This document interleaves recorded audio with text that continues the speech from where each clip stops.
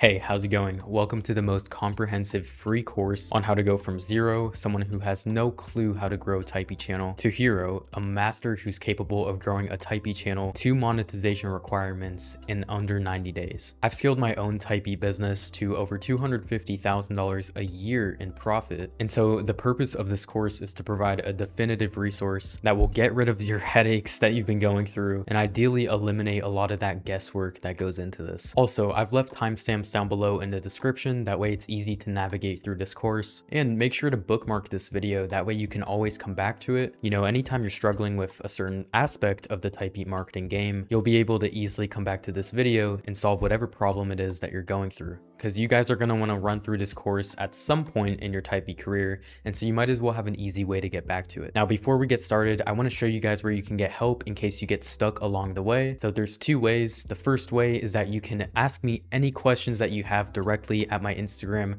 so I'll leave a link to that down below. If you just need some advice or you'd like me to just take a look at your channel, give you some pointers, whatever it is, you can shoot a message over to me down below in the description. And of course, I'm aware that some of you guys are going to want some more hands-on support, and you're going to want some direct feedback from me and be able to get my one-on-one guidance. So I've linked an application down below that you can fill out to work one-on-one with me, and if it's a good fit, me and my team will get back to you. We'll hop on a call, we'll assess exactly where you are and see if we can actually help you, and if we can, then me and you can start working one-on-one together right away. So those are the two ways that you can get additional help from me. Now, with that being said, let's dive into the full 7-hour free course and get you on your way to monetization. I myself have grown countless Typee channels and have amassed well over 100,000 subscribers across all of my channels, one of them being at over 55,000 subscribers and over 30 million views. Now, I have so many viral Typee videos that it genuinely took me a couple hours just to count them all up for you today. So throughout my career, I've uploaded 1,156 Typee videos. I've had 4 videos to get over 1 million views, 16 to get over 500,000 views, 67 to get over 100,000 views, and 400 plus hit over 10,000 views. If you do the math, that means I've averaged over 28,000 views per video. This type of consistency is pretty much unheard of. And this type of consistency is what allowed me to go from being a freshman in high school with literally $0 to my name to becoming financially free, waking up whenever I want, making a living doing what I love, and most importantly, taking care of the people that I love most. But just to show you that I'm not full of shit and that I can do it for other people, including yourself, here's one of my students, Vinia. See, Vinia came to me when his Typee channel was in the gutter, okay? Vinia was extremely frustrated because his views were going down more and more every single day, and that's when he came to me for guidance, and within 30 days, we scaled his views up by 400%. We also started another channel a month later, and within 30 days, the views are skyrocketing. As you can see, there's a huge jump in views, and we're looking very, very good for this channel. We're currently in the process of launching like 6 more channels for him, and he's now doing $10,000 a month with his beat selling business, with, mind you, like 95% profit margins. Now, here's another one of my students, QSS Beats, and you see QSS was a lot like yourself. He tried everything that all the other producers would tell him, but that advice only got him so far. Eventually, after a whole year of trying to grow his Typee channel, he got to 1,000 subscribers, which is, you know, not bad, right? But in July 2024, QSS decided to hit me up for guidance, and within 6 months of QSS applying my strategies, he went from 1,000 subscribers to 20,000 subscribers and started making a full-time living off his beats. Another one of my students, Jayco, got monetized within 3 months of applying my strategies and hit 9,000 subscribers in his first year on YouTube. We took another producer, Julio, from 0 to 20,000 subscribers within a year. To be honest, I've helped so many producers go so viral to the point that this list could go on for an hour, so let's just stop it here. Now that you know I'm not just talking out of my ass, let's talk about who this training is for. So if you're a music producer who knows their beats are good, but really struggle when it comes to actually marketing them, then you can keep watching. If you're somebody who has already tried growing a Typee channel, but couldn't stop it from falling off, and you want to learn how to revive your Typee channel and ensure that you get consistent results, then you can keep watching. If you're somebody who already has a Typee channel and is seeing decent results, right, but want to learn how to take it to the next level and 5 to 10x your income, then you can keep watching. If you are willing to take the time to build an evergreen Typee channel that will pay you dividends for the rest of time, and look, a lot of people say yes, they are committed to building a Typee channel, but very few are willing to do what it takes. However, if you're not afraid of learning a new skill and putting in the work, then you can keep watching. Now let's talk about what you're going to learn inside this training. So first, we're going to cover, why type beats. I'll be showing you why Typee marketing is so important and how you can make it fun. Because let's be honest, the whole type beat grind can get a bit repetitive at times, and honestly it can just suck the creativity out of you. You know, I'll be the first person to admit that.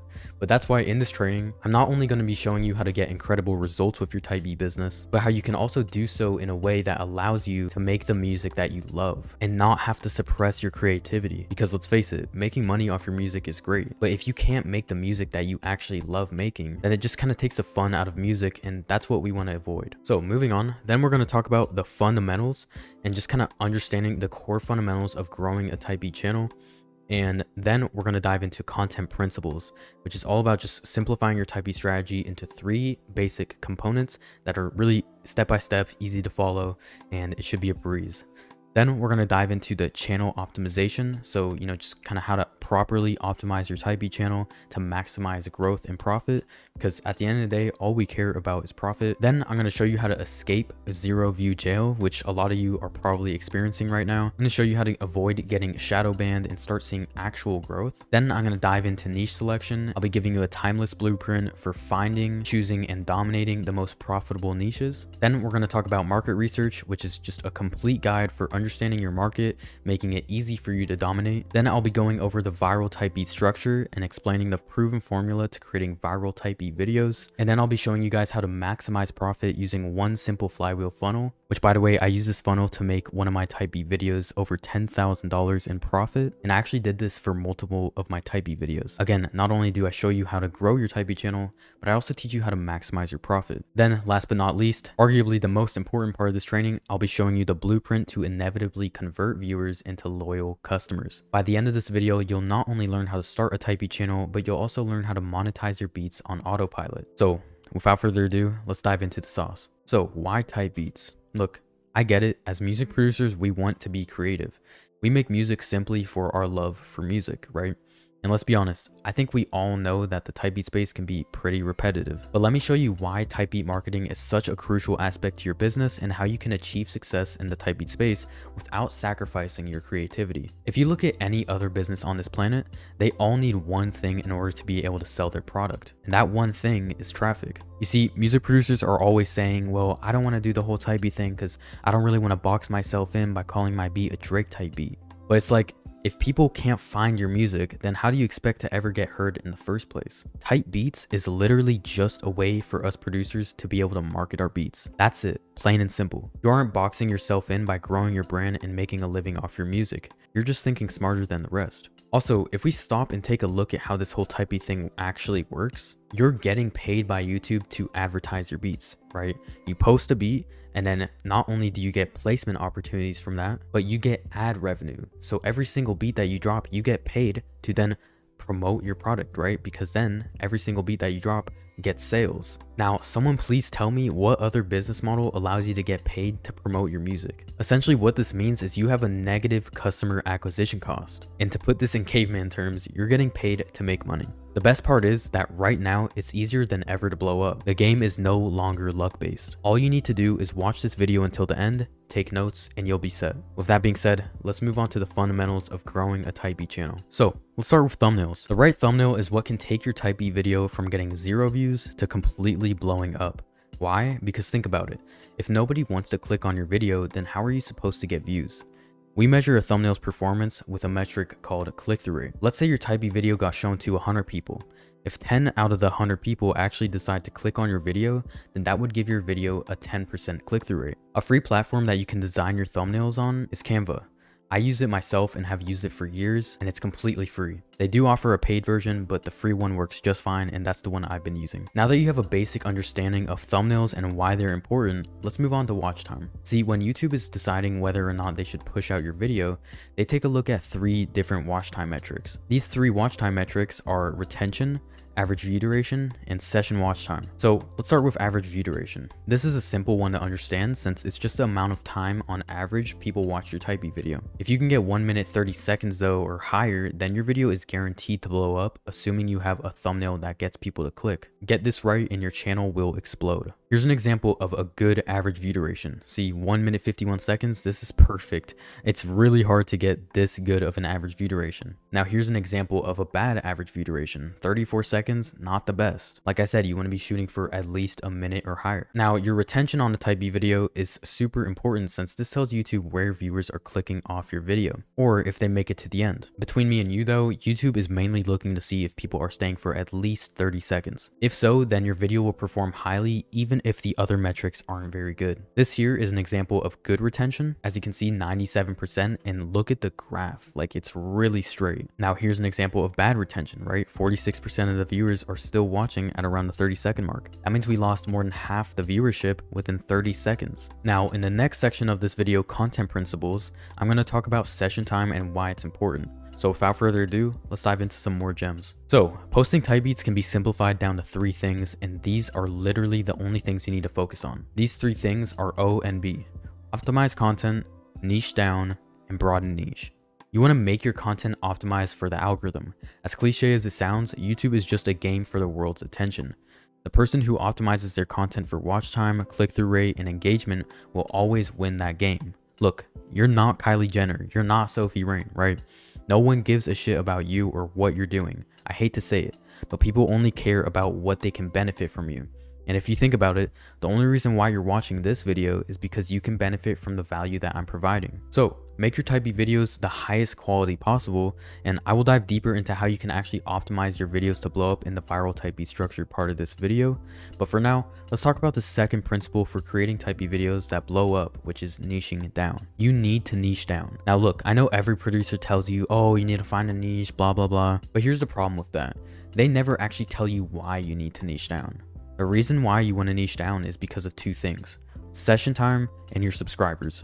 Let me first break down why session time is important for when you niche down. So unlike other YouTube metrics, you can't actually see your session time. Session time is a metric YouTube uses to determine how long a viewer watched your content for. For example, maybe you got someone to click and watch your beat for a minute, which is great. However, if you manage to get someone to binge watch your beats and watch 10 beats from you in a row, assuming they watch each type beat video for a minute, that gives you 10 minutes of session watch time. The best way to get someone to binge watch your beats is by focusing on your ideal viewer. You see, the reason why YouTube is so powerful is because it allows your ideal viewers to find you. If you think about it, the only reason why you're watching this video right now is because you want to learn how to grow a type B channel, and I'm providing you with the information on how to do it, meaning the algorithm knew exactly who to show this video to. So the proof is in the pudding, right? So if you make Kanye West type beats, for example, your videos will be shown to viewers who like Kanye West type beats. So the way to win the algorithm is by taking advantage of this to boost your session time. Think about it, if you posted a Kanye West type beat and someone clicked the video and really enjoyed it, they're more likely to click on another Kanye West type beat from you rather than a future type beat, for example. This is what YouTube loves. This is why I preach sticking to one keyword, because it absolutely cooks when optimizing for session time, as it creates a binge experience for the viewer. So now that you understand why niching down plays a big role for optimizing session time, let's talk about your subscribers. Whenever you upload a video on YouTube, there is one thing that the algorithm looks for in order to know if they should push your video out to the masses. That one thing is your subscribers. If your subscribers don't even click on your newest video, then YouTube will not push it out to other people.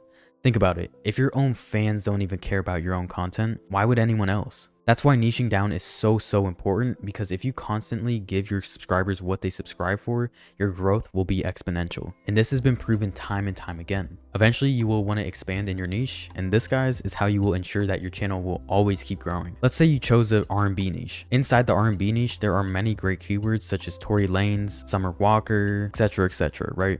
Meaning if you were to post every day on Summer Walker type beat, you would be able to start broadening your niche by doing Summer Walker x Jhené Aiko type beat, for example, right? So look, what we just talked about were 3 content principles that you must know when growing a type B channel. Now that you understand this, let's talk about how to properly optimize your type B channel. Now, please pay close attention to this next section of the training. Optimizing your channel is what will make or break your chances of successfully growing your type B channel, and there are 3 easy steps to correctly optimizing your page. Number 1 is optimizing channel tags, which basically is just your tags for the channel so that YouTube knows kind of what your channel is about. To do this, you just want to go into your YouTube studio, then dive into your settings, and you should see a channel section, and this is where you'll see a big box where you can put some keywords in, and this is where you can use the example template I've given you above to make sure that your channel tags are optimized correctly, right? you can just use this as a rough template. It's not perfect, but it should get you started. Now, step 2 is optimizing your upload defaults, which is basically what you see right here. All you want to do is just go to the upload defaults tab in your settings. And here you can make sure that you have your metadata laid out perfectly. And let me tell you, this is a huge time saver. I put my description how I want it and my title already pre-made. That way, when I go to upload a beat, all the information is already there for me. That way I don't have to copy and paste my description and tags template every single time, because let's be honest, that can be super annoying.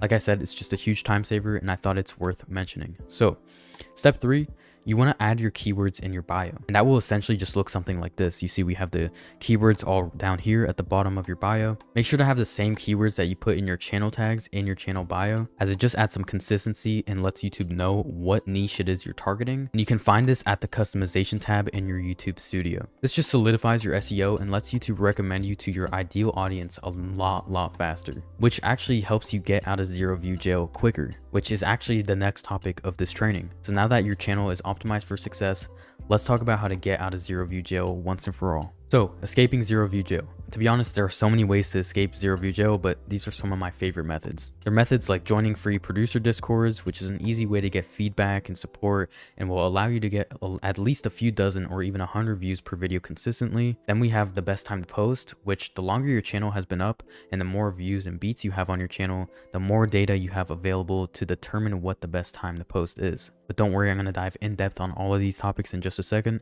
I'm just giving a rough idea of what we're going to be talking about. So then we have utilizing end screens, which this is a complete game changer and will boost your session watch time like crazy. But first, let's dive into joining free producer discords. Now look guys, your network is your net worth, and there are a lot of producer discords out there and a lot of them are even free. This is a great way to get connected with other type B producers and support each other through the slow days. And this is actually what I did when I was first starting out, and I ended up making like 20 solid type B producer friends, and we all went up together. We all would support each other and watch each other's type B videos. We'd like, comment, and honestly just show love to each other. If you don't know where to find a community like this, I have one and it's completely free. I'll leave it in the description for you. But moving on to the best time to post. The best time to post is always going to be when your subscribers are the most active, and preferably like 40 minutes before your peak subscriber activity. This allows your subscribers to give that new video initial traction and kind of like slingshotting it into the algorithm, if that makes sense. You can find this data by going to the audience tab in your YouTube analytics, and it should look something like this. So if I was to look at this graph, I'd be able to see that, okay, clearly like 11 or 10 a.m. is the best time for me to post. Now, utilizing end screens. End screens are easily the most important growth hacker out there, and the way to utilize them in the best way is by promoting a playlist at the end of all your type B videos. And let me quickly show you how to do this properly. So all you have to do is go onto your YouTube and click create in the top right corner, and we're going to create a new playlist. So what you're going to want to do is call this playlist, let's say your name is Aqua, right? You're going to put Aqua's hardest beats, right, or something like this. And then you're just gonna get, 10 of your hardest beats. All right, let's just get, a good amount of beats here. Then we're just gonna hit done. Let's hit create. And then on all your videos, you're gonna wanna go to the editor section right in the left side. And then once you're here, you're gonna see end screen. So we're just gonna hit the plus button. We're gonna put playlist. So we're gonna choose the playlist that we just created. We're gonna size it up as big as we can and center it just like this. And then we're going to drag this to the end. That way the end screen only pops up at the last 5 seconds of the video. So then let's just hit save, and then we're good. End screens allow you to increase your session watch time like crazy, making your channel explode since your views compound the more videos you post. This game is all about volume, so please capitalize. Now let's talk about niche selection. So when searching for niches, you first want to think about what beats you enjoy making the most. The reason I say this is because let's say Drake type beat is a really good keyword for views, but if you hate making Drake type beats, then it's just going to be a drag. So think about what beats you naturally enjoy making the most and then go from there. An easy way to see what people are searching is by using YouTube itself. If you actually type in the search bar type beat, you will see many of the most popular search terms currently. Another great way is by utilizing Google Trends, and let's say you wanted to start doing J. Cole type beats, for example, you can type that into Google Trends and apply the filter settings in the image below, and this will show you if people are searching for the keyword more or if the keyword is dying. So as you can see, I have the settings on worldwide, past 5 years, and then of course on YouTube search. Now let's talk about when to start in a niche, and it really all comes down to 3 things. Number 1 is preparation. Have you prepared for the niche? Are you good at making beats for the niche? Do you understand what thumbnails, visualizers work well for the niche? This is all market research, and we will go in depth on market research after we're done talking about niche selection. Then expertise. Are your beats as good, if not better, than your competition in the niche that you want to target? Make sure to master the sound before trying to get into a niche. And last but not least, we have commitment. Are you ready to commit to this niche for at least 3 months? If you're not, then don't bother. You have to be ready to commit to a niche consistently, assuming it would get 0 views. That's why passion matters. The start will be slow, but if you love making the beats, then it will make the journey fun leading up to your channel blowing up. So now that you have a basic understanding of niche selection, let's dive deep into market research. Market research is one of the most important factors when it comes to growing a successful Typee channel. When it comes to market research, all it comes down to is understanding your competition and ideal viewer. Let's say you want to start posting little baby type beats, for example. Here are some things you should do to research the market in the most effective way. First, you want to take a look at the producers who are ranking at the top. Study the way they arrange their beats, the way their mix is, etc. You don't need to reinvent the wheel. Okay, remember, good artists copy, great artists steal. Copy the way the people at the top of your niche are making beats. Then once you have the sound on lock, start adding your own sound to it, allowing you to easily take over the niche. The reason why I tell you to copy the people at the top when you're first starting out is because the way they are making their beats is working for a reason. You should also be thinking about your ideal viewer. You have to put yourself in your ideal viewer's shoes. Think to yourself, what would my ideal viewer click on? For example, when I was posting Pooh Shiesty type beats on one of my channels, I studied Pooh Shiesty's brand. I noticed his music talked about gun violence and he wore ski masks all the time. So after doing my research on the artist, I started posting Pooh Shiesty type beats on YouTube with the thumbnails of guys with guns and a ski mask. Why? Because people who want a Pooh Shiesty type beat are more likely to click on a thumbnail with a guy holding a gun and wearing a ski mask than a regular picture of Pooh Shiesty. This allowed me to dominate the niche and get millions of views. So now that you know the basics of market research, let's dive into the viral type beat structure. And mind you, this structure is what I use to get tens of millions of views on my type beat videos. So without further ado, let's dive in. So creating a viral type beat video is a 2-step equation, and it's so simple that it might just piss you off. An engaging intro plus simplicity plus an optimized thumbnail equals a viral type beat video. Is it easier said than done? 100%. Is it really that simple? 100%. So for an engaging intro, don't underestimate this. You pique the viewer's interest with your intro. There are many ways that you can create engaging intros, and here are a couple of my favorite methods. Method 1 is movie scene intros. Using movie scene intros is a great way to engage your viewers before your beats start. You do have to be careful though, because some movies are more strict than others and you could get copyright claimed. However, copyright claims don't actually have any direct effect on your channel's health, and if you use a movie scene as your intro, make sure to only use the audio and not the video itself. I myself use a scene from Menace to Society as my intro for my biggest type beat video, and this type beat video got over 2 million views, and as a result, it netted me nearly $10,000. Method 2 is motivational speeches. So using parts of motivational speeches is also a great way to engage your viewers before your beats start. One of my students, QSS Beats, who I mentioned earlier at the start of this video, he managed to get several viral type beat videos using this method. As you can see, he's done extremely well. All you have to do is search on YouTube for motivational speeches with no music, and you will find a ton like that. As you can see, it should look something like this. Now that you understand the basics of creating an engaging intro, let's talk about simplicity. So, believe it or not, you don't need the most complex beats to win on YouTube. You see, there's a big difference between beats that are good for YouTube and beats that are good for placements. YouTube beats are simple but hard and easy for an artist to catch a flow to or spark an idea. Placement beats, however, usually have no more than an 8-bar intro and have more complex sounds and layering. It's not about having the best beats though. Matter of fact, my most viewed type beat video on YouTube had only 4 sounds in it. And believe it or not, I nearly scrapped the beat because I thought it was too simple. That's why right now, building a type beat channel is the best way to make money as a music producer, because you don't need to be Metro Boomin. All you need is the knowledge to get started, which you'll already have by the time you're done watching this video. So now let's talk about the flywheel funnel. There was a point in time that my biggest type beat channel was dying. It was here that I had to figure out a way to not only bring more traffic, but maximize profit. I looked at my own analytics and saw that one of my videos had a CPM of $3.07, which was higher than normal. This meant that for every 1,000 views that the video got, I made $3.07. I also saw that the beat was selling more than usual. This made me decide to funnel all of my traffic to that one video, since that would make me more AdSense revenue and sales. I started linking all my existing videos, which was 400 plus at the time, to this one typey video. I did this for 4 months straight until it got solidified in the algorithm and eventually made 10K in pure profit. The video is more than 3 years old, has 1.7 million views, made 5K plus in YouTube ad revenue alone, and still gets views to this day. I ended up doing this for another beat for 6 months, and it also ended up making 10K in profit. And by the way, this video is also 3 years old and still gets nearly 1,000 views a day. You see, it's these kind of strategies that determine whether you build a sustainable typey business or not. This is just one of the dozen strategies I have in the vault that I use on all of my channels that I blow up, including my clients' channels. So let's now move into the most important part of this training, which is how to properly monetize your audience. When it comes to monetizing your beats, there's one component that matters more than any strategy that I can give you.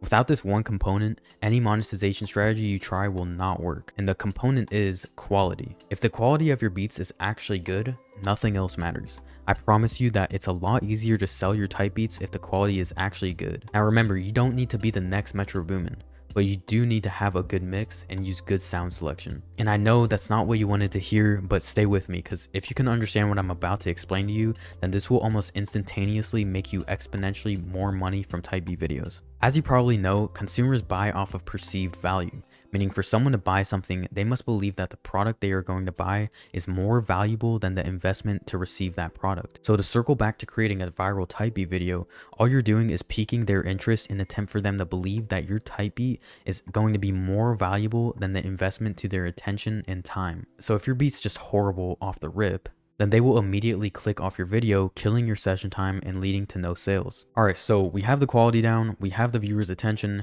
How can we make sales? Well, all we need to do is convert our attention into leads. We can do this by providing our beats for free in exchange for their email or phone number. This may seem counterintuitive, but stay with me because this strategy made me over 250K before I graduated high school. So once we have converted our attention into leads, we can then build relationships with these leads on autopilot and later offer paid beat packs, services, and sell our beat licenses once they know, like, and trust us. To put this in caveman terms, giving out good free stuff equals curiosity towards your paid shit. Also, on top of this strategy, you will be making sales regardless due to your amount of traffic, so don't worry. All this does is build a sustainable type beat business that pays you dividends month after month. Hey, how's it going? My name is Diego, and in this video, I'm going to be giving you guys a complete tutorial on how to actually upload your type beats and have them optimized for the best chance to get results. I'm also going to be showing you guys exactly how to set up your channel properly, whether that's with the customization, your bio, how to position yourself as a premium, which leads to sales in the long run. I'm going to go over setting up your upload defaults, dialing in your metadata, tags, descriptions, how to do all of this properly, along with giving just a bunch of tips and tricks, free resources, going in depth on the uploading process. And then at the end of the video, I'm going to show you exactly what not to do. That way, by the time you finish watching this video, you know everything start to finish on exactly what to do and what not to do. So with that being said, let's just dive into the computer and let me show you exactly how we're going to start this off. So I created this board for us that will just kind of walk us through every single step in 4 phases. So as you can see, phase 1 is the channel setup. And so for this, I wanted to start this off with arguably the most important part, which is creating a new Gmail account for a new YouTube channel. Now, you might think this is basic information, but a lot of people have asked me, oh, can I make multiple channels under the same Gmail account? And no, you should not. The reason why, and this is just me looking out for you, but the reason why is if you have multiple channels under one Gmail account and one of those channels was to get taken down from YouTube, YouTube would actually take down all the channels under that Gmail account, which would mean all your channels would get taken down even if they did nothing wrong. And so that's why you want to keep everything separate, and you also want to do this just for like organizational purposes. So it's good to keep everything organized and then also to protect yourself, right? So I wanted to start off the video with that because it's super important, and I don't want you guys getting flagged or taken down and having a whole bunch of issues down the line when you put in all that work to build the channel up. It's happened to me before, so just me looking out. But the next step is going to be creating your channel name. Okay, so you shouldn't overthink this too much, but But what I'm about to tell you is primarily for if you're going to start multiple channels. A lot of people will be like, should I have my name and just do my name 2, my name 3, my name 4, like if I have multiple channels? And you can do it that way. But one way that I preferred going about, if we take a look at all my channels, you'll actually see that I named my channels after my producer name, which was Control at the time. And then I would do a description of what the actual type of beat is and then beats. So this formula is pretty good. I wouldn't really call it a formula, but it just keeps everything organized. And as you can see, like the channel banner and the logo was always consistent, right? So every channel I just had a different color. And this is like how I was actually building up the business itself, turning it into more of a professional brand and position myself as a premium, which I'm going to go over in just a bit. But this is kind of what I went for. So Control Rage beats, right? We can go further down. Control Wicked beats. This doesn't really make sense. It was just because that was like a Nardo Wick thing. I don't know. Yeah, I did that in high school. But then we have, if we scroll all the way down, I didn't do this for every channel because some channels I would literally just start up. This one had 7 uploads, 700 subscribers. And for some reason I didn't continue it. Like I said, look, I was 16 when I had this channel. I wasn't thinking straight. But as you can see, you know, Control Hip Hop beats, Control Country beats, it keeps going. But that's just to give you like a rough idea of how you should go about creating your channel name. So I'm not talking about how to name yourself as a producer. You should already have a producer name. And if you don't, just think of something that feels true to yourself. But in terms of like the channel name, that's kind of the process you want to go with when keeping everything consistent. And if you actually want to build a real business off of your beats with the type beat channel. So that's the process I go with. Now, the next thing I want to talk about is creating your branding. Okay. So you want to position yourself as a premium, and most people overlook this. They will start up a channel and they'll have, you know, a bunch of fire emojis and you know, just a bunch of emojis in their titles of the videos or in their bio. And they'll put like the hardest beats and then like the devil emoji and the fire emoji. It's like, come on, man. Like, let's be professional here. So just to shout out a couple of my friends here. I mean, Tequila, he does really, really good with his branding. I like his profile picture. His channel banner is really good. And it also matches the aesthetic of his type of beats, right? So he does a really good job with this. And then Rodri, my partner, he does really good with his branding. I really like the way he does his thumbnails, his overall aesthetic, and his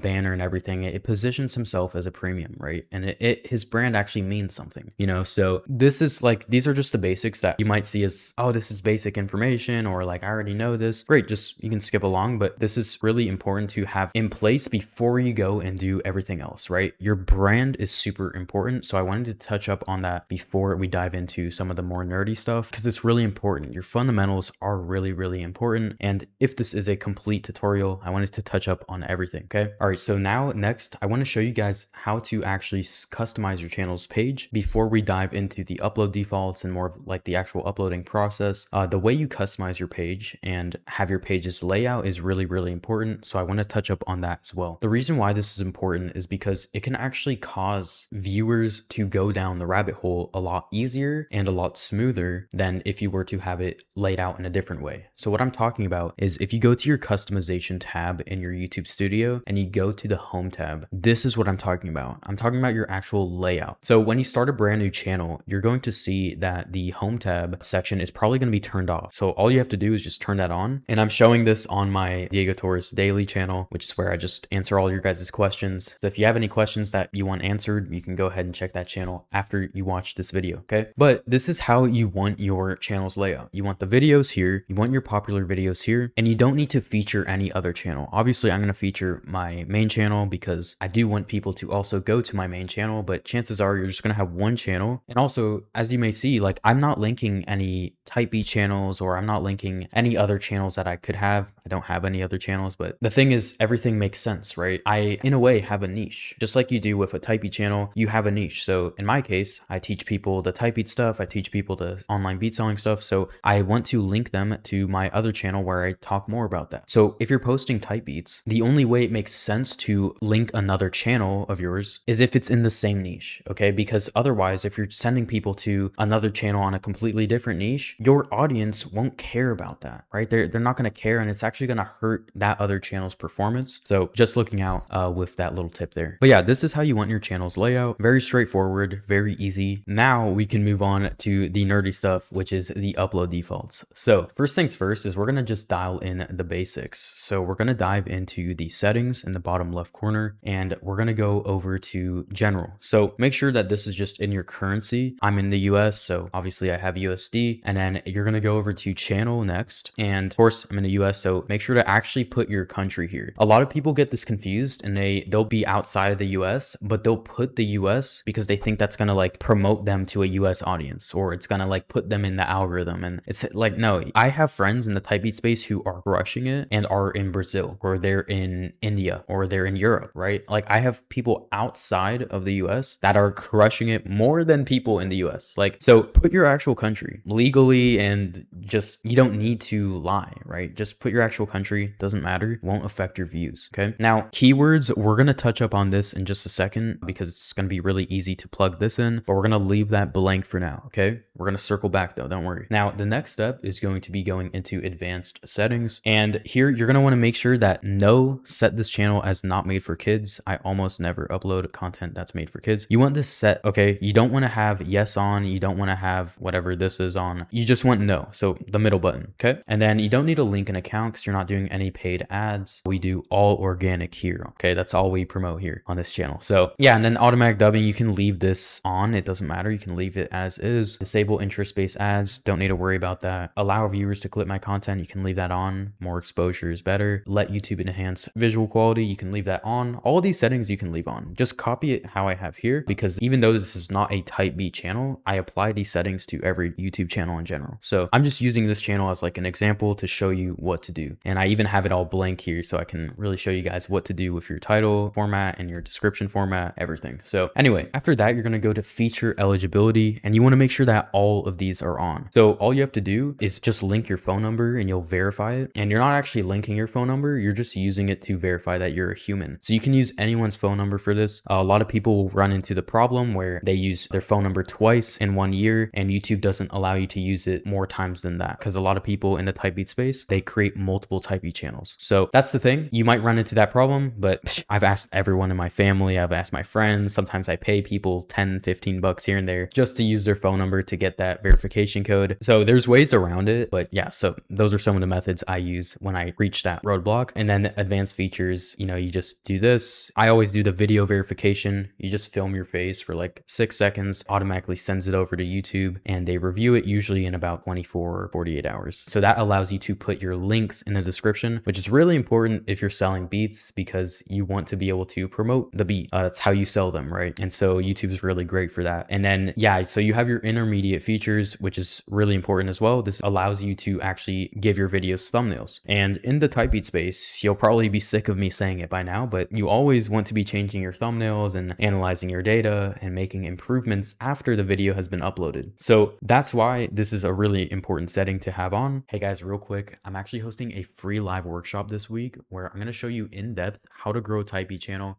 and then how to optimize it and monetize it properly so that you can build a sustainable beat selling business for yourself. It's a completely free workshop with a ton of free templates, resources, and overall, it's a very valuable training that I've prepared. So if that interests you, feel free to sign up down in the description below. But with that being said, let's get right back to the video. Now, we have covered the basics. So now I'm going to dive into dialing in the title. Okay, so I'm going to give you guys like a rule of thumb with just titling and having good SEO as well. Eventually, I'm going to make a more in-depth video on just this, like just SEO and kind of how to rank. If you guys want that, you can comment down below. Let me know, because I do listen to your guys' feedback. But you're going to want to dial in the title. So what we're going to do is we're going to head back to the YouTube studio. We're going to go to upload defaults. Okay, so this is where you're going to set up your channel. Now, you don't usually ever need to change this. The only time you change it is, let's say you have like 2026 in the title, you know, type B 2026. You're going to just change the year if the new year comes around. That's the only time you're really going to change this, because when you go into creating a channel, you should already know what niche you're going to do. And if you struggle with niches and stuff like that, you know, I have many videos on actually finding your niche and stuff. You can check my channel for that. I have tons of resources for that. So I'm going to assume you already know your niche, and you should know that, you know, just a quick little tip. Whenever you create a channel, you should have already known what niche you're going to go for. Otherwise, there's no point of creating a new channel. So if you're watching this and watching it while you're creating a new channel to make sure you're doing everything right, I know that's what you're doing, but make sure you actually know the niche before you do all this, okay? Because you're going to want to set this and forget it, all right? So let's say you want to do Drake, just as an example. I don't recommend recommend it because it's really competitive, but let's just say we're doing that. A good rule of thumb is you're just going to do free Drake type beat, right? And then we're going to just have the beat name there. And this is usually how I'm doing my titles. Now, there are certain cases where with different algorithms and different niches, I will do a different title format, but roughly this is how it is. It's free. Maybe sometimes I'll be doing the parentheses, right? Depending on the niche, it does change, or I'll be doing this in lowercase, but generally like you want to do free, artist name, type beat, and then beat name. It doesn't really change. Now, SEO is a different thing because yeah, your title really does matter for the SEO, but it gets a little different with the description and your tags. Okay, so I'm going to go into that. Well, actually, before I go into that, I want to touch up a little bit more on the titles so that you understand this. The reason why it's different for your titles, the reason why maybe some titles I'll do lowercase or some titles I'll do uppercase is because the niche is different or the aesthetic is different, and it really plays into where you get positioned into the algorithm. Now, I've actually touched up on this many times before with how the algorithm actually works at a fundamental level. And if you look, right, it's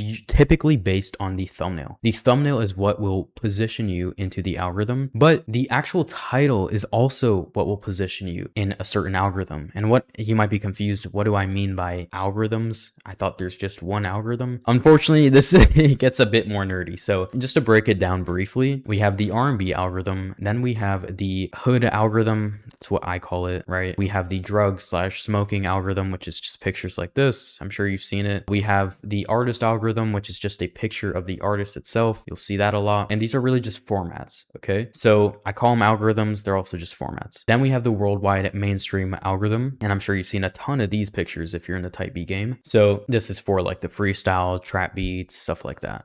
So you can feel free to screenshot this just as like an additional resource. But the thing is, the way you title the videos does matter, okay? So if I'm doing a R&B type beat, I'm going to keep the title very, very simple. I'm probably going to do just free R&B type beat the same way that I titled this format here, okay? So I would probably do it the same way. I would do free R&B type beat, just like that. And if I was going more micro niched, which a lot of you guys have heard me talk about that before, then I would add more keywords. And that's where, you know, the long tail method kind of comes in, and you can add more keywords to it. But in this case, I'm just using one just as an example, right? But if I was to do freestyle beats, that's where it gets different. So in this case, I would probably do something more like this. See, I wouldn't actually even put free at the start there. The reason why is because you want to do it differently. You want to keyword stuff way more with freestyle beats because you're going after a significantly more competitive niche. So you have to try a lot harder. And in this case, it's also like it's acceptable to keyword stuff with this niche. So every niche is different. You honestly just have to look it up and see what the niche is and see how other people are titling to see what's kind of like acceptable or works best in that niche. So me, I know every niche so well. I already know how people are titling and keyword stuffing with every niche. Like, so I already know off the top of my head, I can literally create this title here and I already know people actually capitalize the beat name and only the beat name when they do freestyle beats. And they usually do it like free type beat 2026 and then rap, trap, beat, instrumental. So if we look at the top videos on a freestyle beat, you'll see that I'm probably right with how they're doing the titles. So freestyle beat, then it's caps, trap, instrumental. Okay, so this one's a little bit different, but in general, okay, freestyle beat, capital beat name, free type beat. Yep. So it's like identical to what I just wrote out. But as you can see, everybody is doing it like this. Like everyone is doing these keywords just like this because that is what works for this specific niche. But if you look up Young Nudie X Lucky, you're going to notice that all the titles are lowercase and they're all titled like this. Every single, it doesn't matter who's doing it. So the title is also what will position you in the algorithm. And that's kind of the point I'm trying to get across here. So let's go back to our original example and go with Drake as our example here. And now that we've covered dialing in the title and you should understand kind of the basics with that, let's dive into dialing in the description. Okay. So with the description, I'll just use one of my main channels as a reference. So this is one of my main channels. Let's just go to this video here. And this is kind of just a very basic description format that you can go with. We're actually going to customize this a bit better because honestly, I was lazy with this one. Somehow it still blew up just because I know how to make the videos really good to blow up. I know everything that goes with that, which sometimes is what can actually get around the whole SEO optimization stuff, which this is definitely still SEO optimized. But to be honest, I was a little bit lazy with this one. So we're just going to use this as a starting base so that we can have the basics covered, which is just like the purchase link, stuff like that. Now, as you're going to see, what I was doing is I was actually promoting another video. And this is a strategy that I actually go with in all of my Type B channels, whether that's my students or my own. What we do is what I call the flywheel strategy. So what you do is you take one of your videos, either a video that you want to promote, a video with a high CPM, which is just how much the video generates per 1,000 views. So it would make sense to want to funnel people to that video since it makes the most money, or you want to funnel people to a video that just is generating you the most sales, or, you know, it can be whatever. It doesn't matter. What matters is that people are clicking this. So you want to take one of your videos and you're just going to link it here. Okay. So you're going to paste a link to the video here. And I especially do this within the first 4 weeks or even up to 8 weeks, however long it takes to get a channel off the ground. So this is the strategy I go with, which is why I'm going to want you to do it as well. First link in the description. This is what causes your session time to go crazy and ultimately get you in the algorithm. And if you've done everything correctly, which is, you know, finding a profitable niche that also is untapped and easy to get into, and then you apply just the SEO strategies that I'm laying out and how to set up your channel properly. If you do this with the flywheel strategy, it's a lot easier to get into the algorithm. I'm not saying it's guaranteed, but it does make it a lot easier. So then you're just going to want to have the purchase link here as well. And you can just lay it out like that. It's very simple. How you lay it out doesn't really matter, but this is just a good looking purchase link. It looks professional. Remember, you want to position yourself as a premium. Now from here, you're going to want to put your email. You're going to want to put your Instagram as well, right? You do want people to be able to reach out to you. Okay. So you can link your Instagram. You can link your Beat store as well, just your overall site or any type of funnel that you're doing. Maybe you're doing like a funnel where you're funneling people to some type of service, whether that's custom beats or something. You can link them here, but you generally want like 3 links under the Connect with Me tab. Okay. So that's kind of what I would put there. And then from here, we're going to put in the title of the video. So what I'm going to do, just paste this bad boy right here. Now, here's where it gets a bit nerdier, which is where we have the actual tags in the description along with the hashtags. So people get it confused. They'll think that the hashtags is what we mean by tags. Nope. Those are 2 completely different things and they serve 2 completely different purposes. I'll break it down. So what we're going to do is we're just going to get rid of this and we're going to start from scratch. So if we go to one of my other channels here, you'll see that the strategy I went with, and I kind of started this strategy in terms of at least popularizing it, because this was actually the first Type B channel that I blew up to insane numbers. So I started doing a description format where I was actually stuffing the keywords inside of a paragraph to avoid spam and also be able to expand my reach and get positioned underneath all these other keywords. Now, this meta doesn't really work anymore in terms of like you were able to put a bunch of keywords in this paragraph and be able to just rank under it. Doesn't really work that way anymore, unfortunately. It was a crazy meta though at the time. But what still works is the paragraph method, but just filling in with all the keywords that actually apply to the type of beat you're doing. So let's say you're doing Drake, you can put free Drake type beat, just like I did with free Big Scar type beat. You can put Drake type beat 2021 or 2026 now. Wow, it's a while ago. It's actually crazy to think how long I've been doing this. But yeah, so you can stuff the keywords in that sense. And that's the same strategy that we went with my client Kieran here. So what we did is we also did a little paragraph here that stacked all the keywords, which is what he was doing. And as you can see, I'm not just lying about the title format. This is exactly what we go with a lot of the channels that end up being successful. Sorry, Kieran, I'm going to copy your description here, even though I made it for you, but we would just replace this with our keyword. And obviously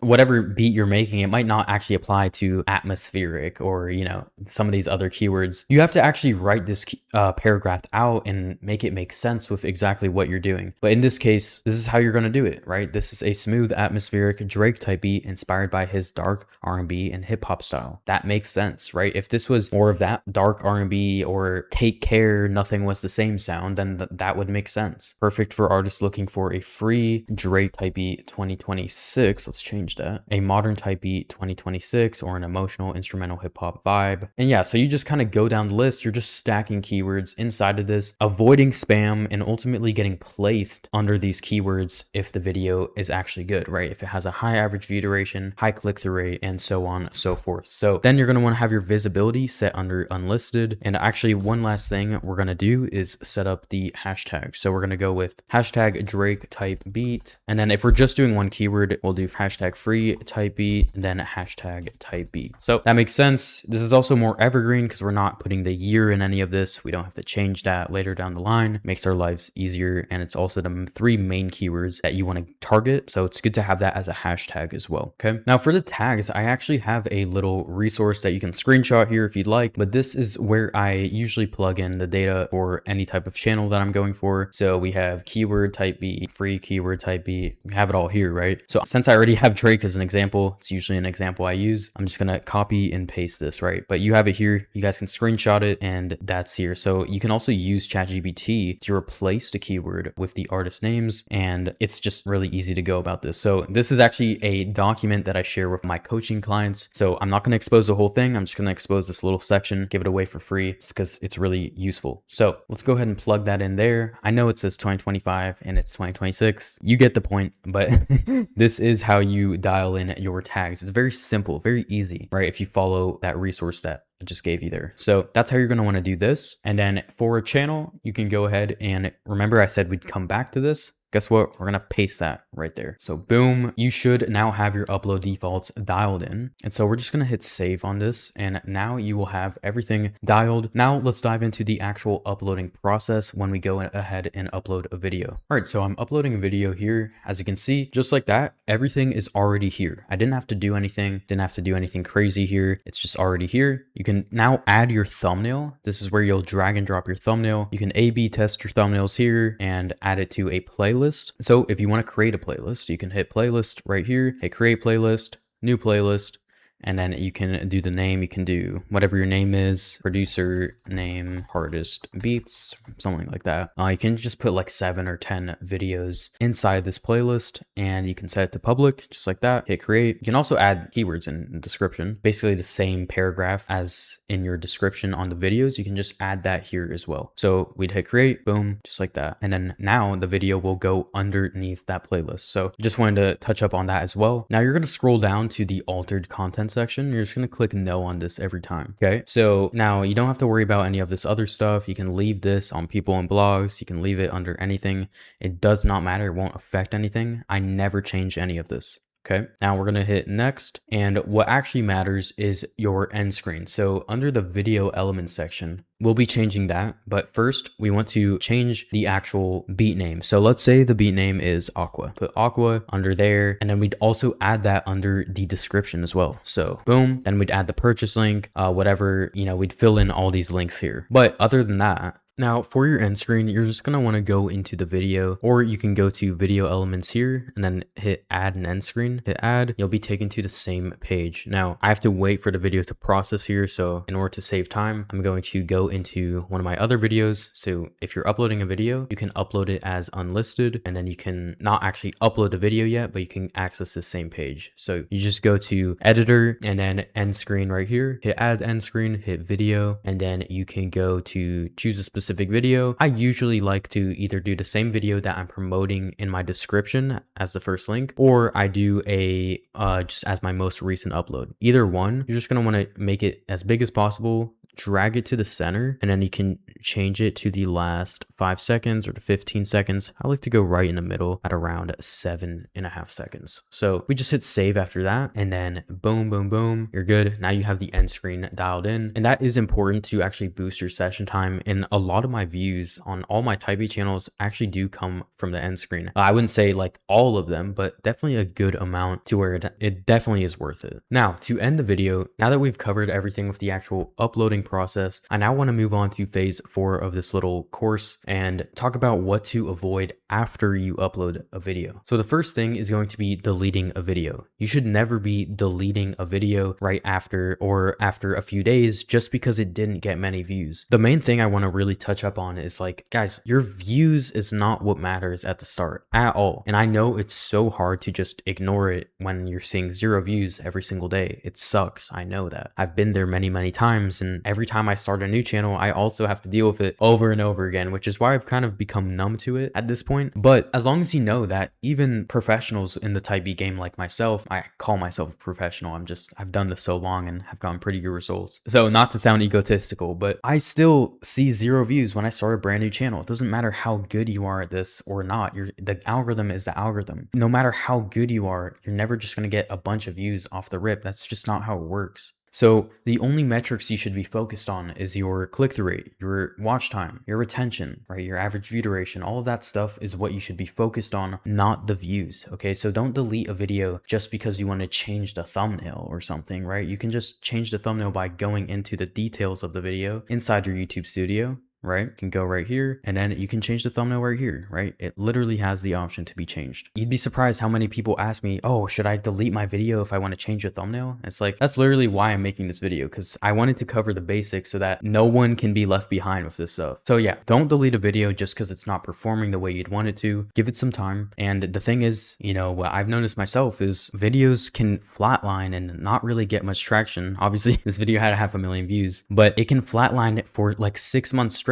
and then all of a sudden get another million views, right? It can grow out of nowhere. This video flatlined again for like a year straight and now is picking up again. So the algorithm moves weird, right? It picks up at certain times. It's random when it comes to actually picking you up, but it will always pick you up if you do the right things, which is optimizing your content to actually grow, which is why I want to cover all of that in today's video. So hopefully this gives you an idea, like it doesn't just instantly happen. And I'll show you another example. This video here didn't perform that well at all, considering that this channel already had like 10,000 subscribers when I dropped this video. And after 5 days or after 3 days, it didn't even have 1,000 views yet. But this video exponentially started to grow and eventually picked up on the algorithm after like 3-4 weeks. That's when it started hitting in the algorithm. Imagine if I just deleted it after those 3 days where it didn't even touch 1,000 views, which was really low for this channel at the time. Imagine if I just deleted it or tried to mess around with it and change the thumbnail by deleting it and re-uploading it, or like, you know, it's best to leave it alone sometimes and let the algorithm actually do its thing. Cause look what happens when you do that. And you know, it started to slow down a bit more and then started to pick up here, right? So the videos or the algorithm kind of comes in ways with how it wants to promote the video, but this should just show you the beauty of YouTube. I released this video almost 4 years ago and it still gets over 1,000 views every 48 hours. These videos are evergreen, guys. They are evergreen, and the more videos you compound, right? The more videos you add to your channel's library, the more you build up like this, right? It becomes a sustainable business. And so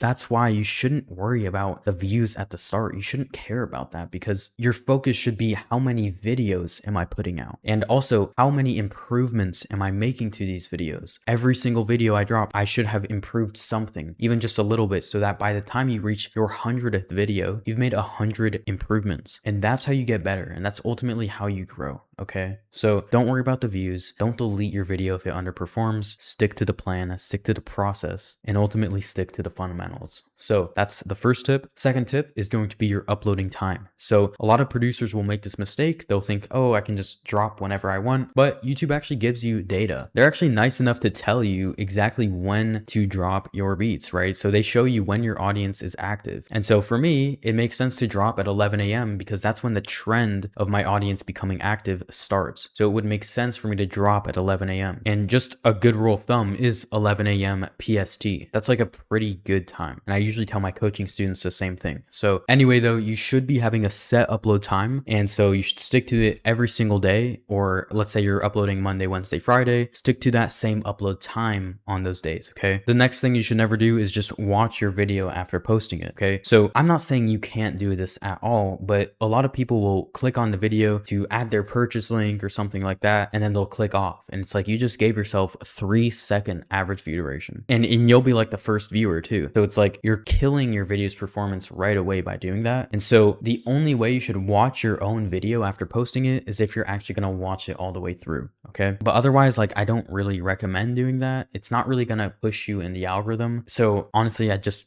kind of would avoid this altogether. Okay. Now, another thing you should never do is not utilize community posts. Community posts is a really great way to engage your current audience and promote every time you have a new beat, right? Because every new beat is a new chance to grow your channel further. So you want to let your audience know about it. And the reason why, okay, community posts have become really, really powerful powerful as of lately because YouTube promotes your video based on one thing, and that's if your audience, if your own subscribers actually like the video, if they are clicking on the video. If your own audience doesn't want to click on the video, YouTube will not push it out to anyone else. Why would they, right? If your own subscribers don't care, why would anyone else? So when you promote your video to your community with community posts, then you're basically getting all your subscribers to click on the video, which then causes YouTube to push it out to more people. So even if only 4 of your subscribers click on the video, YouTube might push it out to 40 people, right? Because of that. And so you just want to do that because it's going to increase your channel's reach. And as the channel grows, this becomes even more powerful. So that's one thing you should be doing, especially after you upload the video. And then another thing you should never do is share the link. Okay, so I know it's tempting to want to share the link with your friends, your family, the people that do support you, but this will kill your channel because they don't care about the beats, right? They don't truly, like, they're not actively watching that stuff. And so what will happen is, even if they do actually listen to the beat all the way through, what happens is YouTube knows their account. They know what they're usually watching. And so if that's the first time they've clicked on a Drake type beat, for example, right? They're going to push it out to more people like that YouTube account. They're going to push it out to more people that have never watched Drake type beats before. You see what I'm getting at? Like, so you end up actually hurting yourself by doing this because you're pushing yourself out to the wrong audience. You're making it harder for YouTube to find your ideal audience. And trust me, it's already hard enough. So even if you spell it out in the title, what type of beat it is, it's hard enough. So don't make it any harder. That's just me looking out. Okay. Now, next is going to be buying botted views or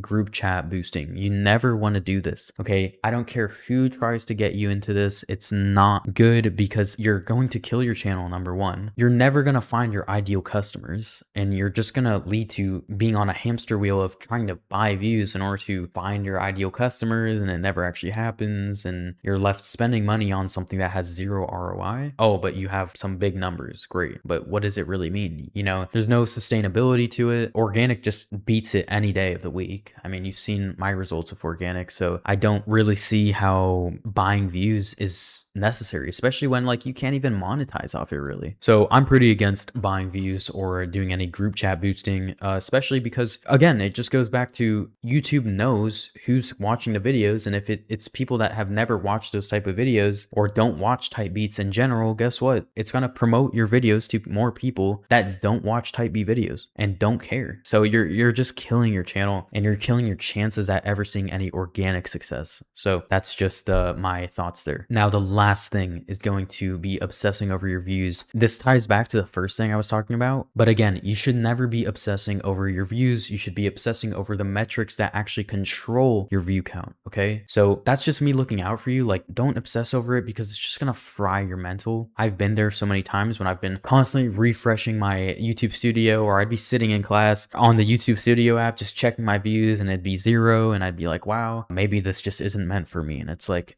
guys, do not focus on the views unless you want to be miserable. Okay, so that's my best advice to you guys. I hope this tutorial was helpful for you guys. Have a good night, guys. I'm wishing you the best.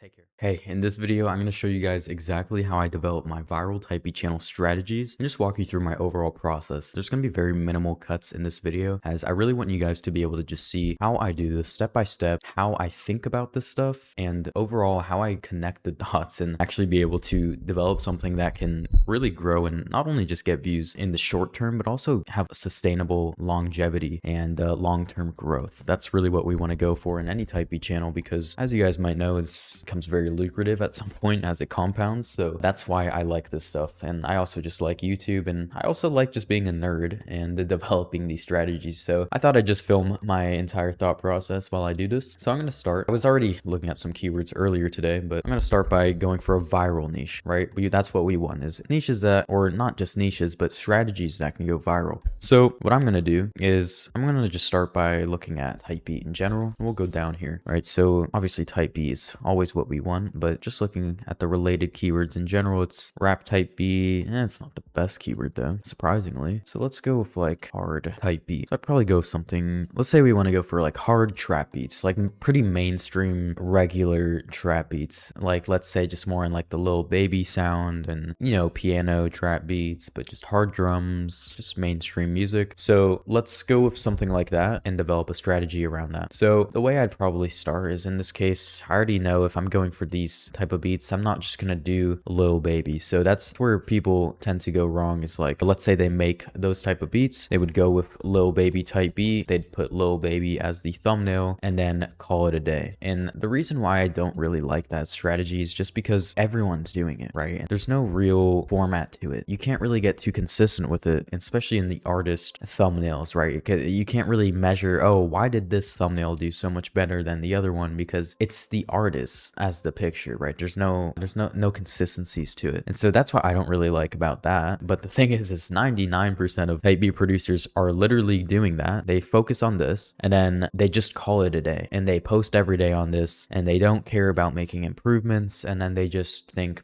well, I give up because this didn't work, and they wonder why it didn't work. And it still mind boggles me every day when I see that. So here is how you should be doing it. So if I was going for these type of beats, I wouldn't just go for this keyword strategy and call it a day. What I would do is I would go, okay, let me think, well, what are these beats to begin with? Well, they're trap beats for sure. So let me just look up trap beat. I wonder what the keyword is on that. Wow. Okay, so very high search volume, low competition. Could be lower, but it's not bad, right? So this is a good keyword here. So let's write this down. Okay, let's give this a go here. Let's put trap beat. Okay, and we can kind of just put like a little green check mark next to it to, you know, let us know that this was a good keyword. And then in the related keywords, this is why I like vidIQ so much. And no, I'm not sponsored by them, but they have a really good just free software that I use. And so if we go to the related keywords, 93,000. Okay, this is very good. High search volume, low competition. So dark trap beat. That's good. We could probably implement that somehow in the title. I like that. Some type of long tail keyword format could be pretty good. So let's go with dark trap beat. I like that. Not bad. And then we'll go with little green check mark again. So that's good. And then let's see. Oh, trap beats is also pretty decent. So could probably implement that somehow. We'll do that as well. Let's go trap beats. Another good overall keyword that we could somehow stuff into either the description, the tags, or the title. Probably the title, as that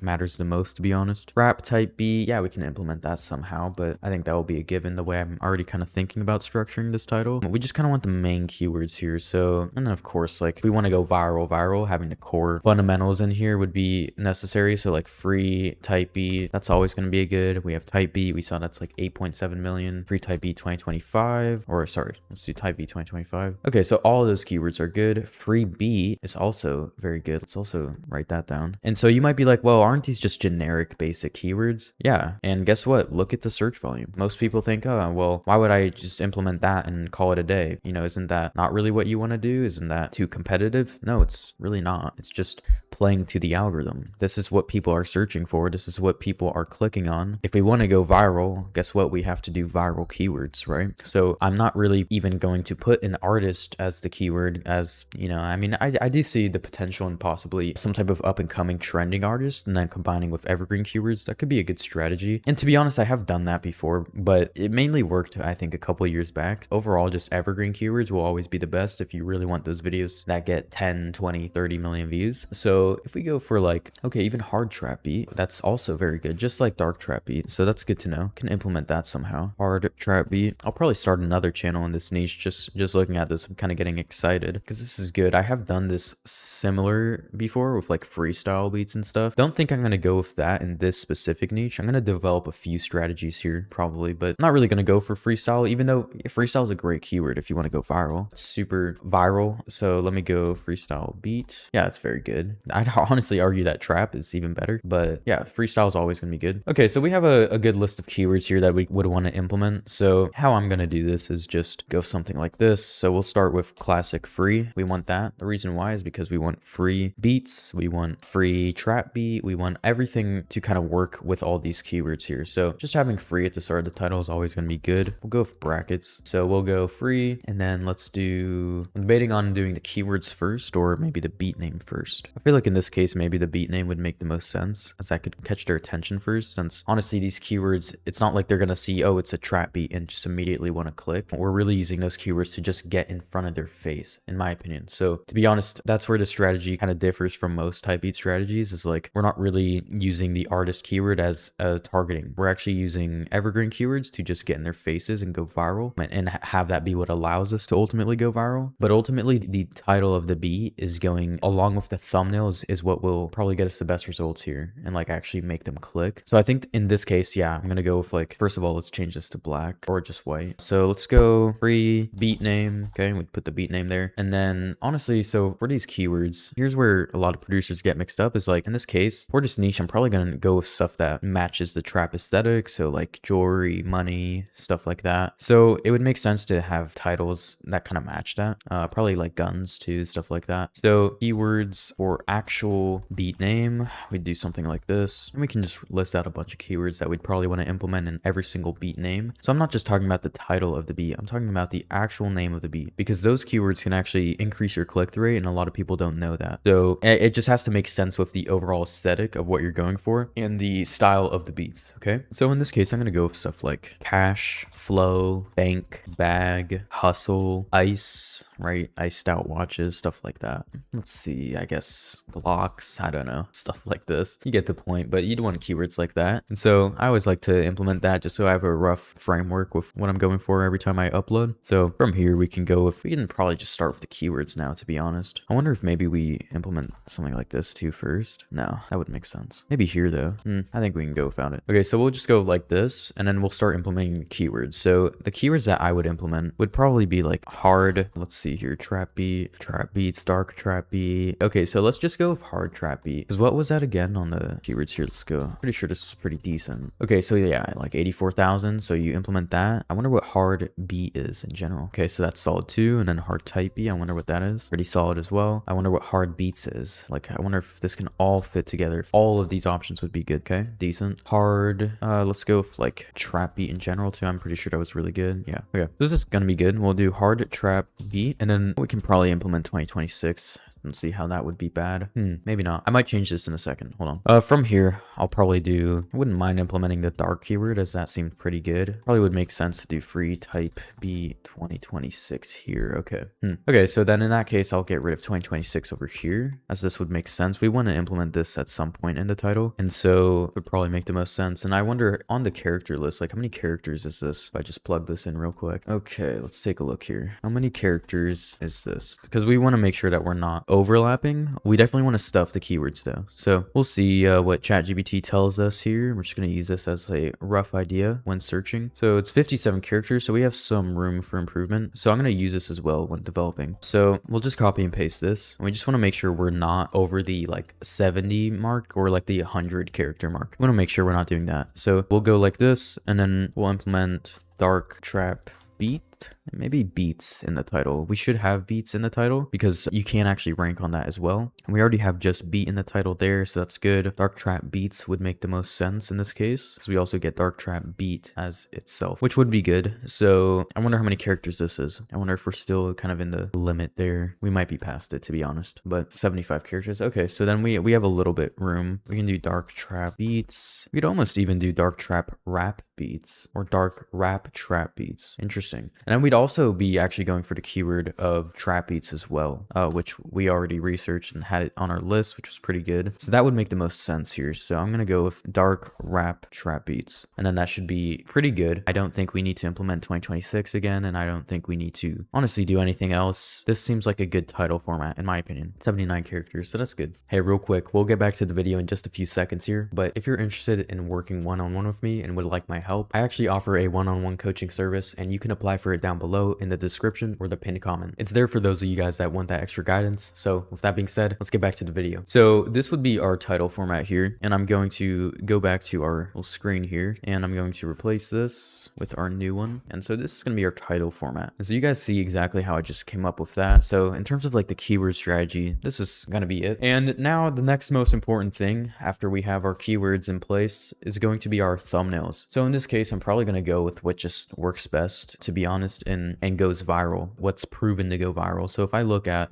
incognito window again, and we just go to YouTube here, right? Earlier I was looking at freestyle beats, but let's just go to like, see what trap beats, what thumbnails work for trap beats. So let's just give this a search. A lot of these are botted, so not really. Okay, but we have a cartoon aesthetic here. Oh, actually, now that I'm looking at this is pretty much what we'd want to go for. It would be good to implement instrumental too, to be honest, at some point. I wonder if other people, yeah, a lot of people are doing that. Okay, let's do that. Let me refine this a little bit. Let's go with, okay, hard trap beat, free type beat 2026, dark rap trap beats. Let's change this up. Let's get rid of dark. Let's go rap trap beats instrumental. I think instrumental would be a better keyword to have in general than dark, just because instrumental will get you mainstream algorithm. So I'm glad I caught that there. And that's why just also looking at YouTube in general will give you an idea of that, right? So yeah, in this case, I'm gonna want to go for just probably, it looks like ski masks, jewelry, guns, right? Stuff like this just seems to get the most clicks. And I know this, but just looking at an outside glance, this makes the most sense. So yeah, smoking, lean, money, stuff like that always seems to get the most results. Just guns too. This is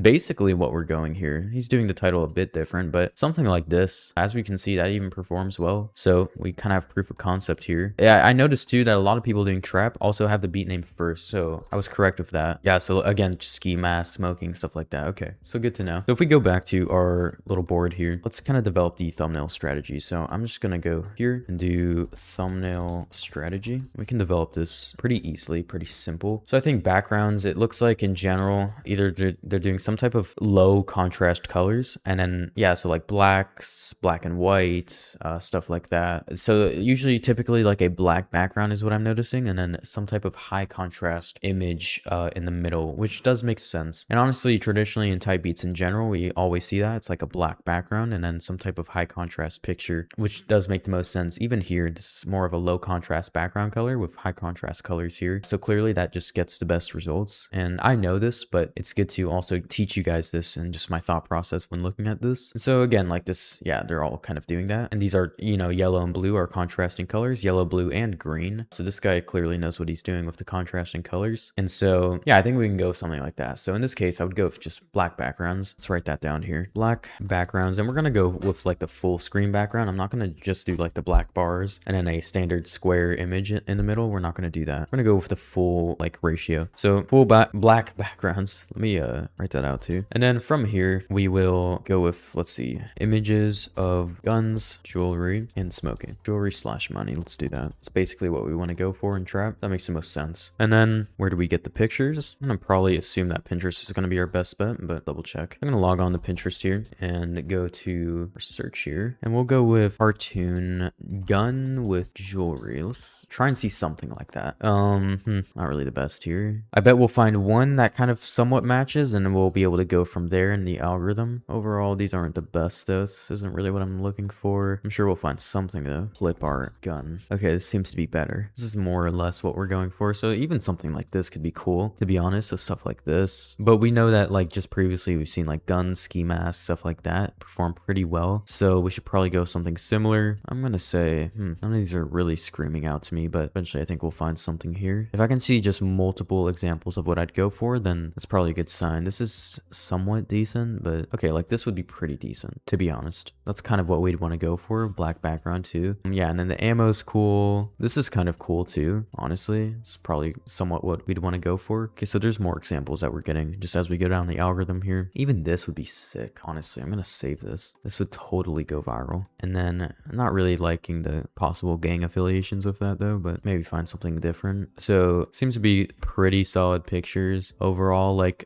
anything with a mic is always cool, especially if the mic had some type of jewelry around it, would be cool. But the fact that it's diamond is cool. But stuff like that, you know, that's kind of what you want to go for. But this isn't entirely what I like or what I would have hoped for. So I'm looking for, like, even this is kind of more what we're going for. You know what? Let's search something different here. Instead of guns and stuff like that, let's go for more jewelry. Let's see how that performs in the algorithm here. Clip art, jewelry, watch with gold. Let's do that. Okay, so this is better. This is more or less what we'd want to go for. So this is good. Stuff like this is like a perfect type of thumbnail. And so, I mean, even something like that's kind of cool. So I guess you would just have to spend more time going down the algorithm, picking out pictures. That's probably what you'd want to do. It's just going to take more time. It seems like with this niche, it's just going to take more time. There's not a ton of what we're going for. So I'm going to say, honestly, where do we get the pictures? Pinterest, yeah, but honestly also probably Google is going to be good. Even though I usually don't recommend that in this case, probably you're going to have to rely on some Google just because there's not too many options on Pinterest. I also didn't spend much time. I spent maybe 5 minutes, but all right. So now as for the tags and everything, after we can have a strategy with the thumbnails, obviously we just would have to spend more time with that. But let's say for description, yeah, we'd want the purchase link and just standard stuff. So I'm not really going to talk about that. I have a full Type E uploading tutorial on my channel. I'll link it in the description. But basically, I'm going to spend time on the actual metadata. So like metadata. And then from here, let's get our SEO. Okay, so just our tags. Probably would want to just stuff this with the necessary keywords. So I'm going to go with like trap beat, free trap beat, dark trap beat, trap beats, beat. And I'm going to go with, let's just enter and then probably go with something like, I can do type beat, free type beat 2026, free type beat 2026. I'm really just stuffing it with the mainstream keywords, right? The evergreen keywords that will never die. The reason why is because we don't have any artist keywords, right? So we might as well just fill it with all the evergreen keywords. And so yeah, free beats, free beat. Let's drop this down again. Go with stuff like hard beat, hard beats, hard type beat, hard trap beats. And then we can do beat trap because in Spanish, it's actually reversed. That's what I've noticed. So you want to take advantage, since it's a mainstream type of, viral. The US isn't just the world, so we want to also target some Spanish speaking keywords, because that can also be that's like a huge leverage tool that I go with anytime I'm developing like a super viral strategy. And this is like as viral as it gets. So yeah, I'd go with like beat trap. We can do something like beats trap even. And then I think it's like something like this, if I'm not mistaken. I believe it's, if I go to incognito here. Okay, insta rap trap. So I believe what that means is like some type of rap beat. That's what that means, or rap trap beat, but in Spanish. So something like that, insta trap. I think that would make more sense for what we're going for. So let's do that. Okay, something like that. We can do insta rap as well. Okay, and then let's do, just to top it all off, hype beats. And this is pretty good. So I'd go with this. Just implement that in the channel tags, the actual video tags, hashtags that we could go for, and at the very bottom of the description, probably be like hashtag trap beat. Could do hashtag type beat and hashtag rap beat. Be honest, do something like that. I usually max it at like 3 key hashtags, but you could do more. You could do like 10, to be honest. I have done that before on like a freestyle channel. I remember I had one. If we look at Trapaholic Beats, this was a year ago when I did this channel. I actually documented my progress with this channel, and as you can see, I did have quite a few hashtags here. So like honestly, we could implement all of this outside the like the freestyle stuff. So hashtag beats, hashtag trap beat, I did have that, hashtag free beats, hashtag trending, stuff like that. Like I just went for viral keywords and I went viral. I would implement the free, so I see this is the flywheel strategy. I would implement the flywheel strategy as well, of course, standard. If you don't know what that is, I have another video on that as well. I recommend just watching all my videos because you'll learn every strategy. But this is what I do in terms of like the actual overall channel strategy when I'm developing its like formula. And obviously as you go, the main thing is once you have this and you start going, eventually you start looking at the data and seeing what thumbnails, what images on the thumbnails performed better. And then you do more of that. What keywords in the beat name performed better, right? Maybe flow performs a lot. When you have the word hustle, it just gets a ton of views. So you do more of that, right? And so you start tracking what performs best and you further develop the formula from there. But this is like overall the strategy I would go with when starting a brand new channel. And so if I wanted to go super viral. So this is my process. I hope you learned something from this. That being said, guys, thanks so much for watching. Have a good night. All right, welcome to module 2 of the Type E Accelerator. This module is going to be all about discovering profitable niches, and essentially I'm just going to teach you everything about niche selection, all of that, how to find the best niches that give you the best results for the amount of time and effort that you're putting into it. You never want to just be putting effort into a niche that won't actually even get you results, even if you start hammering it, right? Even if you start doing really good and master the niche. If the max amount of views you can get on a video in that niche is like 10,000 views, why would you even try? You want to go for something and you want to master something that maybe only gets like 20,000 views max on a video, but the videos sell a lot, right? Maybe that's where you want to go for, or maybe freestyle beats don't sell as much, but they get tens of millions of views, right? That's how much they can get. So you kind of have to base your strategy around that. So in this module, it's going to be all about that. And in the next module as well, it's going to be more niche selection, stuff like that. But yeah, let's just go over how I find good niches and how you can do the same. So here's what we're going to cover: supply and demand on YouTube, right? Super, super important. You have to understand this because most people think, oh, you know, most people don't know how to go for a good niche, and you need to learn it. So supply and demand is super crucial for it, and how to judge if you found a good niche, right? You need to know how to judge if a niche is actually going to be worth it, right? You need to know how to see that because some producers can't see that. They might think they found a gold mine, but I'll be looking at it like, dude, you're wasting your time, you know? So you need to understand how to judge if you found a good niche. And then samples. We're going to talk about samples. You might be confused as why I'm going to be talking about samples, but don't worry, it all makes sense. Then I'm going to talk about mindset when searching for niches, right? What your mindset should be, and stuff along the lines of that. How to find niches with YouTube Incognito, and if you don't know what that is, it's just a private browser, right? That way it doesn't take any data from you previously. That way you can find the best data when looking for a new niche. Yeah, and then we're going to talk about how to find niches with SEO software, right? And that's super important. And yeah, then we're just going to do a quick summary, and that'll be it for this module. So first, let's begin with supply and demand on YouTube, right? So when I was first building up this channel, right, this is one of my Type B channels. It's sitting at almost 55,000 subscribers. Um, but when I was, working on this channel and building it up, I had to find a niche, right? I didn't, it's not like I just magically came across this niche. I had to research it, just like I'm teaching you here, right?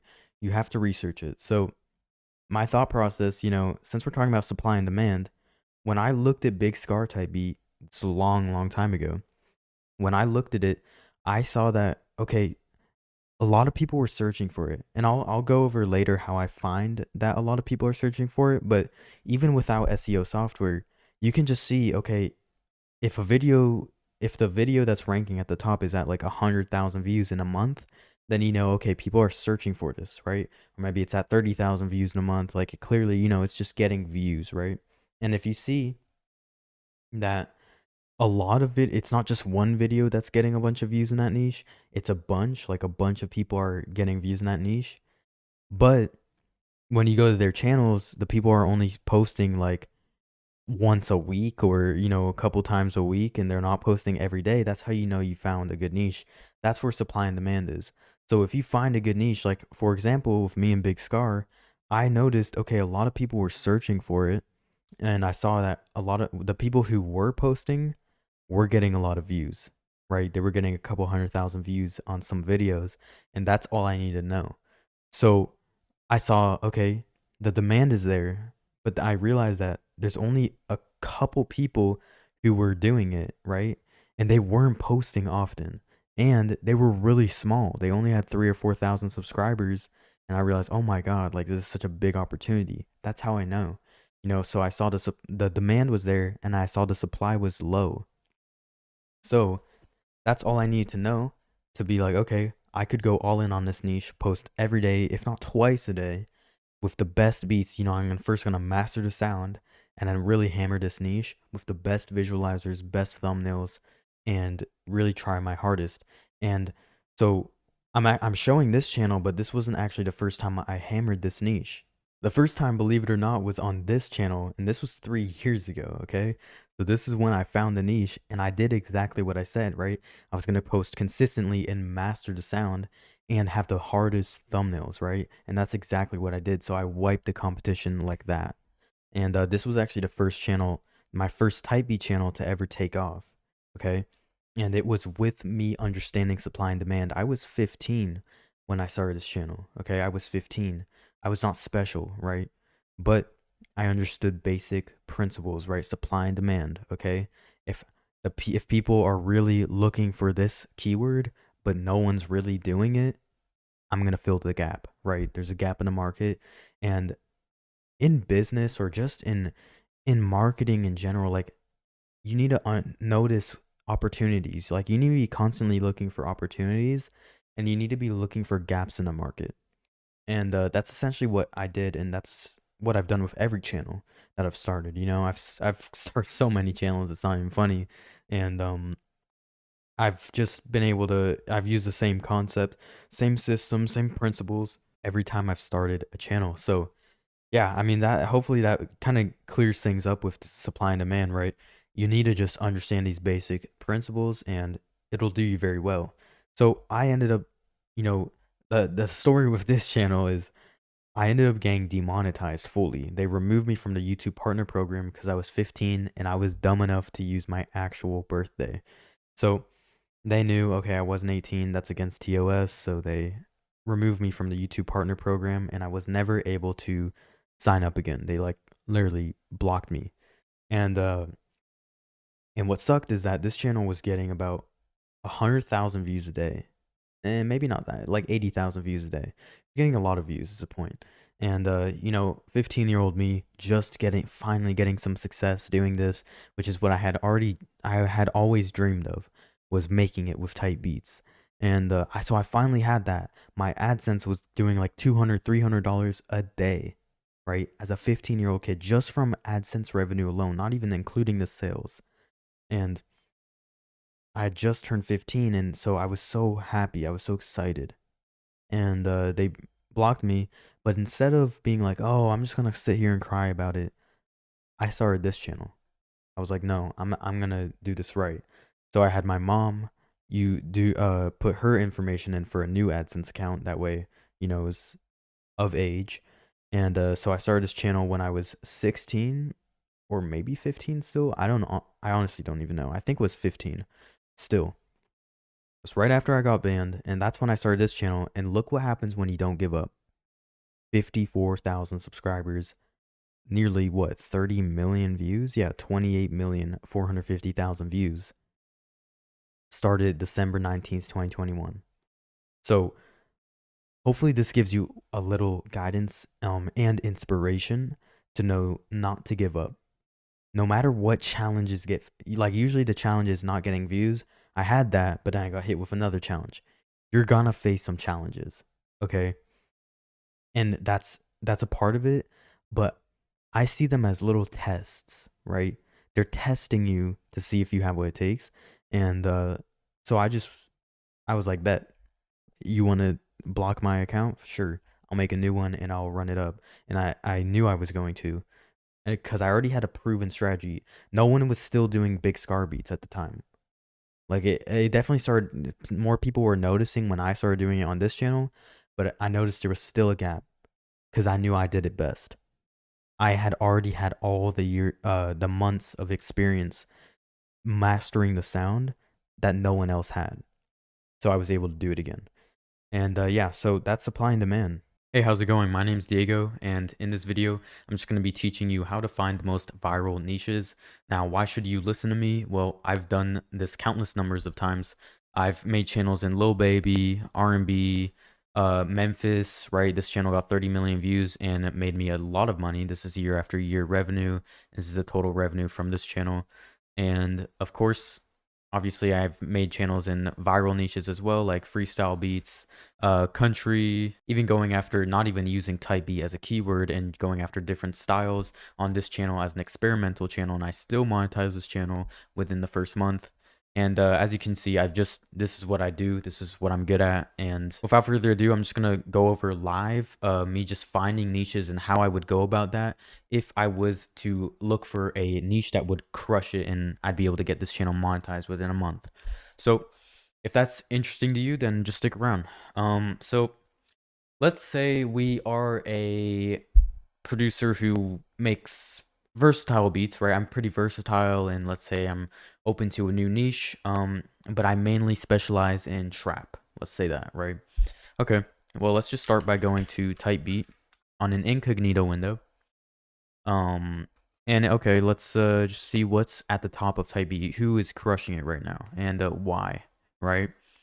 Okay, so this is good. I'm just gonna open this in a new tab, right? Let's see here. Splurge, kind of saturated now. V's, okay, not bad. This is interesting, okay. Let's open that in a new tab as well. And then I'm just basically opening new like opportunities that I see that would probably work, and I'm just putting that in a new tab so I can go back to in a second, and we can kind of narrow it down from there. This is another one I'd be down for. These are keywords that I've never really seen, right? But I'm gonna learn about them. Von off 1700, I've done actually well on this niche, so I know this niche does good. But yeah, so we'll save that as well. Lucky's very good. It depends though. Let's see. Yeah, I'm not sure if I'd go for Lucky. This is interesting. I've never seen this before. I wonder what the competition in the search volume is on that. I've never actually seen that. But I'm interested to look at that. Okay. This is interesting. I've never seen these keywords. It looks like it's foreign. I'm guessing Brazil keywords. Let's add that. Yeah, lots. I'm just looking for videos that are getting a ton of views and are keywords I've never really seen before, but because that tells me everything I know. It means it's low competition, it's new, it's trending, right? This too. Add that to the new tab. Okay, and then yeah, so this is the second time I've seen the FatMac keyword, so that's telling me something. We have QSS here. He's actually one of my previous coaching clients, and he managed to get 30. I think he's at 33 now. How many subs is he at? Yeah, 34K. He's done absolutely. He's crushing it. Yeah, and then we got Hurricane Wisdom. Okay, I think we'll have it here. So this is a good amount of keywords that we have here. And I'm just showing you the process that I go through with just finding new keywords and finding keywords that would probably do well, right? So what I'm going to do now is open up vidIQ on my non-incognito window. Go ahead and sign in. Okay, yeah, so you're going to want to use vidIQ because it's just the best for analyzing keywords. And there's some keywords here that I'm very, very curious about. So I'm going to go here, go back to my incognito window, and let's just look at, let's start with 1900 Rugrat, and then we'll go Skrilla next. Yeah, so let's just see how good this keyword is. Okay, not the best. 57,000 is, I mean, that's decent search volume. It is very low competition, so this is a good keyword. I don't know if I'd go with just 1900 Rugrat, but I'd probably go with 1900 Rugrat sample type B, you know, add a keyword that's more evergreen and just always will have a bunch of searches, right? Low competition, very high. So I'd combo it, right? So I'm gonna make a doc and kind of go over like why certain niches would be good. So we can just call this potential niches. I'd recommend you to kind of follow along with what I'm doing too. Yeah, so potential niches. We're gonna go with 1900 Rugrat sample type B. I would literally just do that. Sample type B. Right. That's a good possible niche right there. Just from what I've seen so far. And then let's look at Skrilla, because that was also in the title. I'm curious what that. Wow. Okay. 500. Wow.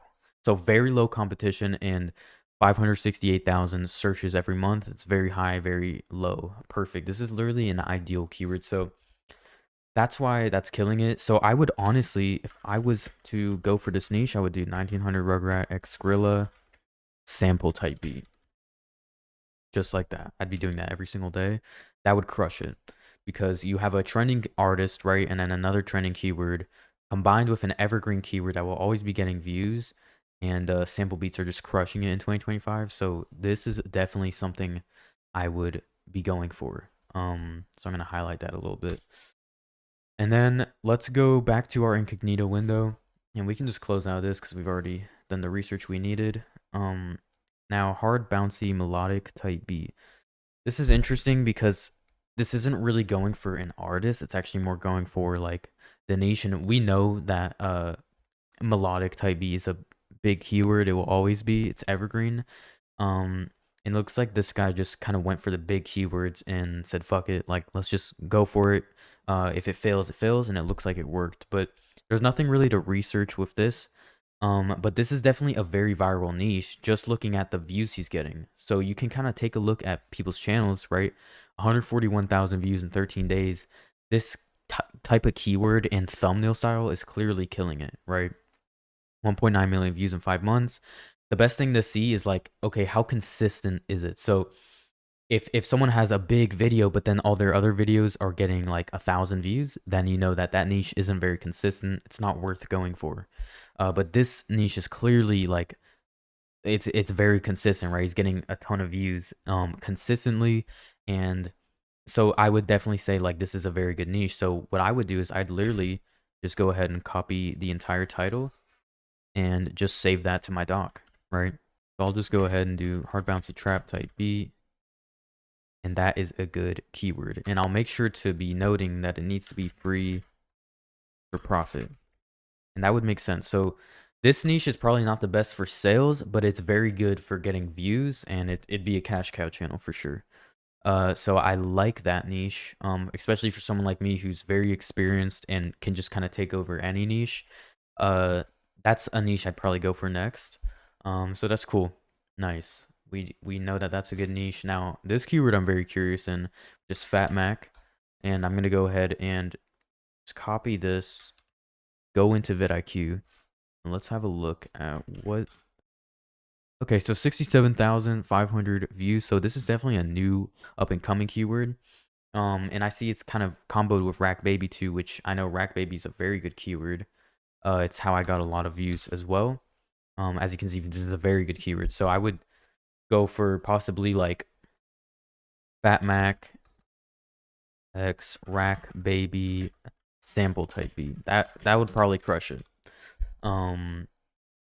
Yeah, or since Rack Baby's bigger, I'd probably do Rack Baby X Fat Mac. Right? How do you spell his name again?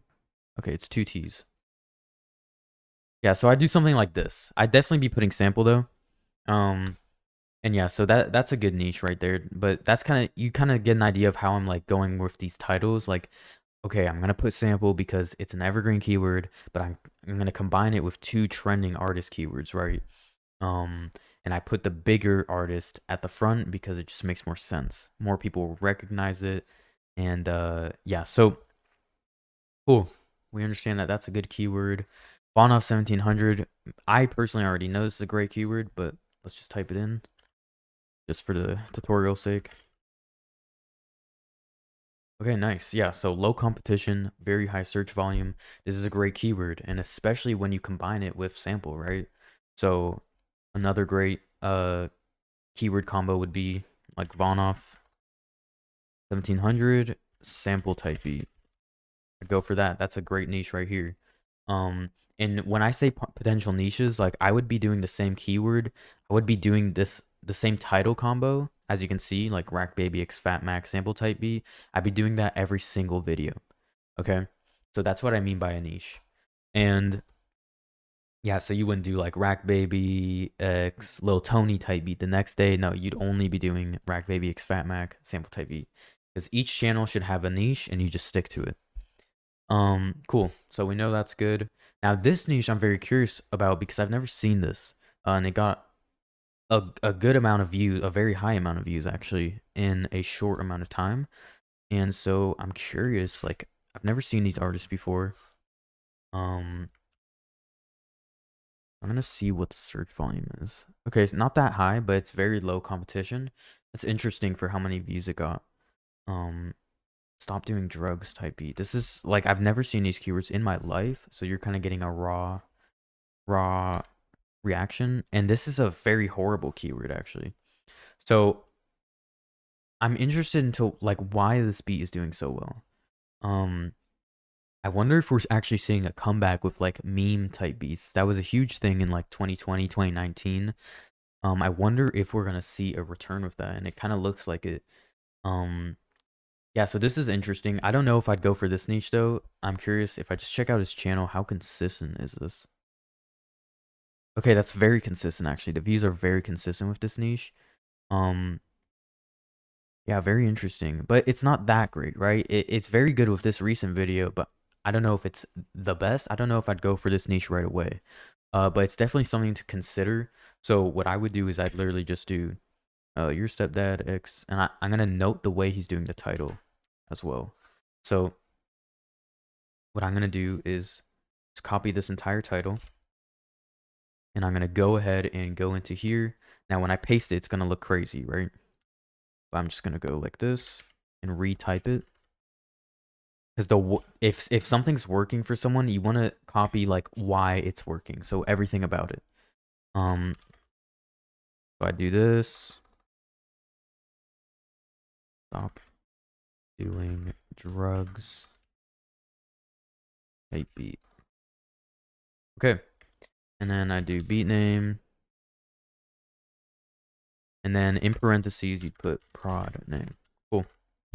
So you can then get rid of this and just have that back up there. And yeah, that's a good niche, like maybe a good niche, right? So I'd put it in maybe a browner color because it's like kind of good but not great. Actually now that's impossible to see. So I'll go with something like that. Okay. Cool. Now we have that niche out of the way. This niche I'm very curious about with these keywords. So we're gonna put this in the vidIQ and see what it does. And what we're gonna do after this, wow, this keyword sucks. But what I'm gonna do after this is choose what niche I want to go with, because right now we're just writing down potential niches, and then we're gonna go back and see, okay, which niche is the best, right? And ideally you want to be also writing down like the vidIQ search volume score and then the vidIQ competition, like whether it's very low or very high. So I forgot to do that, but usually that is what I do. And then that kind of allows you to think of it better. So K black type B, this is not a good keyword. But sometimes maybe he's comboing it with better keywords here. So let's take a look. Obviously something's working if he's getting that many views. Yeah, so this is a much better keyword. That's cool. Okay, so I'd definitely be having they in the title. And then if we go back to here, this is a keyword I've never seen. And let's have a look. Okay. Type this in here. Okay, so not great. Looks like they is like the main keyword, but apparently when you combo it like this, you get a ton of views. And I think this is targeting Brazil. So it must just be getting a big Brazil audience, which wouldn't be the best for CPM if you're looking for a cash cow channel. So honestly, I don't think I'd go for this niche until I have like 10 other channels already cranking. And maybe I just go for this on the side, because why not? But this isn't a niche I'd immediately go for. Yeah, so I'm just gonna scratch that. Oh, scratch this niche. But I also don't know much about it yet, so maybe you'd want to research that. FBL Manny is the keyword we haven't seen yet. The other two we have done our research on, and they are good keywords. Okay, this keyword sucks. So yeah, I definitely still go with Rag Baby X Fat Mac. And as you can see, that's doing good, right? Even if you subtract that, like it's doing very good for multiple people. So cool. We know that's good. And then Hurricane Wisdom, we can just copy his name here, right? Go into vidIQ.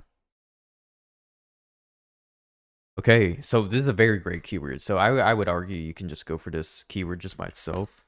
It's kind of like one of those like little baby keywords where you can do it by itself and it just gets a ton of views. So I'd argue that's a very good channel niche as well. Nice. So now we have some data here. Like we have some channel ideas that we know do well. Like these are good. All of these do well. It's just really about which one do we want to go for. So first of all, I would get rid of anything that doesn't have samples. So I haven't actually listened to this keyword. I don't know if it has samples, but he didn't put sample in the name, so I'm going to scratch it. I would get rid of that, like, or I'd rule it as red. Not doing it. Hurricane Wisdom, I don't know if they use samples, but it didn't put it in the title, so I'd get rid of that too. Just the reason why I think this is just me, because I know samples are in, and I would definitely want to utilize the fact that samples are going crazy right now in the algorithm. So I would rule this as a good keyword here because it has sample, and all of these are good. I don't know if this has samples, but it does get a lot of views, so I'd argue I'd still go for this. So I'm gonna have it in the green. This is very good. All of these are good now, right? All of these keywords would be very good, or these niches. So I'm going to move these to the bottom.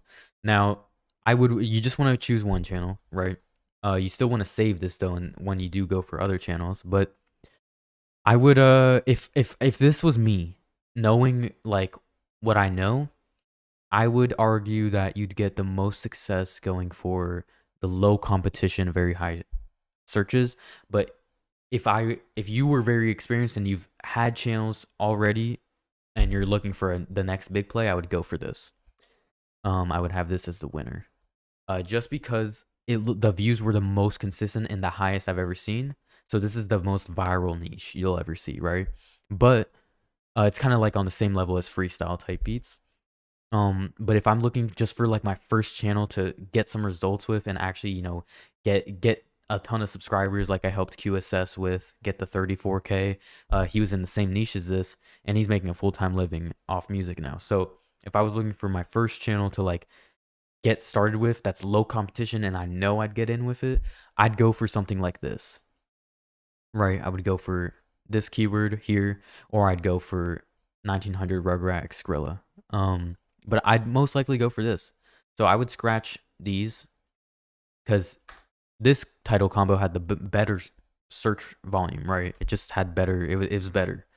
Von 1700 is good, but it's like, for me, the style was not, I wasn't able to consistently make it because it's kind of like a weird niche almost. Like it's just different type of samples. But with this niche, you can sample just about anything. And you'll be able to have, so you'll have more videos to make. You'll have a lot more volume to put out, and it'd be easier and faster, more efficient. So I just get rid of that. So to sum it all up, I would do this if I've already have a channel that's killing it and I want to look for my next big play. Now, if I haven't had a channel yet that's doing good yet, I would go for this, right? So ultimately, these two are your winners. But yeah, if you're brand new starting out, this would be your niche. Now, this is just an example. You don't have to go for this niche. It's just a way that I thought of it and came across it, right? I'm probably going to saturate the fuck out of this niche now just because of this video, so I'm sorry if you were already going for it. But yeah, so this is just basically how I look for niches. Okay, so welcome to the next lesson. In this lesson, we're going to just be talking about how to expand in a niche, preventing your channel from dying, right? Because most producers, they let their channels die and then, you're cooked. But you want to blow up in a niche and then expand off of it. That's how you maintain longevity, right? So as you can see, this channel right here, so as you can see on my main channel, the channel that I blew up the most and got to almost 55,000 subs, this channel got, well, like I started it with Key Glock beats, right? Remember when I was talking about how this was the Big Scar channel, right? If we go to my popular videos, it's all Big Scar. I'm going to tell you how I got to this point. So I started with Key Glock beats and, I started getting views, but eventually the views started dropping off quickly, right? And I was expecting that. Now, then I started posting, I dropped a Key Glock X Big Scar type beat. So instead of doing Key Glock X Young Dolph, I was doing that every day. And then I swapped Young Dolph with Big Scar, right? Because I wanted to break into Big Scar and I knew it was easy to rank on because I had done it before and no one was posting on it really. So it was okay. So this video started ranking in search, just like I predicted.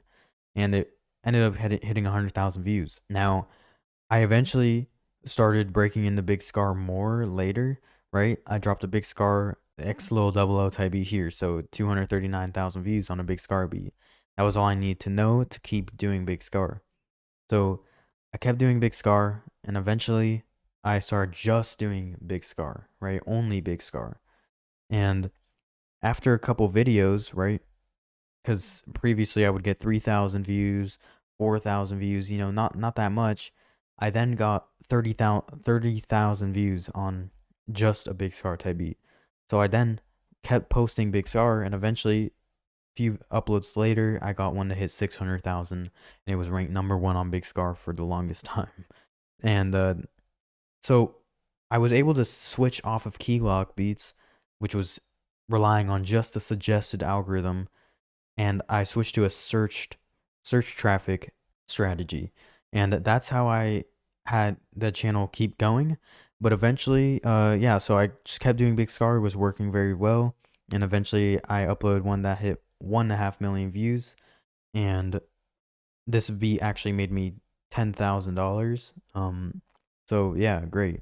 I kept going, and eventually I started just getting more consistent bangers, right? Big Scar X Pooh Shiesty. Okay, great. Um, but I was mainly just doing Big Scar. So now here's where we get to expanding in a niche, right? So I did it at the start with Key Glock to Big Scar. Now that was a pretty drastic change actually, but I realized, okay, just Big Scar is kind of starting to fade. The views aren't as good as they once were. So what I did was I started looking for ways to. I didn't want to just stop posting Big Scar, because it was doing good, but it wasn't as consistent. So I wanted to find a new keyword style while I was going for Big Scar and just hammering that niche. So what I did was I added Big 30 and Pooh Shiesty to the title. Now the reason why this is important is because these artists are like Big 30 and Pooh Shiesty, they're cousins, or they're really close. And Big Scar and Pooh Shiesty are cousins, right? So it made sense, and they were coming up, right? Pooh Shiesty was already, he's bigger than Big Scar, and then Big 30, a lot of, if the people who knew Pooh Shiesty knew Big 30, so it all kind of made sense, right? It's kind of like doing Gunna X Young Thug X Lil Baby type beat, right? It all kind of makes sense, or Playboy Cardi X Pure Born type beat. So I added those two keywords to Big Scar, and first video got 600,000 views. Okay, then I kept posting, and eventually, right, this one hit 1 million views on just Big Scar, because this video didn't blow up right away. It blew up after a month or two. But eventually I did see it getting views, and I was like, okay, why not? Let's try it again. So I tried it again months later, and I tried it right here. So the second time I ever used those 3 keywords in the title was right here, and it got 500,000 views very quickly. And so I was like, okay, this is working, right? I'm 2 for 2 getting, and each time it's gone 500,000 views plus. So I drop a third one. Eventually, I drop a third one right here, and boom, it gets 1.4 million views. So I'm 3 for 3. Every time I've dropped, out of the 3 Big Scar X Pooh Shiesty X Big 30 type beats that I've dropped, they've gotten me 2.5 million views out of 3 videos. So I was like, okay, I have something here. So I started hammering that keyword, that like title, right? And sure enough, another one just below it, 900,000 views, right? And then I just kept getting consistent views, kept hammering that keyword. Right here, 300,000, 260,000. So I was able to expand off of just Big Scar into another keyword or another title, right? I was able to expand in the niche. And that's basically how you do it, you know. That's how I did it. And if I was to do it again, you know, let's say I'm doing Rack Baby type beats, right? I would expand into Rack Baby X Lil Tony, right? Because Lil Tony is very similar. They're both doing sample type beats, and they both have the same type of beat. So it would make sense to do that. And I actually did that on my channel. For the longest time, I was just doing Rack Baby type beats, right? Doing Rack Baby all over here very consistently. And then eventually I did a Rack Baby X Lil Tony one, and it got 52,000 views. Right, this one too, 45,000. And so every time I did a Rack Baby X Lil Tony, it got tons of views. And then boom, by the 4th time that I did it, it got 288,000. So I was like, okay, this is a new keyword, this is a new title that I can hammer again, you know? So you're constantly searching for these like title combinations that you can hammer. And that's the name of the game, really. That's basically how you expand in a niche, right? You're constantly looking for new keywords and new ways to expand off the keyword that you're already going for. And remember, you need to make it make sense, right? I wouldn't do Big Scar X Drake type beat because that, I mean, this doesn't make sense, right? I would only do Big Scar X. I mean, the closest I'd do is Big Scar X Key Glock, right? Because they're both Memphis, but even that's kind of out of line. So yeah, that's basically how you go from just hammering one keyword, and then, you know, you start to see your views are going down, the momentum's losing, so you need to find something else.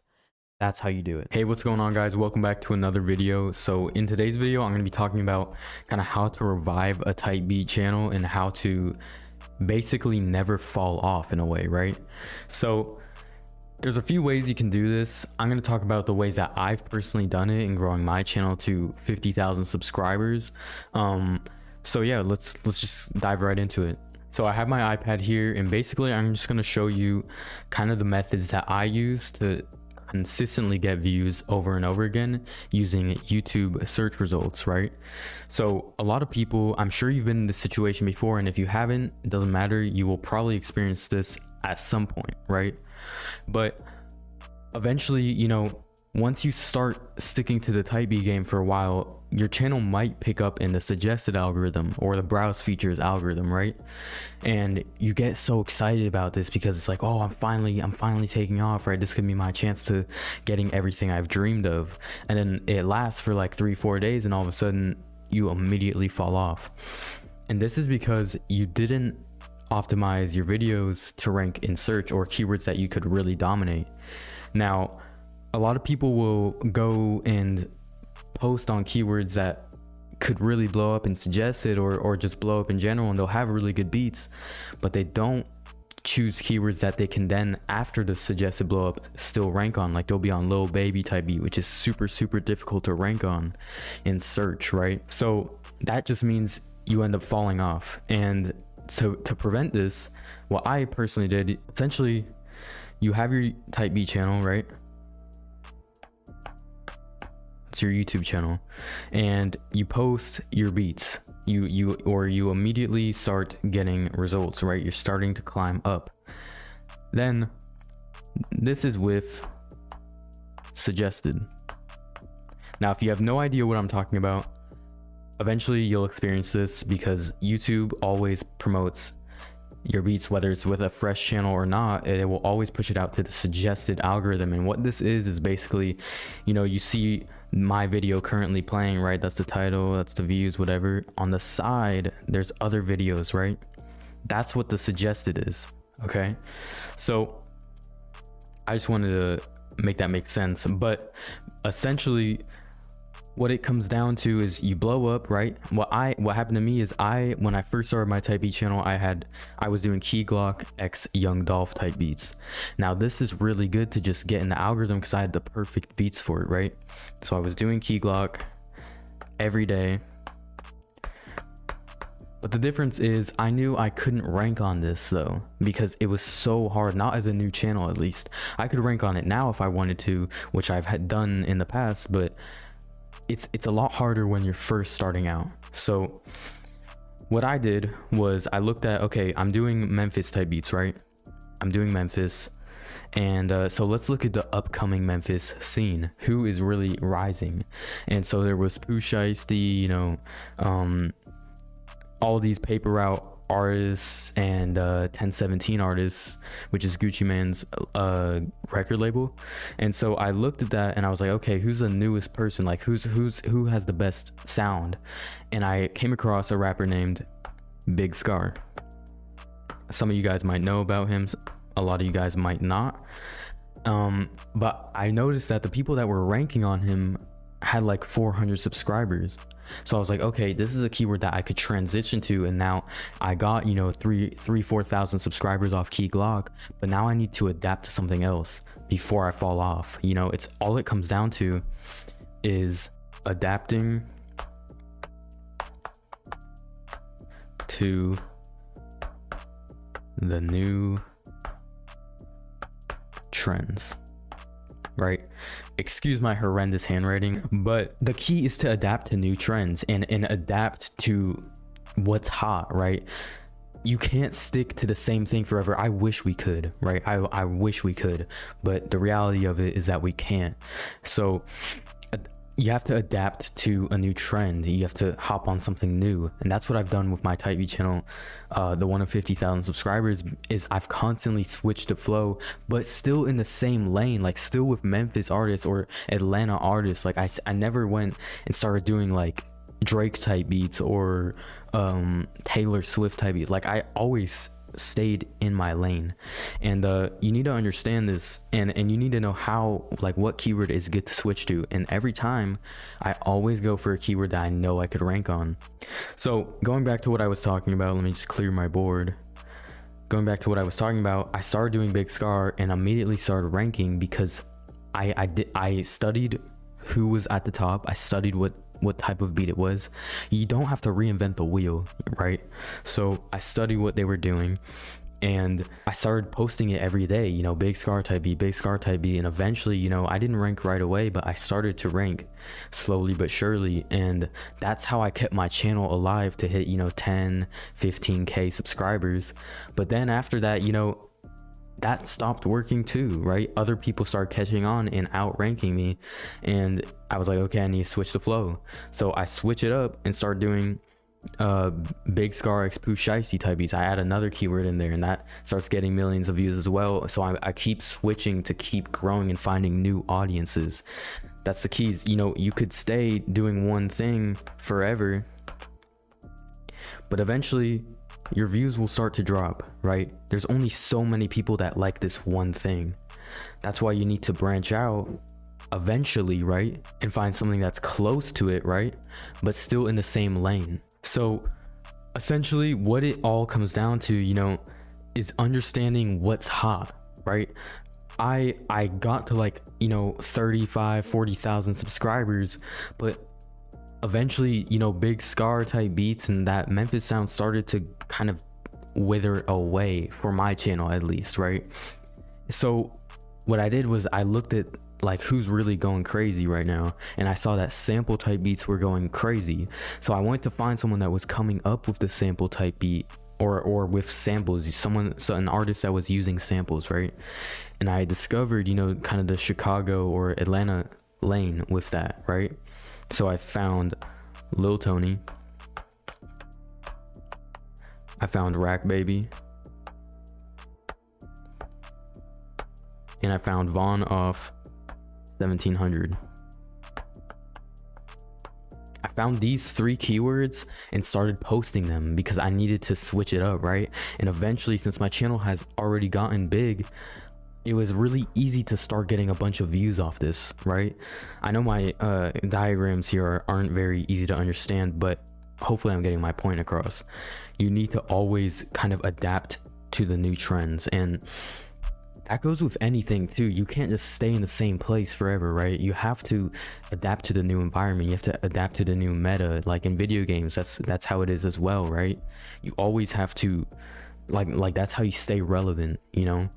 YouTubers back in the day that were doing YouTube, now they're doing streaming, right? Because that's a new thing. It's what's hot right now, right? So you kind of have to just adapt to what's hot. And so that goes for the same for type beats. And so when reviving your channel, think about, okay, let's say you do Meek Mill type beats, right? You do Meek Mill type beats, it's super hot. You could start doing, okay, Meek Mill X Drake type beats, or you could start doing I don't know, Meek Mill X 4Bats type beat, or Brent Fires. Like add other artists still doing the same lane, but starts kind of trying to get a new audience in there. Add keywords that are in the same lane, but not exact, you know, the same thing.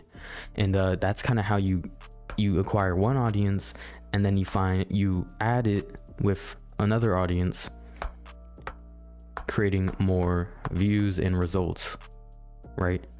And you can do that with more and more side things, and eventually, you know, you just kind of find like now 5 new keywords that also work for your channel, and now you're just posting those every day, right? Just creating a massive audience for yourself and getting all types of audience that like certain things, right?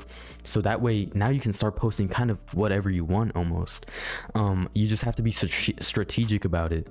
But I hope all this makes sense, because a lot of people don't talk about, you know, reviving a type B channel. They talk about how to grow it, which, yeah, you want to stick to one thing right away, but what about after that, right? No one really talks about after that. And so that's why I'm trying to kind of change or get across, because it's super important to understand. And yeah, a lot of people don't talk about it. So another thing that I wanted to touch up on is standing out, right? Yeah, in order to revive your channel, you have to find a way to stand out and to have your brand be solidified.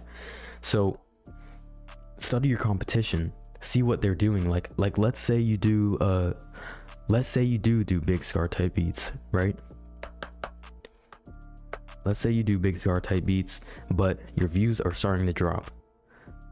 Look at all the other, like look up big scar and then type X in the search results, and it will come up with a bunch of other artists that are with that type beat, like big scar X, Pooh Shiesty type beat, or big scar, whatever. And you'll start to see new upcoming artists that you've never even seen before, but are being searched with this. So that's how you know it's in the same lane. People that watch this will most likely watch this, right? So study the game and study your competition. Study who's doing this. Study that. Like, see what they're doing. How can I break into this lane so I can touch both audiences, right? And it's honestly that simple. Like you don't need to be a genius to revive your channel or keep your channel from falling off. All it comes down to is taking one thing and then bringing another thing with it, right? That's all it comes down to. And I've done this time and time again with my channel. Like, I'll show you right here, you know, we have Big Scar, which ended up taking off for me, but I started with Key Glock beats, as I said, right? But I adapted to the new change, and I started doing other things that were still in the same type of lane, and that's how I found success, right? As you can see, I start switching up to Big Scar, and eventually I get, where is it? Eventually I get this beat right here, 600,000 views off Big Scar, because it ranked in search. Like, I'll literally show you, this beat didn't go up off suggested or browse features. If you look, all its views came from YouTube search. Like, this, I'm not just bullshitting you, I'm not saying this just to talk, like I'm actually showing you this is how it works. And then boom, I start adding Pooh Shiesty in there, I get more millions of views. A smaller Memphis artist, Big 30, you know, and that's how I'm able to rank on those keywords, because I'll rank on the small artist, right? I'll rank on the small artist, have the small artist in the title, but then I'll have bigger artists that are in the same lane in the title as well. So once I rank on the small artist, now it starts ranking for me on the bigger keywords as well in the same title. And that's how you can really gain momentum, and that's exactly what I did. You see 800k, 1.3 mil, 582,000, all these this video right here was the same type of thing, and I ended up getting a little TJ placement off of it. And yeah, it's so all these videos ranked in search, right? Big Yavo type beat, I saw that was easy to rank on, I do it, boom, first video I drop a Big Yavo type beat and it gets 250k. Adapt to the new trends, right? Adapt to, and it doesn't even have to be a trend, it can just be a keyword that no one's doing but people are looking for. That's what it comes down to, you know. Rag Baby x Lil Tony, I would have never thought I'd be able to do that, but I adapted to the new trend. 188,000 views. Rag Baby sample type beat, 160,000 views. Falling Off 1700 type beat, 150,000 views. You get the point. Lil Double O. I'm doing a bunch of different keywords, but I know I'm able to rank on them, right? Because no one else was really doing it, and I'm a big enough channel to where I can start ranking on a ton of stuff. And that's how you keep your channel from dying, right? You constantly evolve, you constantly adapt. You have to stay hungry and you have to stay uncomfortable, right? And that's the secret. That's literally all it is. That's all it comes down to. So I hope you got a lot of valuable information from this video.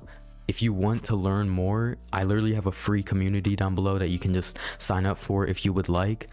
We have a lot of people just like you trying to learn as well, and you can ask me questions or whatever. So feel free to join that, and I'll see you guys in the next video. Bye-bye.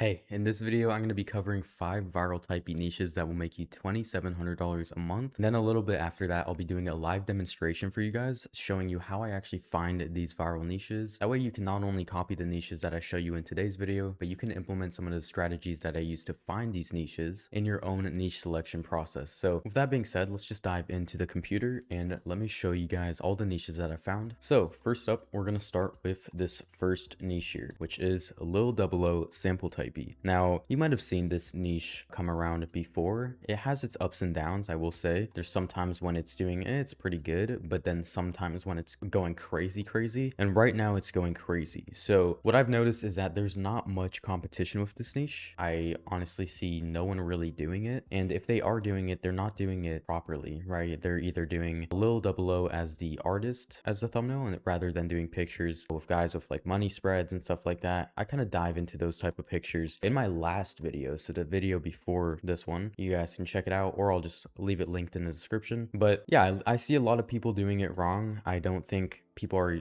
doing this properly and going hard with this niche like they should be or could be. So a lot of my friends in the space are doing this niche and just absolutely hammering it. They're getting tons of views, getting tons of AdSense revenue, and also it's selling quite a bit, honestly, just because it targets a US market, which is really good. And for a lot of you guys that aren't in the US and you're trying to kind of get into the US market, ideally if you make trap beats, then this is perfect for you. I recommend this niche, and it's performing very well. And in terms of titling this, I would probably just go something like free Lil Double O sample type beat, just like this, and then we do the beat name just like that. So this is how I would do the title. Pretty simple standard title format. In some other niches, I would maybe add like 2026, or I'd add a couple other keywords in the mix, but in this case we're going to go with just the simplest title format because that's what's crushing it for this specific niche. So you guys can just copy that into your own channel, and yeah, this is a very good niche. I highly recommend it. Now for thumbnails, when it comes to finding thumbnails for this niche, I would probably go for like a guy holding money with a ski mask or something like that. Those are the type of pictures you're gonna want. Like this would be a perfect picture. Something like this is great for this niche. Yeah, this is solid.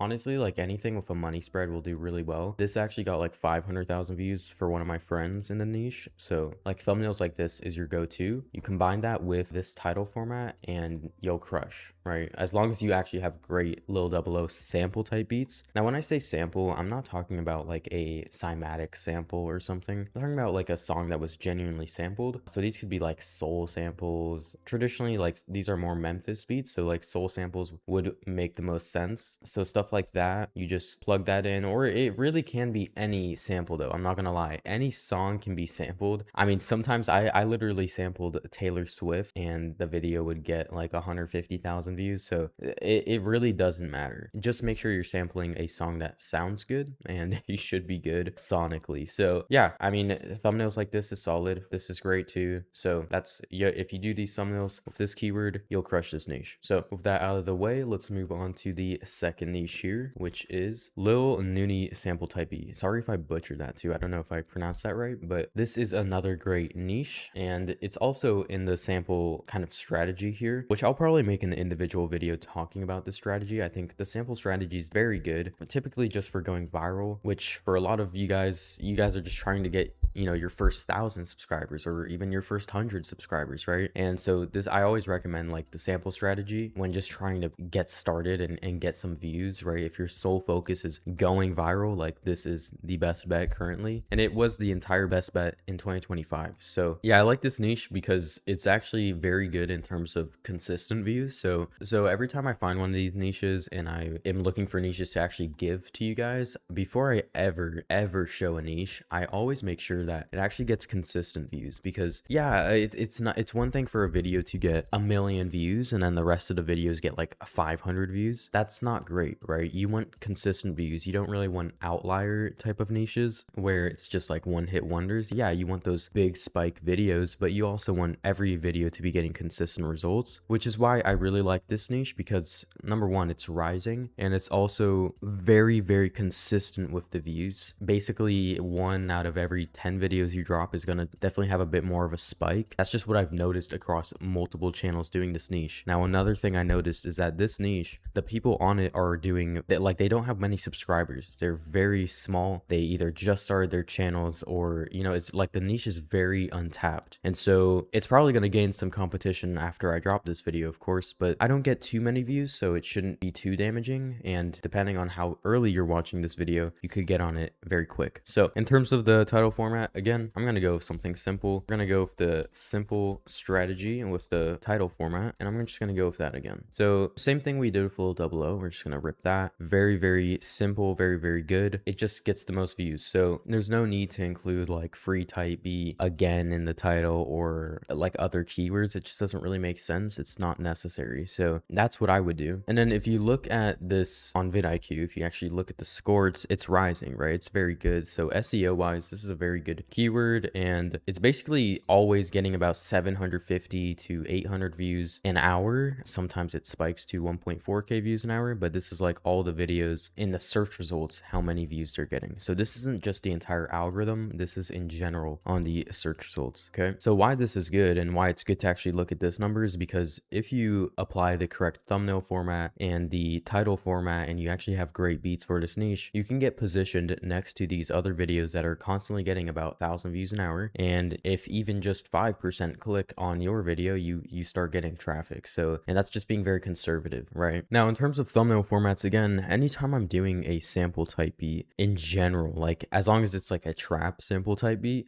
I always go with these thumbnails. So these thumbnails are like the winners right now. I mean, they go so viral, it's not even funny. So any thumbnail like this is gonna work for this niche as well. And actually, a lot of people aren't doing these thumbnails in this niche. They're actually using the artist as a thumbnail, which I think is a big mistake. And so that's like the same with Lil Double O sample type beat, which is why it becomes untapped, because there's a new angle that you can go about it with. So like all these thumbnails are great and it will crush for this niche. And I'm even gonna start my own channels on all of these niches as well. So moving on to the third niche, we have Kehlani X R&B type beat. So for anyone that is currently doing R&B or makes guitar music or wants to get into R&B, this is a great niche. So this niche is absolutely ripping right now, and it's super untapped. Nobody is doing it. And another great way that you can go about this niche, like if we actually draft up the title format here, you can go Aaliyah X Kehlani R&B type beat, just like that. That is a great keyword as well. So this actually turns into a micro niche because Aaliyah is like a keyword that a high quality audience searches for this keyword, right? People who are actually serious about making a true like R&B song and are in the mindset of creating a song rather than just scrolling through beats, they search for the Aaliyah keyword. And so that's why it's good to implement that with this. So I actually think like going for this title format is super, super solid, and nobody's doing it. It's very, very untapped. So I would go about it like this, and then I would include the beat name. Now you might be wondering, okay, you use the brackets on the other titles. Why are you using the parentheses on this one? Well, each niche has a different way that I would go about the actual title format. And so in some niches, it makes sense to do all lowercase for the entire title. Some niches, it makes sense to do all uppercase. In some niches, it makes sense to just do regular capitalization. And then some niches, it makes sense to add other keywords in the title. Some niches, it makes sense to keep it simple. And in some niches, it makes sense to do the parentheses over the brackets. Now, the way I know that is I just look at what the competition is doing. If everybody in a niche is doing the parentheses, you know, why would I switch that up? Because I'm eliminating my chances of actually being positioned next to their beats in the suggested algorithm. And as you know, the suggested algorithm is about 70 to 80% of the entire type beat algorithm. Like the entire type beat views, it's like 70% is suggested. So that's why it's important for the title format to be kind of copying what the competition is doing. Now for the thumbnail format, that's where it gets a bit different. That's when you want to dial in towards, in general, what's working for like the genre or that style of beat. So for example, with like R&B in general, to be honest, girls as the thumbnails always wins, right? So if we head over to Pinterest, I might go with like R&B type beat, or not R&B type beat. Let's not do R&B type beat. I meant R&B aesthetic. I'm too locked into the type beat game. Okay, so yeah, like R&B aesthetics, good. We're getting like a starting ground, and then from here I go for the algorithm and kind of go through the rabbit hole in this case. So none of these are really what I'm looking for. Let's do like R&B girl aesthetic. That might give us a better, yeah, okay. That's a bit better. Something like this is honestly a good keyword too. I could see this doing really well actually. Anytime someone's in the studio, like a girl in the studio for R&B, just gets so many views. I'm not really sure why, or like if a girl is writing something and like kind of looks like she's writing a song, it does really well. So like all of these pictures could do pretty well. This could do very well. Like pictures like this is great. I could see that doing well. But honestly, also just in general, if you want a more consistent thumbnail format, because obviously you're not always going to find just a girl in the studio or something, a more consistent thumbnail format would just be a pretty girl as the thumbnail. Now, not just any girl though, right? You want it to make the most sense. This is a good thumbnail too, by the way. Like this would be solid for the niche. Let's go with like pretty girl aesthetic. Let's see if anything comes up there, and I'll just find one and then go down the algorithm with that. I'm looking, okay, if we're doing Kaylani R&B, I'm looking for more warm colors, to be honest. Warm colors that kind of match that. I want a front facing view as well of the woman, so let's look for like something that would make sense with that. Let's just put like warm. Maybe we'll give us some warmer colors. Okay, let's go for like light. Let's go for like pink / red lighting. Okay, this is kind of more what we want. So this is like what I mean by a little bit warmer with the picture. So like this would do pretty good. Like this type of lighting, it's like a slightly pink but like mainly red. That's a very good color combo for this niche. And so especially when it's not too overpowering, like something like this, when it looks like it's just like a little bit, that does pretty well. This type of lighting, you know what I mean, like just slightly, it's like pink but also red. I don't know how to describe it, but it does very well. And the good news is it's very easy to be consistent with this because there's so many pictures like doing this. So you can find so many. You can be very, very consistent. That's what I love about Pinterest, is there's just so many pictures and their algorithm is so dialed based on the colors. So you can just keep going down the rabbit hole, finding more and more and more pictures. And then, yeah, I mean, even something like this, even if it's not necessarily the perfect color combination, it's still just want that lighting. So here, and now we have a ton of these pictures with this lighting, right? Tons of them. So that's what I would do. These are really good pictures here too for the niche. Makes sense. Yeah, so that's what I would do for that thumbnail format. Now, when it comes to the next niche, we have G Herbo sample type beat. So this one might be a little confusing to you guys, and you might be thinking, well, isn't that pretty oversaturated? That's been around for quite some time. This doesn't really seem like a new niche. Yeah, it's not a new niche, but the thing is, this niche has like waves of when it's super, super hot, just like Lil Double O has its waves when it's crazy, crazy hot, easy to get into, and then it has its waves when it's just, it's good,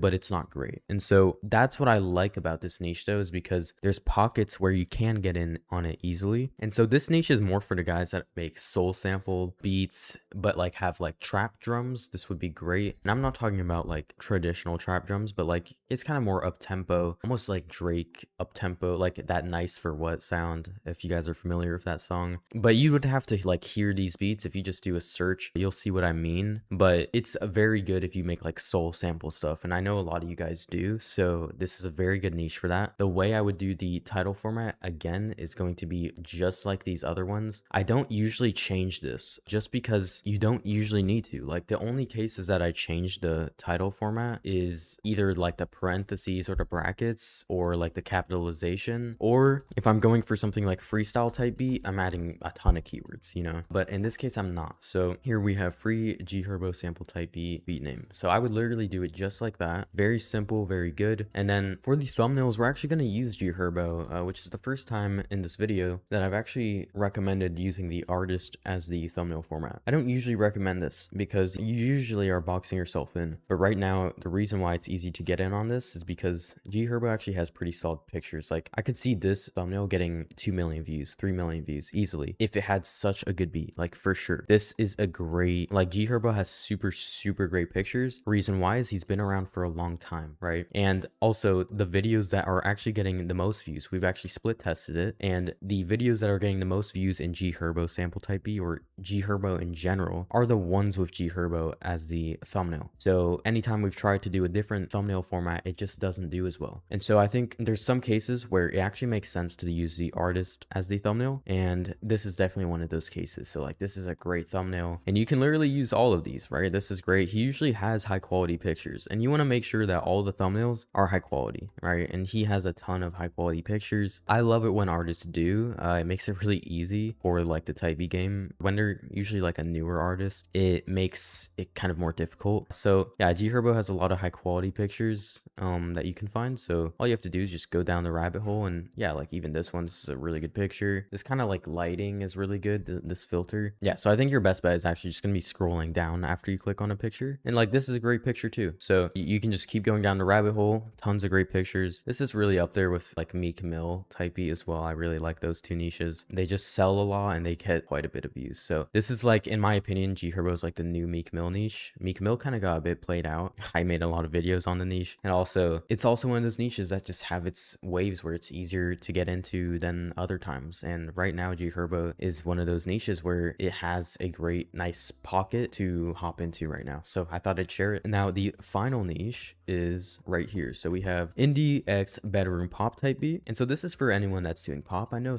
a good amount of you guys watching me don't make trap beats, or you don't make soul beats, and you don't make R&B. So I thought I'd also help you guys out with a niche here. This is indie x bedroom pop. I think it's super good. Not only does it get a lot of views, but it actually sells so much, probably more than any other niche on this video. Or at least it'd be tied with the R&B. It sells so much, and it's one of those niches that are gonna last forever, just because you're literally going for like the genre here. You're not adding any artists into the title or anything. It's super evergreen, and that's what I love about it. You know me, I love consistent growth. I love sustainable growth, and that this is one of those niches. So I'm probably gonna start a channel on this niche as well, just because it's very lucrative and is going to be here forever. So you might as well get it now. For the title format, I would go with something like this. I'd go same title format I've always gone with, but in this case I'm actually going to go with a lowercase beat name. Not sure why, but this seems to perform better in this niche, so that's what I would go for. Now in terms of the thumbnails for this niche, I would go for something like indie aesthetic. Something like this is honestly pretty good, but I would go for like almost borderline R&B, but like it's has an interesting vibe. Like this would be great. Stuff like this where it's like two people clearly just sharing a moment together is really good. Something like this is very good. This would work well too. Again, it's really the thumbnails that work best for this niche is just two people sharing a moment. So they don't have to be like the craziest pictures either. They can be very simple. That's honestly what I like about this niche, is it's very just simple and kind of grounded in a way. It's more just like, it's not flexing money or like flexing things in general. It's more just like human connection, which is, I don't know, I think it's kind of cool. It's unique. So I think like this is a cool picture too. I actually really like this niche. I'll probably start a channel for this today. I'm a pretty big fan of it. And so yeah, I thought I'd share it with you. Most people, to be honest, when they have a plan to start a niche, they have a channel of my size and what I talk about, they would never share a niche that they're going to start. But the way I see it is there's plenty of views to go around. There's plenty of money in this industry to go around. And the way I see it too is like, okay, when I eventually grow a channel in this niche, I don't really care about the money it's going to make me. At this point, I don't really do the type beat stuff for the money. It's more, okay, can I learn new things so that I can help more people? That's like the way I kind of see it. It's like, okay, if I do grow this channel in this niche, even if me posting about it eventually saturates it a bit more, I at least will have learned something. And it gives me a challenge too, because then I grew it even though I saturated it myself. And then people can learn from that even more, right? Okay, how to grow it even with saturation, right? Now people can learn from that even more. Also more case studies too,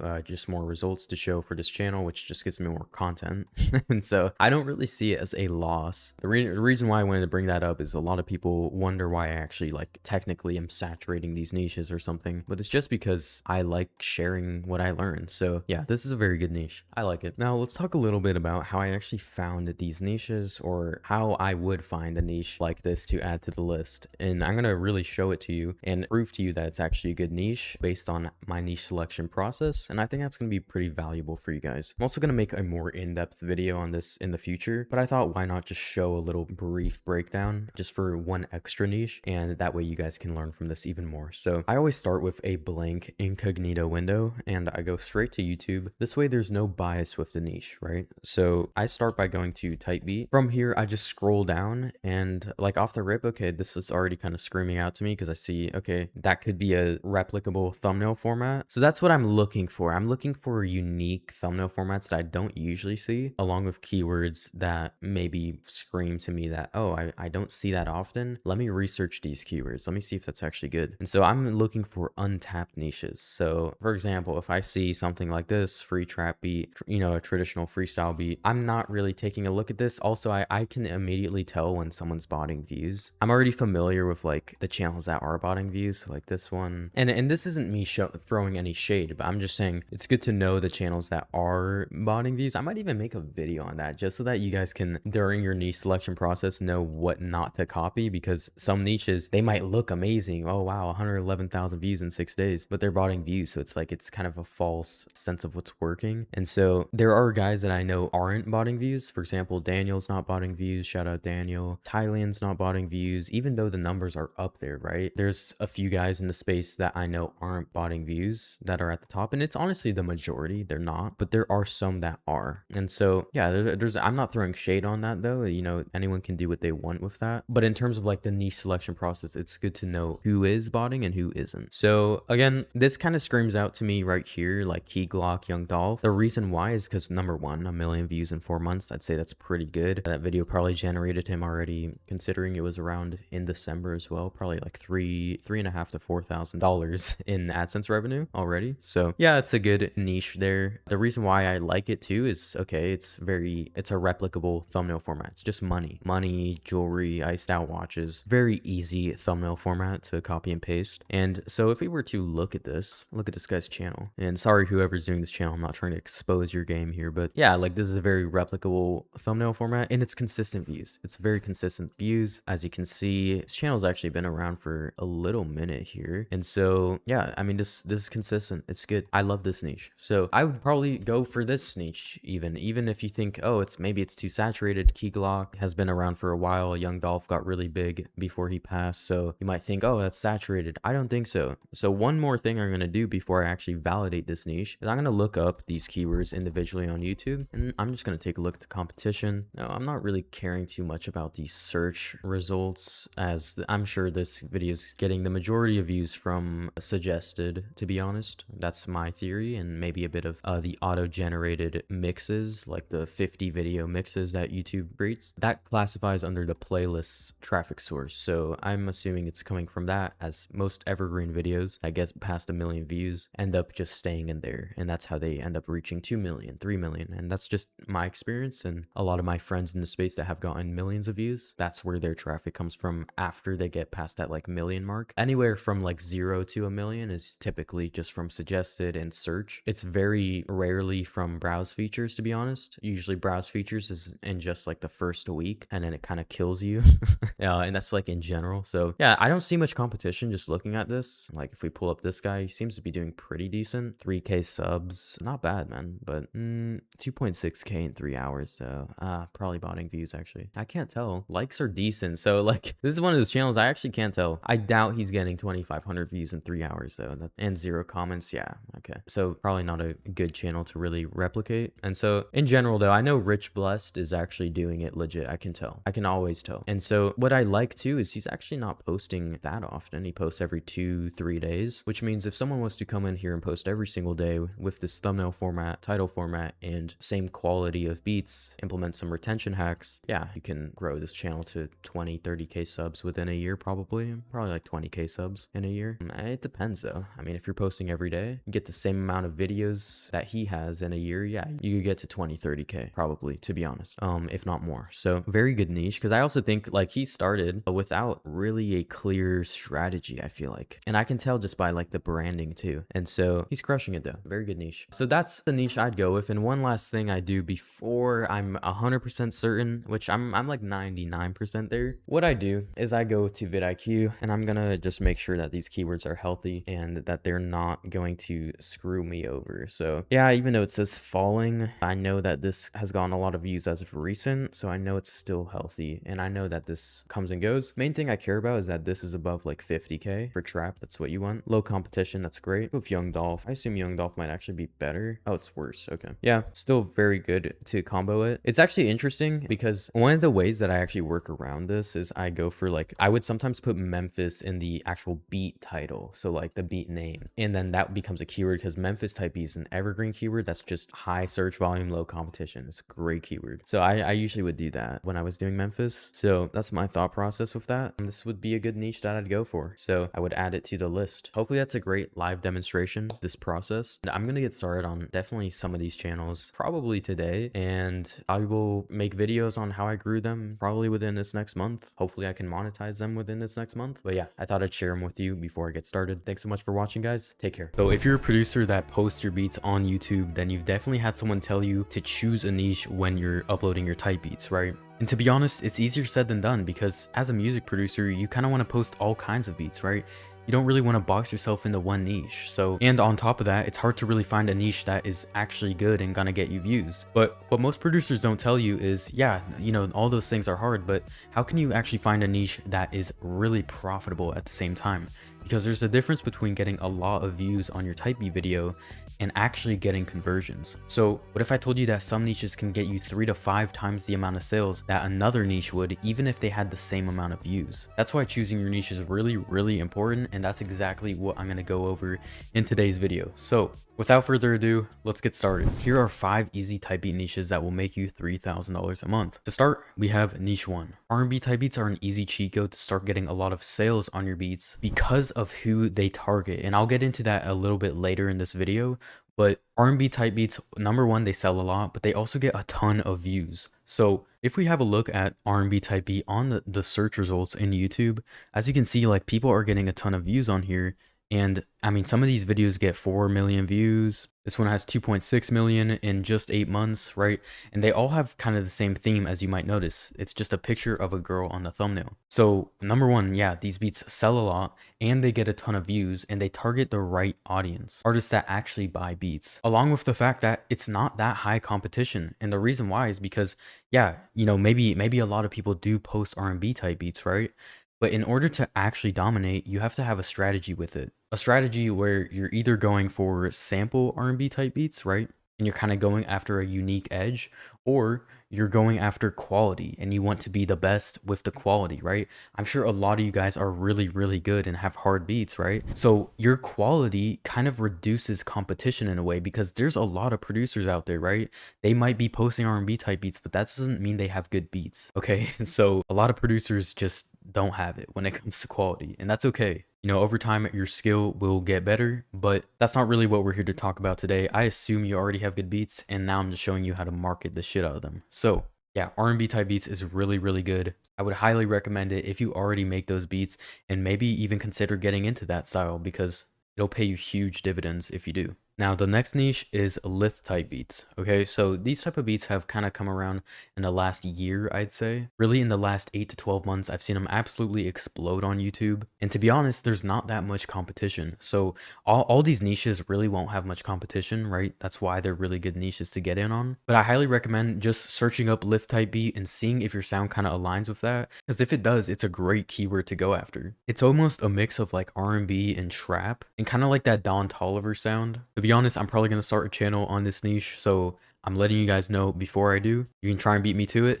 but definitely a solid niche. The reason why I say this too is because these beats leave a lot of room for the artist to rap on, and as you know, simple beats definitely sell more. So these beats have a lot of room for the artists to rap on or sing on, which means, one, these beats can take, you know, just a half hour to make, so the workload isn't much, and that allows you to be able to post daily, so your volume's going to be really good, on top of the beats being able to sell a lot. Now, I wouldn't say they sell as much as R&B type beats, but they definitely sell more than just dumb trap type beats. And I'm not calling trap dumb. I actually have dumb trap as like a genre in my head, basically like splurge type beats, or like no melody, just 808 type beats, you know, the kind of stuff you'd see when you walk into your school bathroom and there's a group of like 16-year-old kids just freestyling in the bathroom. It's those type of beats, but I use that example a lot just because I think it's funny. But anyway, moving on to the third niche, we have Chucky x Lucky sample type beats. So sorry if I'm exposing your niche, but this is definitely a really good niche to go after right now. Number one, Lucky is kind of an evergreen keyword. He's been around for a while, and I have a feeling he's going to stay for at least the next 3 to 5 years, at least as a good keyword for type beats.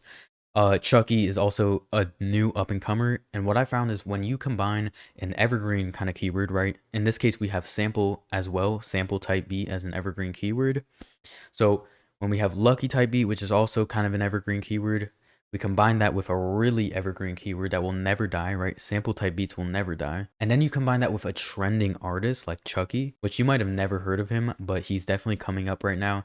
And if you look at him on vidIQ or just on YouTube, you'll definitely see that Chucky type beats are definitely getting a lot of views. So don't sleep on it. You can check to see if the sound kind of matches yours, but I highly recommend this, and it's not very hard to do. You don't need to have any fancy visualizers or anything like that. Just a good picture will do, and a good beat, of course, right? A sample beat. It has to be a sample beat every time for this niche.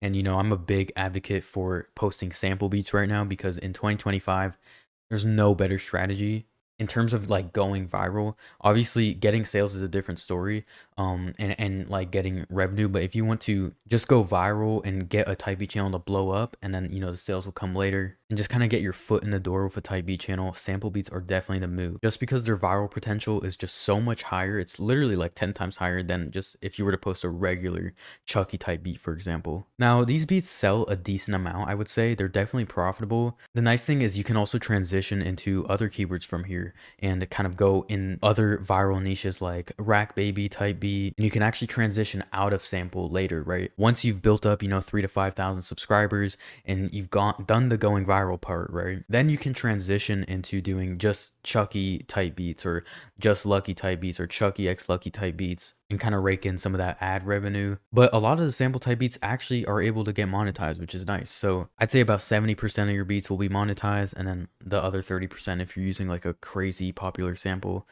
probably not going to be that good. But I definitely think this is a super profitable niche, so don't sleep on it. Now, moving on to niche number 4, we have back J type beats or BAKJ type beat.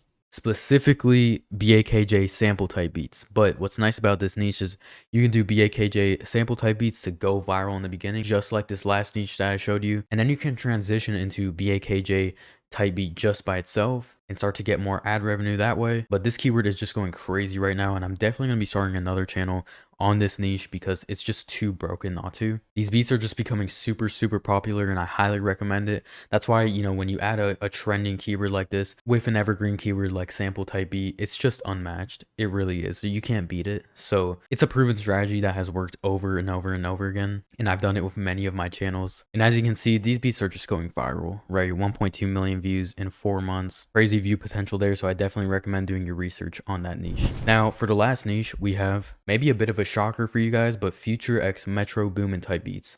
Now, you might be like, wow, Future's like pretty competitive. I'd say that's definitely a big name in the game, along with Metro Boomin, right? But if you do it right, you can definitely break into this niche, even on a brand new channel. I recommend going more of the luxury route with the thumbnails. As you can see on this one right here, it's got a picture of a Rolls Royce, and it's kind of has a moody vibe to it. So I would go jewelry, Rolls Royce, or just like luxury cars, right? Or even just fast cars in general, like McLarens, Ferraris, all that. I definitely think cars and stuff like that is the method, especially like jewelry too. You basically want to match like Future's aesthetic, but don't actually put Future as the thumbnail. I wouldn't recommend it. The reason why is you'd be kind of boxing yourself in. So right here I have kind of the diagram of the thumbnail formats, and basically you don't want to box yourself into just the artist thumbnail format. I'm not going to touch up too much in depth on this, but basically the artist algorithm is for the pictures with the artist on the picture. In this case, let's say it's a Lil Baby type beat, like the picture above. When the artist is on the picture, it will only be shown up to next to other Lil Baby type beats, which kind of limits your reach, right? Even though, yeah, Lil Baby is a big keyword, you're boxing yourself in. Whereas when you do a picture of like a Rolls Royce or jewelry, you'll be shown up next to other pictures of like nice cars and other pictures of jewelry, or thumbnails, I mean, not pictures, same thing. And what this does is, if there's a bunch of videos going viral with cars on it, which there's a bunch of type beat videos going viral right now with cars, you'll be put up next to that instead of another picture of Future or something, right? So that's kind of a cheat code with the thumbnails right there. That's definitely a gem. And Future x Metro Boomin type beats, especially these type, definitely more of like the "we don't trust you" sound, kind of like that 21 Savage sound almost. If you include samples in these type of beats, like choir samples or stuff like that, you will explode. Definitely another banger niche right there. So let me show you how I actually found these niches. That way you can find more niches like this yourself. So to start, you can look at YouTube itself and search type beat just in the search bar. to find the hottest keywords, right? You can just see what's on top. I recommend doing it in incognito mode. That way you don't get any of like your recent searches or like any of your data playing into what you see on the search results. Definitely do incognito. That way it's just a raw search results and you see who's really popping, right? I recommend having vidIQ installed. It's a free Chrome extension. They have a paid version, but I don't really recommend it. It's kind of unnecessary for what we do, at least. But definitely get vidIQ. It's spelled vidIQ. Literally, that's it. You just search that up and download it on Chrome. I also use my own AI software, so this isn't something I sell or anything. It's just something I use for myself and for my clients. It's my own personal AI type beat market analyzer, and what it does is if I just search, say, Drake type beat or something or any keyword, it'll give me an analysis of the competition and kind of like where they're messing up, what could be done better, and it gives me all their tags, their descriptions, their metadata, all that nerdy stuff.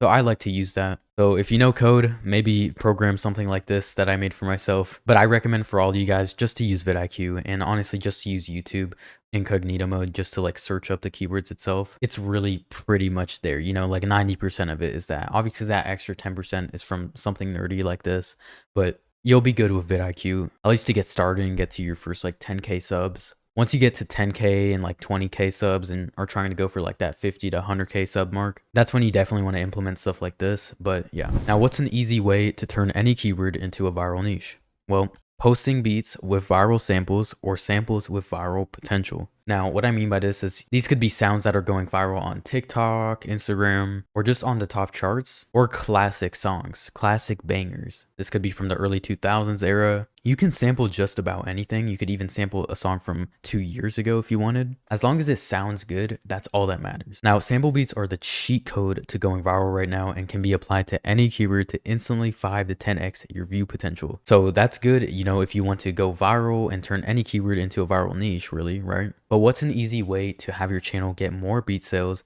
even with low views? Now, all these other producer YouTubers don't really talk about this, but I thought I'd share it with you because it's super, super crucial for actually building a sustainable hype beat business. Okay, so how do you do this? Well, you target a more mature or serious audience, right? Believe it or not, but 16-year-old kids freestyling at 3 a.m. instead of doing their homework do not buy beats. I wish they did because I'd be a millionaire right now.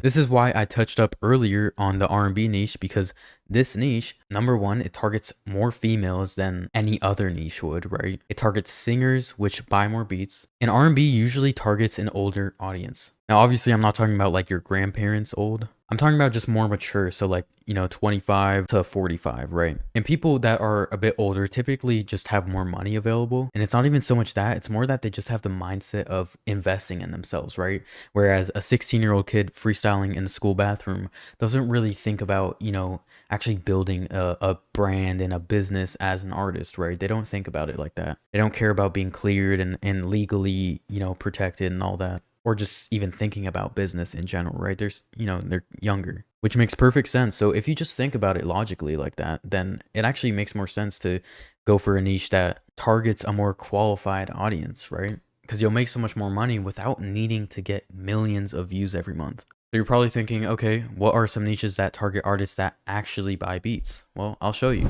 First, we have Meek Mill type beats, and Meek Mill type beats are kind of more like that sad Drake R&B type beat. They got some emotion in it. They definitely got some pain in it. But I wouldn't say it's like traditional rod wave type of pain. It's more of like a R&B type of pain. And they also have like some soulfulness in it. And soulful beats really do sell a lot. So Meek Mill is a super, super good keyword if you want to sell a lot of beats.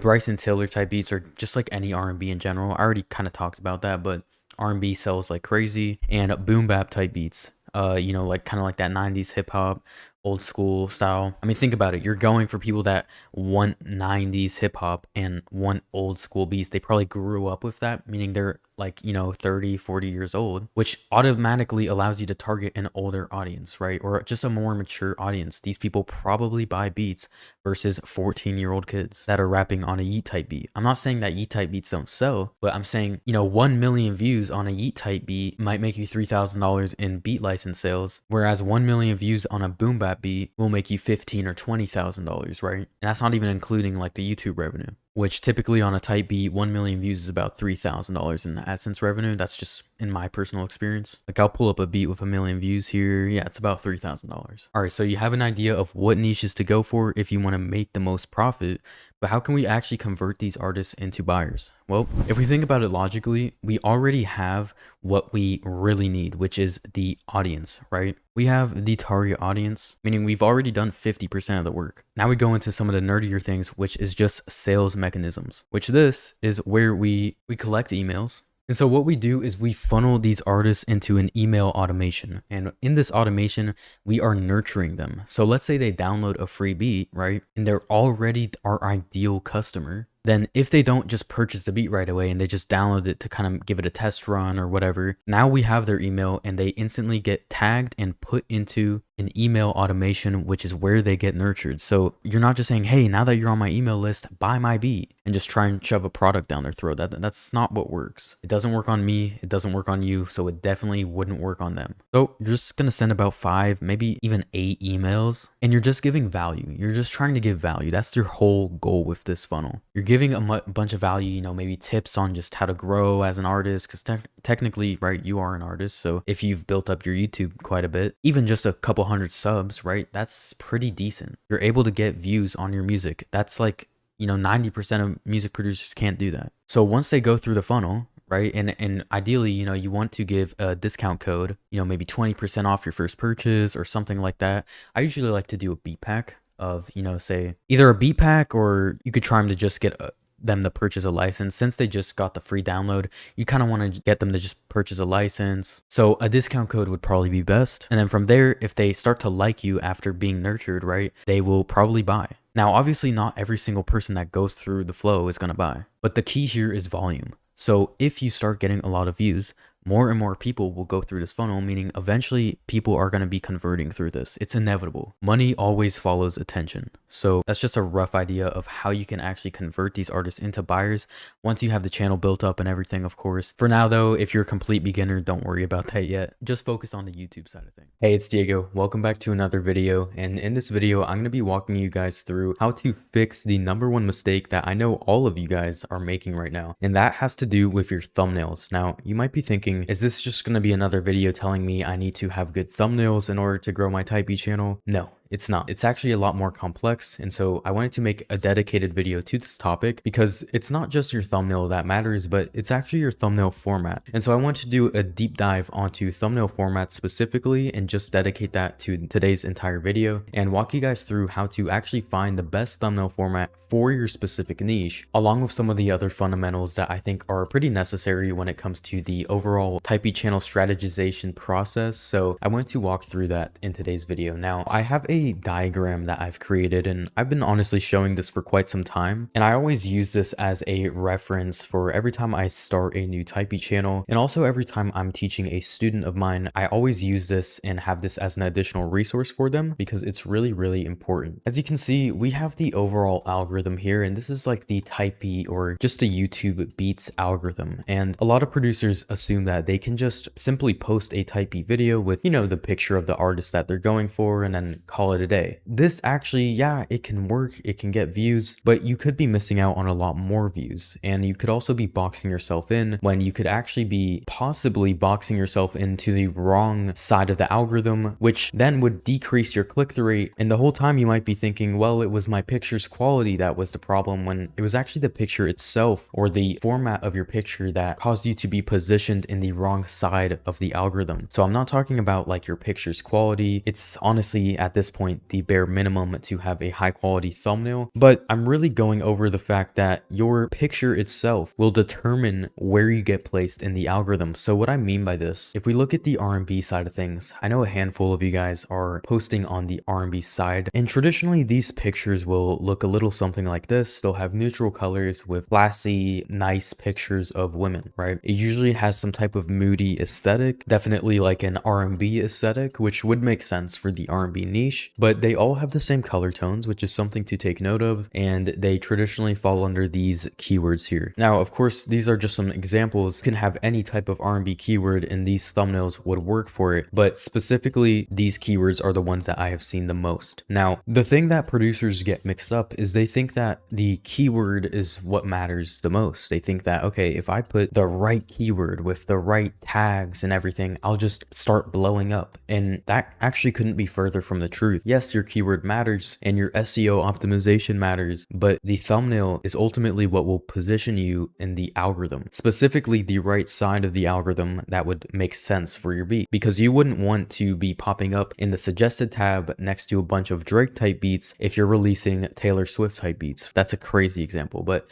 you wouldn't want that. So you can actually help the algorithm by having a thumbnail that actually matches this. So in the R&B niche, all these videos with these type of thumbnails are getting millions of views. Whereas if you were to put Brent Faiyaz or Summer Walker or Bryson Tiller, the artist, as the actual thumbnail, you would then be positioned in the artist algorithm. And the artist algorithm is where you ultimately are boxing yourself in. And a lot of producers will mess this up. They think, oh, well, it makes sense if, I've researched the keyword and all of the top guys are using the artist as the picture. And yeah, 10% of the time that can actually be the right move, but 90% of the time, you're actually missing out, because when you use the picture of the artist itself, you will just be positioned next to only other type B videos with the picture of that artist, meaning you're really just boxing yourself in. And a lot of you guys are going for low competition, high search volume keywords, which means you're going after pretty relatively smaller keywords. So you're already boxing yourself in enough with the keyword. Why would you want to box yourself in even more with the thumbnail? And so the key to the type B game, and what a lot of the professionals in this space to do, is they use thumbnails that actually match the aesthetic a bit more. So for example, with Detroit type beats and California West Coast style beats, trap beats specifically, we usually go for stuff with lean, women smoking, stuff like that. Whether you agree with it morally or not, personally, I don't really care for this stuff, but it does get the highest click-through rate and ultimately positions you next to these other videos that are going viral. So it's a really good method. What a thumbnail format is, to make it make sense to you, is it's really just going after the suggested algorithm.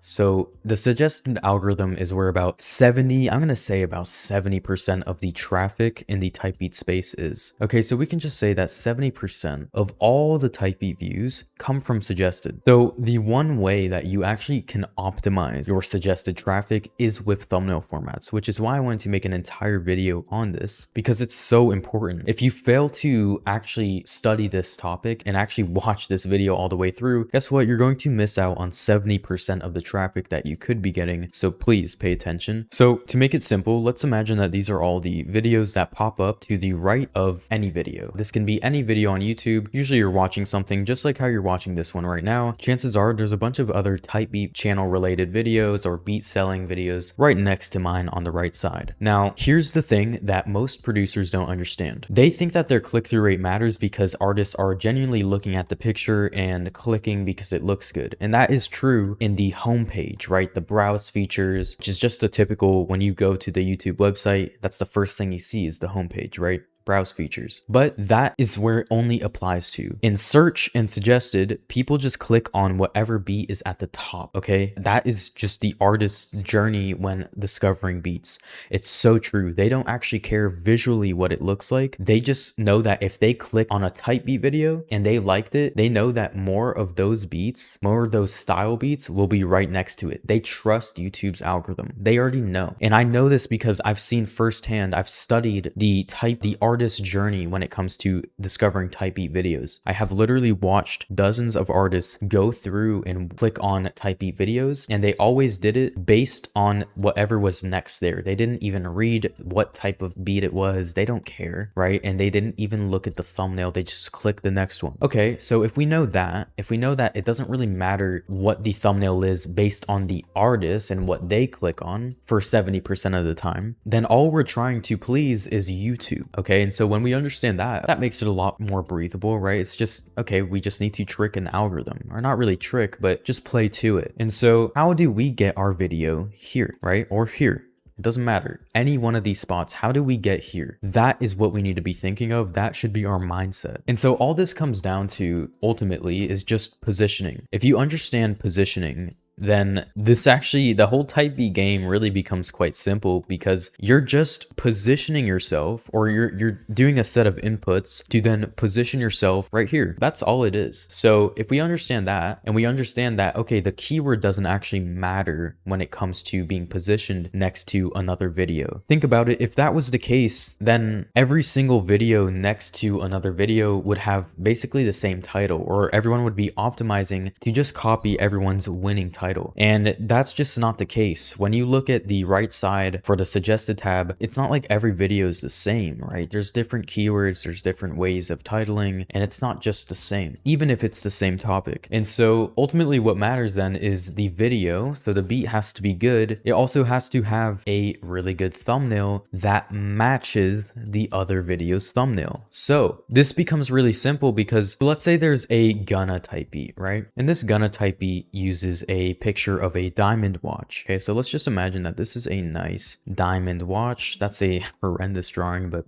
just excuse it. So this is a Gunna type beat with a diamond watch as the thumbnail, and that matches Gunna's aesthetic. It makes sense. And let's just say that the video has 1 million views. Okay, then all we need to do to get positioned next to this video is we can just have a beat that is the similar sound. It doesn't need to be the same title, but a similar sound, or an identical sound basically. But this could be a Lil Baby type beat. This could be a Young Thug type beat, right? It could be just anyone in YSL. It could be anyone that relates to this keyword. It doesn't need to be the exact keyword though. And so we would also have a diamond watch thumbnail with a beat that's very, very similar to the sound, or is just like in that same lane, right? And so then ultimately that's how we can position ourselves right there. Now, if we were to have a Young Thug type beat with Young Thug as the thumbnail, right? His face as the thumbnail, we would only get positioned next to other Young Thug type beats with Young Thug as the thumbnail. We would not get positioned next to a Gunna type beat with a diamond watch. Okay, so I hope this makes sense. I hope this is like really easy to understand. It's very simple to me, obviously, because I do this all day, but this is the easiest way I can explain this. Okay, so all we're doing with the suggested algorithm is just trying to get here, and the only way we get there is by matching the thumbnail format. Okay, so now that you guys understand that, let me dive a little bit more into why this makes sense, and I'll actually do a live demonstration proving to you that this is actually how it works. So then I'm sure you guys have seen a bunch of these thumbnails too. So this is more like the trap beats, freestyle beats, stuff like that, those really high competitive keywords that get tens of millions of views. You would never see this type of thumbnail next to a Lil Baby type beat with Lil Baby as the picture. You just never would. You'll see these type of videos next to other thumbnails like that. You always will. And just to demonstrate that to you guys, I'm on an incognito window here, and I'm going to search up freestyle type beat, and I'm going to find one that has that type of thumbnail, right? A cartoon thumbnail. So I'm going to click this here. As you can see, all the videos next to it are the same thumbnails, but to be fair, this is just the same guy. So let me click another one to get a bit more in the algorithm. But as you can see, it's literally only these type of thumbnails. Of course, there's the occasional one that slips through, but generally like it's only those type of thumbnails. And so if we click one that's not from Anabolic and we click this, guess what? Now we're positioned next to a bunch of other beats with this type of, this is 9 years ago, right? But it still gets positioned, and it's not even the same producer. It's the same type of thumbnail though that gets you all over here. Like that's literally how YouTube positions you in the algorithm. So I'm going to click another one here, and just like that, there's even more, right? You can keep going, and it will keep giving you these type of thumbnails, these type of beats over and over and over again. And that's just how the algorithm works. Now, if I make another YouTube incognito tab and I look up Lil Baby type beat, right? Let's try and get in the artist algorithm. Okay, let's look up Lil Baby type beat. I'm going to click any one of these. It doesn't really matter which one. I'll go with Saya just because I like Saya and he applies a lot of my strategies. But as you can see, every single thumbnail here is a picture of the artist. It doesn't even need to be Lil Baby, but it's the picture of the artist always. We are now in the artist algorithm. And this doesn't mean that these videos don't get views. They get views, but you're basically just choosing where you're going to be positioned. And so that's why your thumbnail matters so much, not just because of the click-through rate, but it really determines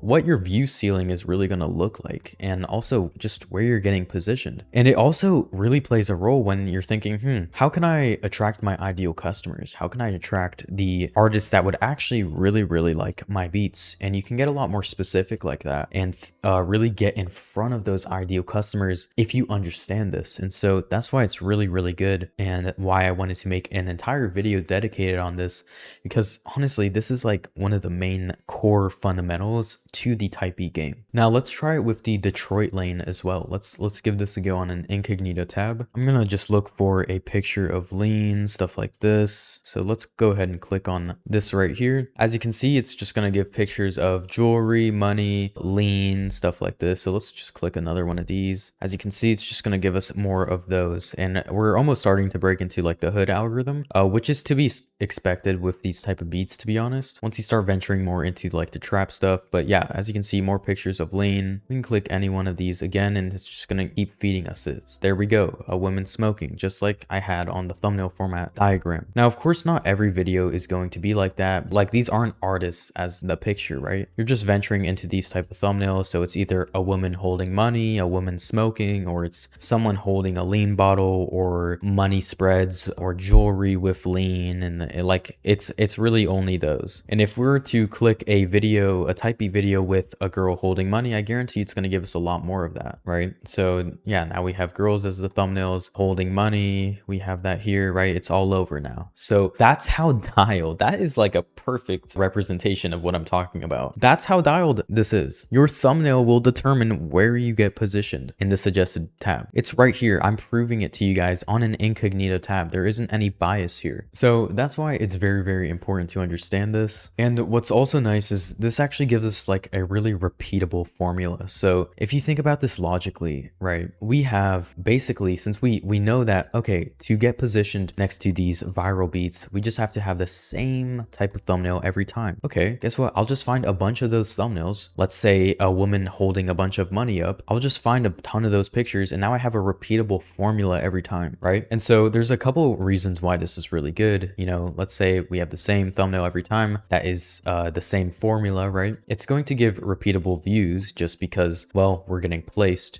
in the suggested tab. And of course, that's 70% of the market, right? So we get views from that. Our own audience becomes really familiar with these thumbnails too, because every time they see a type beat video with a girl holding up money or doing a money spread of some kind, they instantly associate that with your brand. They associate that with you. And so if they liked your beats and they subscribed because they were good enough for them to actually want to care about them, and they start seeing a thumbnail pattern or a thumbnail style that actually has a pattern to it, and it's the same every time, then they start to click one after another. And guess what? When your audience clicks your type beat video, or any video in general, over and over again, and they click it right when you drop every single time, and your audience actually cares about your content, then guess what? YouTube will promote it to everyone else. And that is ultimately how you end up at the top of the suggested every time for a viral niche, right? It's that trickling pattern. And another reason why this is good is, you know, if you're posting a Gunna type beat, you know, with the diamond watch as our example here, then if someone clicks on that and they genuinely like Gunna type beats, and all of your videos always have diamond watches as the thumbnails on that specific keyword, guess what? Your videos are going to pop up right next to that one video. Okay, they're all going to be right there because your thumbnail format matches it. And so when you're starting a brand new channel, this really matters because you're getting yourself in the suggested feed already off the rip by having this in place, which then only leads you again to getting placed into the big algorithm, right? And suggested. And so all of this just only leads to more views. That's it. It's a simple process that will only lead you to growth. And so when we understand this, it actually becomes really simple to get a lot of views on type beat videos more frequently, more consistently. And you know, always on this channel, what we talk about is sustainable growth, right? Consistent results. We don't want just outliers. We don't want one video to go crazy. We want a lot of our videos to go crazy. We want consistent views, right? So ultimately, all this comes down to is just thinking about the artist's journey when it comes to discovering beats. That's it. We just think about their process with it. And we also understand how YouTube's algorithm works. So hopefully with me talking about this, you understand a little bit more about how YouTube's algorithm works, specifically with the type beat marketing space. So that's all I have for today. Thanks so much for watching, guys. I'll see you in the next video. Take care. Hey, it's Diego. In this video, I'm going to show you how to find the best pictures for your type beat channel in the most efficient and effective way. Now, there's three main things that you're going to learn from this video. which is number one, how to find high quality images for your typey channel with, of course, viral potential. Second is how to know what a good and bad thumbnail looks like. That way you can have an overall better understanding of this. And to be honest, this is just going to get you a higher click-through rate in general, just because you're going to know what an actual good thumbnail is for YouTube and understanding the thumbnail formats along with it. However, I'm not going to go too in depth into like thumbnail formats since I made a video on that the other day. It was this video right here. It's called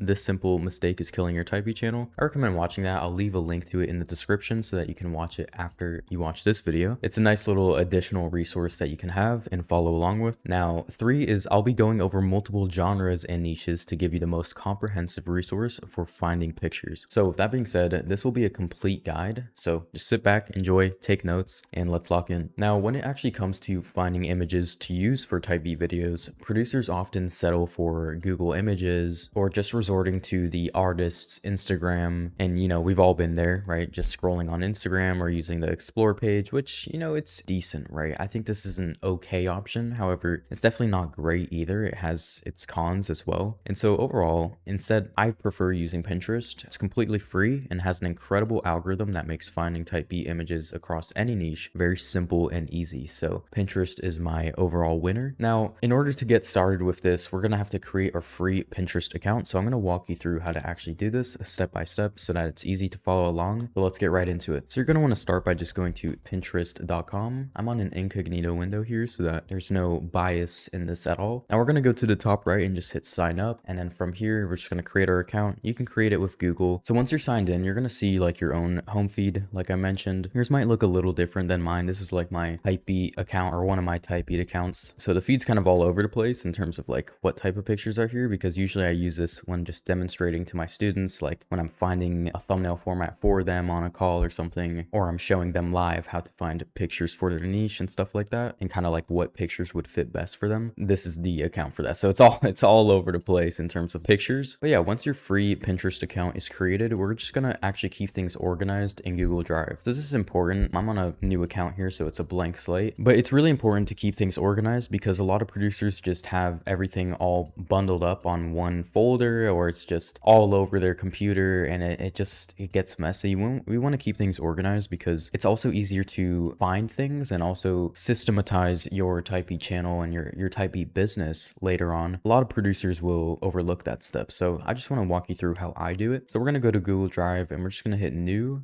and new folder. Well, I like to have an individual folder for each thumbnail format that I'm going for, like each style of picture and kind of like each niche. So let's say I had 3 channels. I'd probably have about 3 different folders. So one for each channel. That's assuming, of course, that you're just sticking to one style of a picture for each channel. Now, if that changes and for whatever reason you're doing 2 different styles of pictures, you can have 2 folders for one channel. But to keep it simple, you know, and I usually recommend just only having one style of picture to feed that thumbnail format that you're going for each channel. And so to keep things simple, we'll just do one folder for each channel. So let's say we have a channel for trap soul type beats, right? We'll do trap soul type beat channel, or you can just put whatever the channel name is. Maybe it's different, but you can go with something like this. And then from here, what we're going to do is open this up. Traditionally, what I like to do is have different folders inside of this folder for each batch. So what I usually do when I'm running a typey channel is I have 1 or 2 days, typically just like one day of the week, where I spend about an hour looking for thumbnail pictures. And so I would get maybe 20-30 pictures in that hour, and I would make a whole batch folder here. And the reason why I would do this is because if you have just every single picture here all in one place, it still can get messy even though you're trying to organize it. And let's say there were some pictures from a certain era, right? Where let's say you were posting pictures with girls as the thumbnail for like your R&B beats or something, but you were doing it in a specific way. Maybe it was girls with a dark background behind them, like nighttime pictures of girls, and you posted that throughout the first week of January, or really the first of the year, right? Let's say you posted that all throughout January. You'd be able to look for your January batches and be able to find more pictures like that if you wanted to start those pictures again, or it's just an easier way to keep things organized. And I also like to implement some keywords into that. So what I'm going to do is just right click this here, and let's say we're doing a batch. So let's say it's January 15th. We'll put batch, and then from there, let's say it is pictures of girls with a nighttime aesthetic. We'll do girls nighttime aesthetic. Okay, we'll put some keywords in there as well. No, and I spelled that wrong. So we'll hit create, and then from here, as you can see, it's organized, right? We have it in batches, and we have the keywords for what type of picture it is, and then you can dump all these pictures in here, right? But this way it's nice and organized. Now we'll actually be organizing some pictures on the Pinterest app as well too.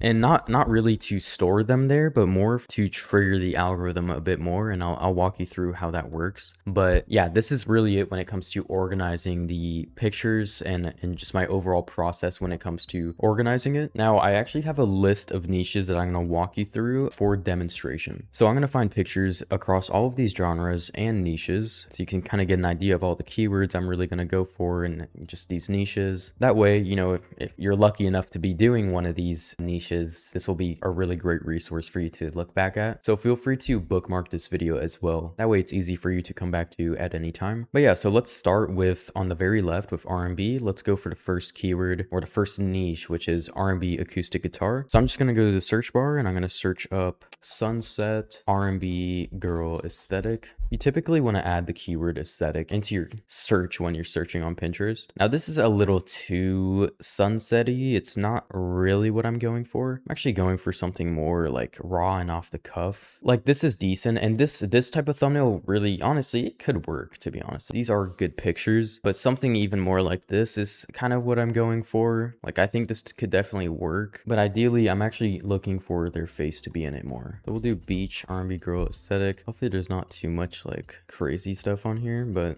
yeah, I mean, this is getting closer. So this is honestly more what I'm going for, which is just, it's not like a blacked out silhouette. So like, honestly, you could go for something like this, something where you do see their face. Ideally, girls smiling just gets a higher click-through rate in these type of pictures. That's just what I've noticed looking at the data with some of my other students and clients in the space. Something like this is good too. You really just want it to be clear. So this would work really well. It's a good thumbnail for sure. Something that's more of like a bad thumbnail in this case would be something where it's just not really clear what it is. It's hard to see their face. Now in other niches, which I'm going to actually go over, you actually would want it like that for a specific format. But in this case, it's just not really good to have it like this. Like something like this just wouldn't really match the vibe either, at least for what we're going for. So we're really looking for like the sunset stuff. Something else that wouldn't be too good is just like green. We don't really want that either. Just not really the aesthetic that we're going for. And it's not that these aren't good pictures in general. It's just you want to be able to determine whether a picture is actually good for the niche that you're trying to target or not. And so the way I actually know what pictures I'm going for, this feels like a little bit weird that I'm looking at this, but the way I know what pictures I'm going for is like, I just do a search at the market and I already know just internally what pictures work for each niche just because I'm a little too embedded into this game. But basically, like if you look at the top, it's all pictures like this, right? If you see here, it all has that aesthetic. So that's really what we're trying to go for. Some people do it a bit differently, but overall it's typically looks like this. And the ones that have performed well too, I already know, right? The ones with millions of views all have that aesthetic. So you want to be going for stuff like this. And so that's why like I typically wouldn't go for a picture like this, because it just, that doesn't really match this, right? It doesn't really match that aesthetic of the sunset vibe, right? This is just pure nighttime, so that wouldn't really make sense. But maybe something like this could fit the vibe a bit better as well, or something like this. But ideally we want front facing, so we want it to show their face. So that's just a general idea for this niche. Now when it comes to R&B X trap soul, we go a little bit differently because we are not doing the sunset aesthetic. We're actually going to do something completely different. So what we're going to go for is a girl purple lighting aesthetic. I'm going to go with something like that. So this should be, see, this is not what we want though. So this is an example of like what we're not going for. Stuff like this we wouldn't want, even though it's a girl with purple lighting. It's not exactly what we're actually going for. What we're going for once again is just more of it like a raw off the cuff type of picture. So stuff more like this, kind of that bedroom aesthetic where they're usually just either at their house or just in a room of this, like that classic LED strip lighting with like a purple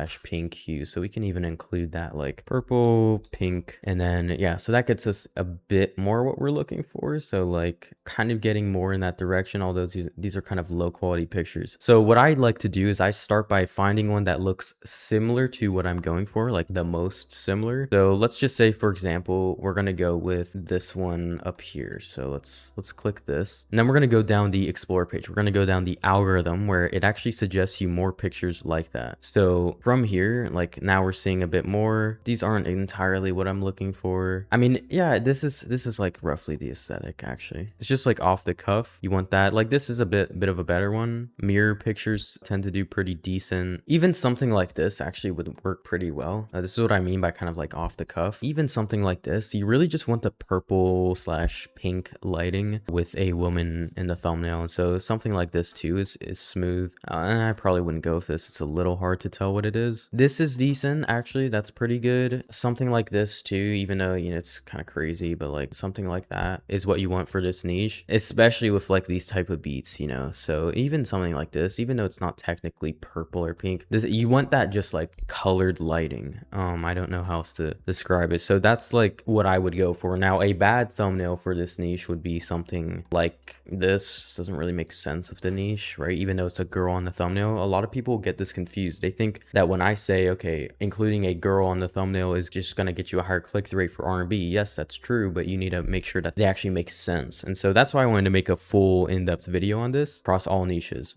And now the next thing we're going to go for is dark R&B. So dark R&B is actually this. So it's right here. We want these type of pictures for dark R&B. Now dark R&B kind of goes under Party Next Door, Black, even some more like underground R&B artists, like Shay Ekru. I probably butchered that name, but stuff like that, just more dark R&B. You could even say Lith. I wouldn't necessarily go for that with this aesthetic, but you definitely would just like dark R&B in general, like Party Next Door, that type of stuff. You want these type of pictures. They almost have like a nostalgic aesthetic to it, and so you want basically the silhouette of the girl, but you don't want to actually be able to see the girl, and you want like that nighttime city aesthetic. It's just, that's what you're going for, especially because it also relates to a lot of what artists like Party Next Door and people like that talk about in their music. That's why it just really matches the aesthetic. I'd argue you could even go with this, but I'd stay away from actually being able to see the girl. Like stuff like this fits a lot better actually. And so you just want to really be able to just see the silhouette. So ideally, if it has some lighting too, some other, like even this, I'd honestly go for. This looks good, but it might be a little too warm of colors too. See, it gets very nerdy, but this is a good one too. Like, to be honest, I'd probably go with that. But in general, you want like the city in the background. So that's kind of the type of thumbnails you want to go for. Now, a thumbnail I wouldn't go for is probably something like this, right? Even though it's a girl with the nighttime city aesthetic, you can see the girl. And so that's like a really important thing that you don't want. So something like this would make a lot more sense because it's more like just a silhouette. I hope that makes sense for this niche. But if you guys are doing like Party Next Door or niches like that, this is the thumbnail format that you should be going with. This is some major sauce. And I actually had a case study. If you look at my channel, this video right here, I got this producer full-time in 3 weeks. That video is a case study where I took a student and literally with this exact same thumbnail format, we did it on the black keyword, black type beat. And yeah, he got monetized in 3 weeks and it's literally full-time now selling beats. So it's a very good strategy, very good niche as well. Now, in terms of trap, this is a lot better in my opinion for like consistent results. Although the last one we just did is also really easy to get consistent results because it's like the same type of picture every time, but trap gets really good too. So what I like to go with is like Key Glock and Young Dolph. Okay, let's go to Pinterest again and we're gonna go with, or let's do Iced Out Watch with Cash. So we're gonna go with this aesthetic. So stuff like this already is great for Key Glock, Young Dolph. If you want stuff, you're not gonna actually have the artist in the thumbnail. I would never honestly do that. So I used to do that when I hammered this niche out with like multiple channels back in like early 2022. Now I would go with this aesthetic for sure. I would be doing like stuff like this. Is a great thumbnail for that. It's a little too dark, honestly, maybe. So, but like stuff like this too, solid. Honestly though, even though this is what I prefer in terms of like taste for watches, you're going to want to go for iced out watches just because that matches the overall aesthetic a lot more. So stuff like, I mean, you could even fly with something like that, but I want to avoid having anyone in the thumbnail. I just want it like this. This is great. Perfect. I'm actually going to save this for myself, but stuff like this is really good. Now, something like this is almost a little too cluttered, but you could go with this. It does like technically match it, but something like this is really, really good. I'm going to save that too. These are really, really good pictures for this niche. So something I wouldn't go with though would probably, I'm going to save this one too. This is perfect. But yeah, so like you literally see me going down the rabbit hole, right? I'm just going down through it's suggested after that, and I'm just finding more and more pictures like it. Yeah, so something I wouldn't do is like someone like actually holding the stuff. I don't want anyone actually in the picture. Something like this I wouldn't go with either, even though it matches the aesthetic. It has the cash and the diamond watch, but the problem is we don't want anyone in the picture. We want it to be like as if they took it of themselves with their own phone. So that's what I would do. You could go either way, but that's personally what I've seen perform best as of like 2026. So it changes, right? It does change, like in terms of the thumbnail formats that do perform well, it does change, but right now that's what's crushing. So yep. Now next is just modern trap beats in general. So like Splurge, Pusha Ice T, or like any sample beats you see nowadays with like Lil Tony, Fat Max, stuff like that. So now in this case, we're actually going to want to have the person in the thumbnail. So what I'm going to do is I'm going to search up guy with money spread smoking, something like that. This typically performs well in these type of niches. So I actually used this picture once and it got about 300,000 views on a type beat. So you want to go with stuff like this, but honestly that money spread isn't spreading enough. We want like a good money spread, in my opinion, for these type of thumbnails. Like even something like this could do well, but it's not entirely what we're going for. See, this is almost a little too high quality, so you kind of want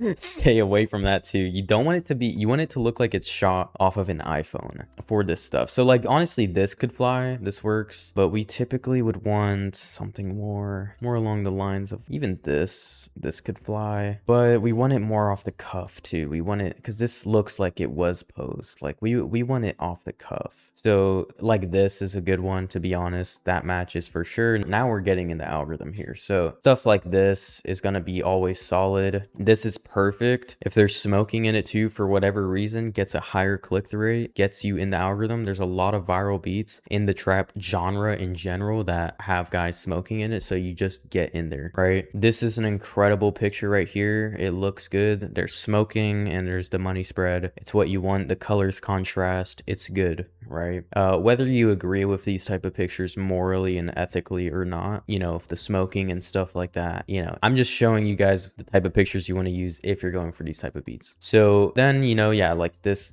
could do well as well. This is perfect. Again, smoking and the money spread, perfect, right? You want to ideally get those two combinations in there. So then this is, again, another one. It doesn't necessarily need to be a spread, but something like this where it's just chill. It's very similar to this one. And so we could literally just click this and we'd find a lot more like that. Boom, literally all over. This is perfect. It not only has a money spread, but it has a gun in it as well. This is perfect. That does really well. So yeah, now a picture I wouldn't use is something where the full face is exposed. I would never do that just because it won't get a good click-through rate. The reason why this is good is because usually you don't see the person's face, but it gives you, it shows like what type of aesthetic they want or what they're wanting to rap about or stuff like that. And so that's why you don't really want their face in it. This could work too, right? Ski mask guy like this. In this case, you can't have the face if it's got a ski mask, but yeah, and then there's money and then there's a gun right there. So perfect. Now moving on to the next niche, we have Detroit/West Coast. So in this case, what I'd go with is like lean and iced out watch aesthetic. Yeah, so stuff like this. This is exactly what you want. Basically, all of these pictures work as long as they have some type of drink in it and an iced out watch. So like this is really good. And there's so many of these pictures. There's so many. So like I'd even argue this is good, even though it doesn't necessarily have an iced out watch in it. But yeah, so these are the type of pictures you want to go with. And then then you can even, there's a second format that works well as well, which is like girl smoking with cash. We could do something like that just to kind of go down the algorithm. So let's see, something that would maybe work.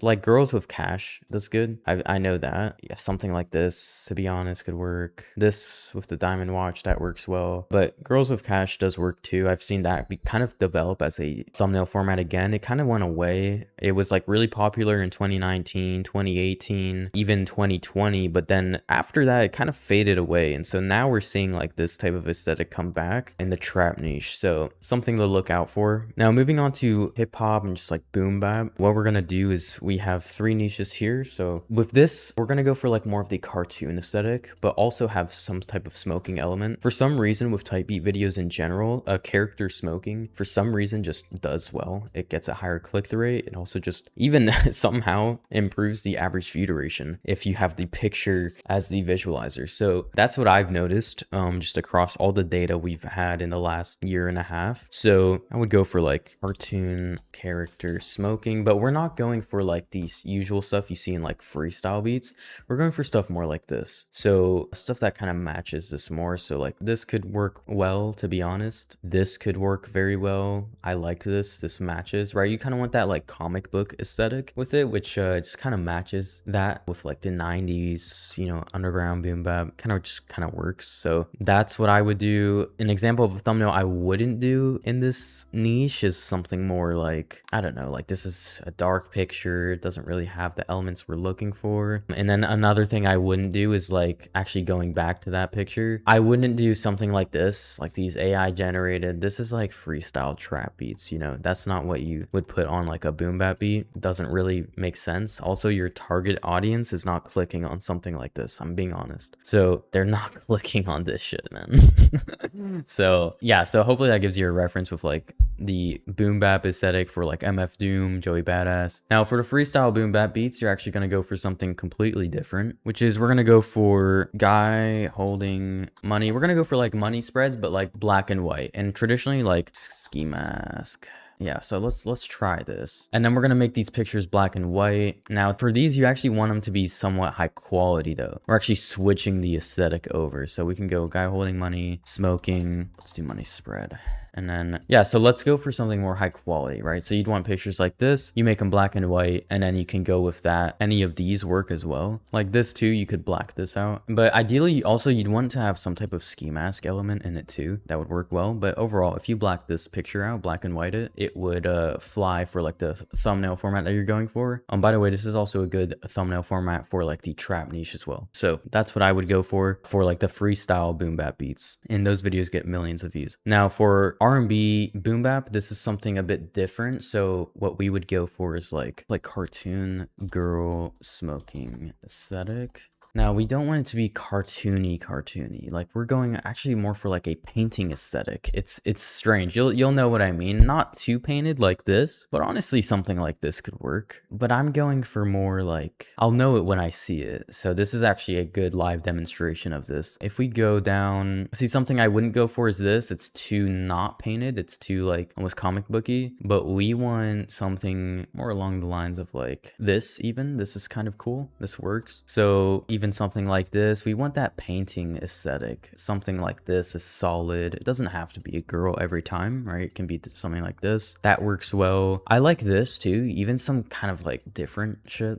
to be honest. It's kind of cool and it matches this aesthetic. So you kind of want that like painting abstract aesthetic too, like just kind of unique. And ideally, if they're smoking in it, that's great. Like this is a great thumbnail here. It's got some emotion to it almost too. It just really crushes for like this aesthetic. Now moving on to pop, we're going to have the acoustic guitar first. This is going to be different from like the R&B acoustic guitar. So we're going with something different. Let's do acoustic guitar aesthetic. Let's just go something simple like that. And I bet we can find something good enough to where we can go down the rabbit hole. So something like this is solid, to be honest. That matches what we're going for. This looks good, and ideally we want the guitar more in the picture, like, but that's good though. That is a good thumbnail. Something I wouldn't do for this niche is something more like, let's see, I mean, honestly, these are pretty good pictures, but yeah, something I wouldn't do is something like this. Just, doesn't really match the aesthetic we're going for. I also wouldn't really do this, to be honest. We really want a guitar in the picture every time, and so even something more relaxed like this is good too. It works, but we typically would want something, yeah, like this. Even this is good. It has that like cozy bedroom aesthetic too, which is nice. Kind of like that indie aesthetic in a way, so that's good. So stuff like this is solid. And then for country, honestly, it's similar. It's not entirely similar. You're gonna have like the same colors, but it's just going for a bit of a different aesthetic. So we can go like country aesthetic. We can even implement like a guitar in these pictures. Ideally, that would be solid. So something like that is good. You could even use this picture again for a country channel. But like, and honestly, this is like a good picture too for country. Either you go super cowboy or you go with stuff more like this for country. Like it's kind of like an in-between. This would be great for acoustic guitar as well, by the way. So like that's what I mean is like country and acoustic guitar in general is like very similar with the type of pictures you'd want to go for. But like I think these pictures are solid. So even something like this is cool and this works, right? It matches the aesthetic. This is cool, right? Just stuff like that. This is great. I love that. This is awesome. It clearly shows, I like the colors match. It clearly shows what it is. This is cool too, so that's what I mean is like you can get way more cowboy or you go with like the acoustic guitar like aesthetic. So it's kind of no in between. But yeah, it's great, right? This is cool too. Good picture. So those are the type of pictures I'd use for country. Now for indie and like bedroom pop, I'd probably go for some pictures like this where it has this aesthetic. So this is like good. You want these warm colors. You want it to be nighttime pictures every time, but warm colors like that. Very, very good for these type of beats. And so just to give you a better example, ideally you just want it to look like the person is like having a good time, to be honest. So even something like maybe not like that too much. It's maybe not what I'd go for. You kind of want it more like, even this is cool. This works, honestly. Like you kind of want to circle back to like the silhouette of the girl, or even stuff like this works well. These are the type of pictures I would go for. Something I probably wouldn't go for is like blue hues don't really work well. Like colder stuff, not really that good for this niche. So those are my thoughts. But yeah, so hopefully this makes sense and kind of covers like the picture finding process for type beats in general. If you guys enjoyed this video, make sure to leave a like, subscribe. I post content like this every single day. But yeah, thanks so much for watching. Have a good night. Now let's talk about how to create your thumbnails for free. So I'm going to give you a little Canva tutorial here. So what you're going to want to do is go ahead and go to canva.com and then just sign up with your Google account or whatever. It's free, so don't worry about any paywalls. You're good.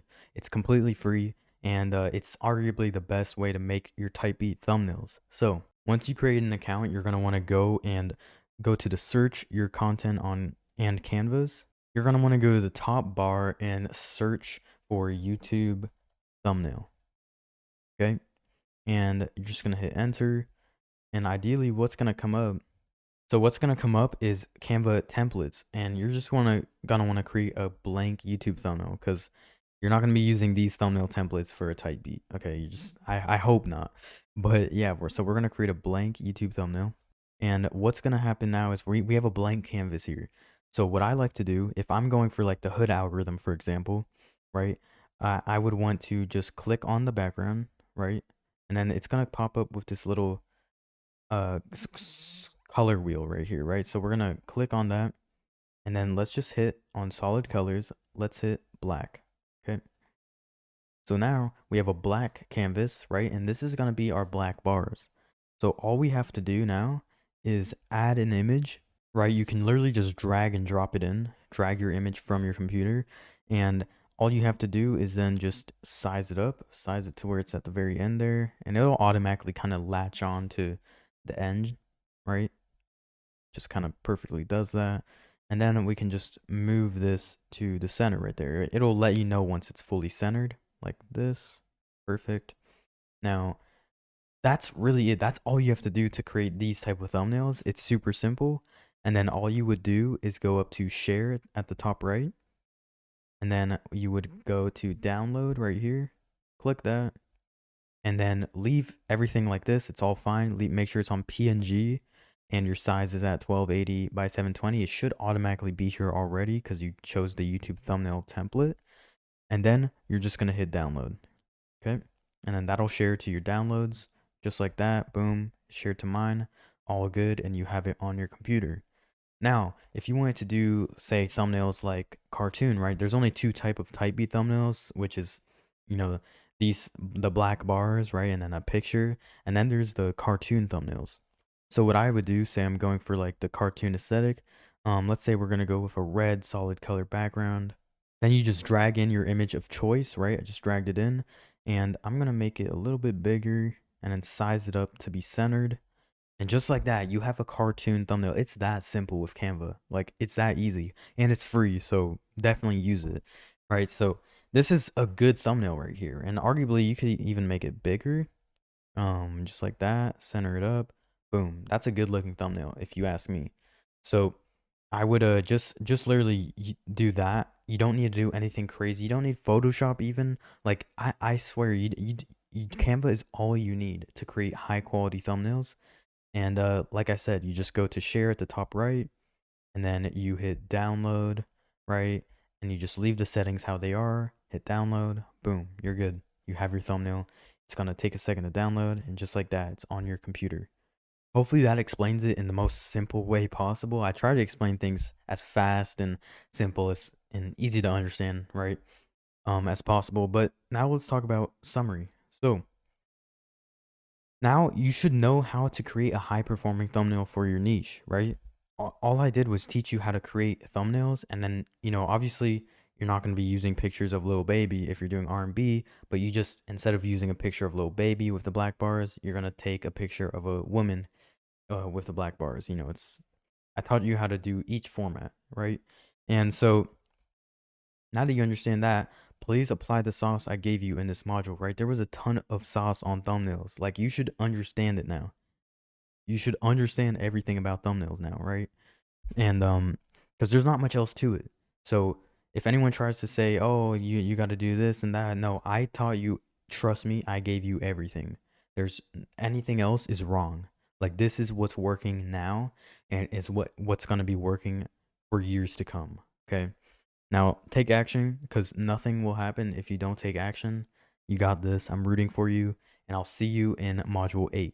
Hey, how's it going, guys? In this video today, I'm going to be going over the retention hacks and kind of the optimization for arranging your beats for retention and getting average view duration. So this should be a pretty good one. A lot of producers kind of fail to understand how vital your retention is for your type beat channel growth. So that's why I really wanted to dedicate a whole video to this, and let's just get started. All right, so the one mistake killing producers' type beat channel growth is obviously that producers post their beats without thinking about the necessary vital structure that is needed to get a lot of views consistently. So, just actually arranging the beats properly and actually optimizing for results. Because when you're growing a type beat channel, you really are trying to please the audience. A lot of the times producers can kind of think, oh, well, I'm making music for me, and that's great. But if you're actually trying to sell beats and actually get people to watch your beats, you do kind of have to think about your audience at the same time, right? So a lot of producers kind of get in their head sometimes with that, and you kind of have to drop your ego and actually focus on, okay, how can I please the audience, and how can I actually make my audience stay, right? So that's kind of the main thing when it comes to that. And going viral comes down to how long you can keep artists engaged in your beat. That's it. Obviously, your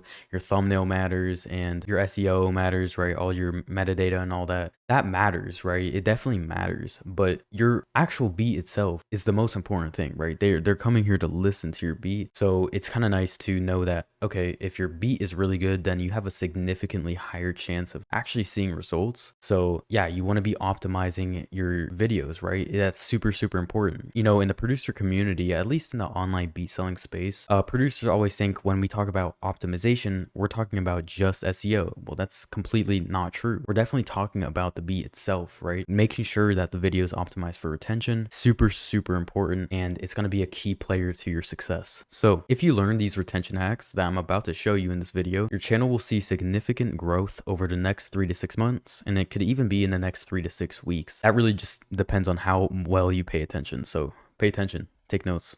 All right, so why is arrangement so important? Well, if you get lazy with the structure of your beat, the retention and average view duration really reflects that. As you can see over here, I kind of have like a example of what is a good retention and what is a bad retention. So this is what happens when you post a good beat without implementing retention hacks, right? Even if it's a good beat, if you don't actually implement retention hacks, and I'm going to get into what a retention hack is in just a little bit, but if you don't implement retention hacks, even on a good beat, you can see a 33% retention rate, and that's horrible, right? You don't want that. That means 33% of the viewers are still watching at around the 30-second mark, meaning you lost almost 70% of your viewers within the first 30 seconds. That's really not good. And this is what happens when you post a good beat with implementing retention hacks, right? 90% of viewers are still watching at around the 30-second mark. That's super, super good. You're keeping 90% of the viewers. And if you think about this logically for a second, right? All YouTube wants is money, right? They are a business. At the end of the day, they are a business. All they want is this. So the more people that you keep on their platform and happy, right? Imagine this is a happy guy. He looks pretty happy to me, right? The more people like this that you keep on YouTube, the more they will reward you in the algorithm. So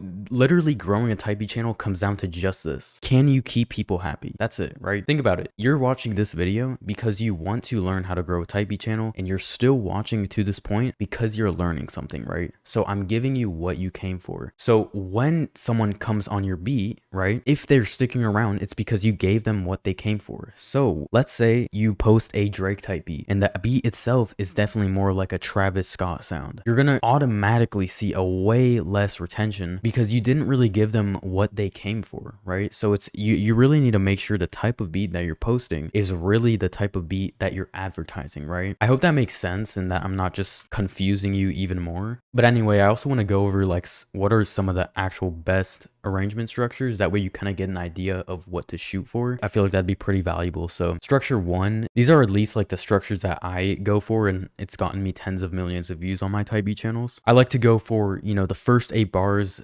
is just the beat playing with the drums and everything like hard right away. And this can be done in any niche, right? Any genre, any whatever. First 8 bars, you just have the beat playing. Then it transitions from bars 8 to 16 to a bridge, right? So only the melody is playing, right? And this can have like more of the melody playing. So for example, in the first 8 bars, you have the beat playing like hard right away, but maybe it's just one part of the melody, right? Or just like, you know, the core part. But then in the bridge, you have like the counter melody playing along with the main melody, right? So it gets a little more complex with the melody, but the drums disappear for the bridge. I'm sure you know what a bridge is. And then bars 16 to 24, the beat plays again full force, right? So this is like pretty standard, but a lot of people don't do it with type beats, and it's an easy way to get your retention up. Kind of what the typical retention on this structure looks like is, you know, 82%. You can see around 70 to 80% retention rates on this arrangement structure. Mind you, obviously I still implement retention hacks. So if you weren't to use any retention hacks, you would just be kind of getting maybe 60 to 70%, which is still really good. Or I wouldn't say it's really good, but it's decent for sure. So another way you could be structuring your beats is the first 8 bars, you know, you have the melody playing with only the kick and the 808 playing. Now, this is the most common strategy that I went for as far as arranging my beats on my Memphis channel. That channel I blew up in kind of like the Pooh Shiesty, Key Glock, Big Scar lane. And so this worked really well for that. I'd say this typically works best in like the trap niche, but this could also be applied to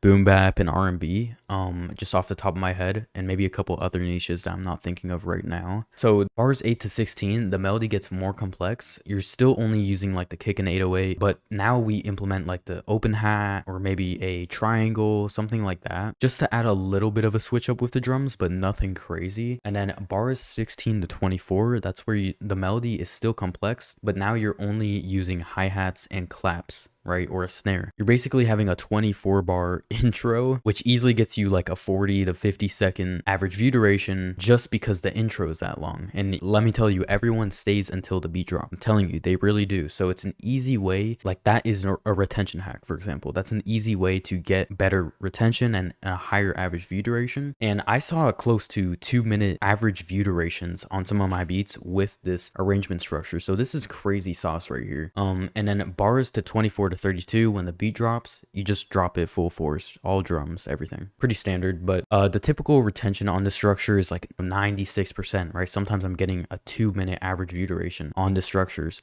So it's super broken. I'd say it cooks the most with trap beats, but if you're not in trap, this can also work pretty well in other niches, like specifically R&B, I'd say, specifically more that like trap soul sound. But I've seen this work with like Drake R&B beats, for example, or like kind of like that soulful Meek Mill sound. But now let's talk about, you know, what is a retention hack? Because you're probably like, okay, Diego, you've been talking about retention hacks this whole video, but what even is a retention hack? let me explain. Okay, a retention hack is a unique element that you add to your type beat video or beat in general, right, to engage the audience. That is literally it. That's the definition in my terms, right? And no, it's not an actual hack that manipulates the algorithm in an unethical way or something. Like, you're not actually like messing with the algorithm, you're just playing to it. So these are legitimate strategies that keep artists engaged consistently, and it's what I've used to get tens of millions of views on my type beat videos, and in return generate multi 6 figures in profit from literally just selling beats. So when this really starts to cook is when the views start to compound. So I'm going to show you a little bit of the compound effect that happens with YouTube type beats. And I'd say definitely specifically type beats, not just YouTube in general, but specifically type beats. Due to our niche, I'm going to explain. So number one, these type beat videos have something called SEO, right? So when we're search engine optimizing our videos have a much higher chance of actually getting in the search results. And what happens when your videos get in the search results is your video is now an asset. So it's basically going to get views forever. This is the beauty of YouTube. Your video is going to get views forever, even if it's 2 views a day. If you have 1,000 videos, that's now guaranteed 2,000 views a day. So this is where the compound effect starts to go crazy, because if you were to be a normal producer and post every day or whatever, right, and you're SEO optimizing your videos, you might think, okay, that's enough. And sure, that might get you that 2,000 views guaranteed. But how do we take the videos that, you know, say after 6 months, now they're only getting 1 view a day or 2 views a day? How do we make it where they have a higher chance of getting 100 views a day or 1,000 views a day, right? Even after years of them being uploaded. Well, this is where we implement retention hacks, right? So obviously your SEO should be in place, right? If you don't know about SEO, I have a YouTube video where I go over everything with the type beat space, all the fundamentals and everything. I think it'd be super valuable for you, so I'll leave it down below for you in the description. You can check that out after you watch this. Now, the compound effect really cooks when you have retention hacks. So for example, if you are doing certain things to increase your retention, even if some videos still only get maybe a 50% retention, whereas if you didn't implement retention hacks, they would have gotten maybe a 20% retention or a 30-second average view duration. But since you implemented retention hacks, now it's like a minute average view duration, right? The more you do that, it's kind of like you're flipping a water bottle and you're waiting until one finally lands.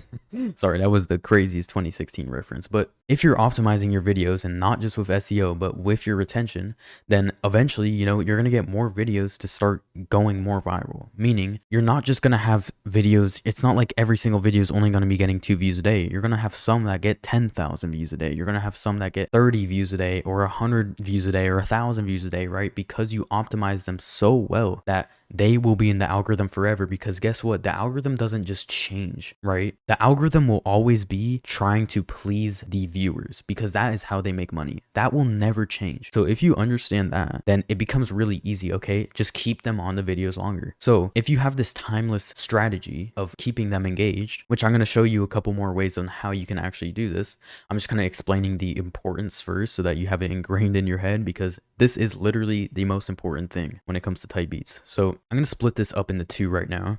And let's say, you know, you just started here, right? You just started here. Excuse my handwriting. Look, I didn't do that good in school. I also hold my pencil a little funky, so just bear with me. But what I do know is type beats and how to sell beats. So I'm going to keep doing my best to illustrate this for you. But let's say you started here and went the normal way, where you're not implementing retention hacks, right? Let's just say normal way, okay? And then you post every single day. Your views might look like this. Eventually, you know, oh, wow, you're getting maybe a little bit more views. And then it's just kind of like a linear growth, okay? Slightly exponential, right? Slightly exponential, but you know, your views, since you are posting every day, you're adding more to the catalog, you're inevitably gonna get more views over time, right? That's just how it is. That's the beauty of YouTube, right? No matter what, you can't really fail, right? But if you want to speed things up, you can go like this. Let's just draw another graph here. The new way right? Every single video is optimized perfectly to where over time, as you're posting, you're still going to start out the same as you would with anyone else, right? But then over time, now it's starting to look like this. Okay, the reason why is because you're increasing the chances of every single video you have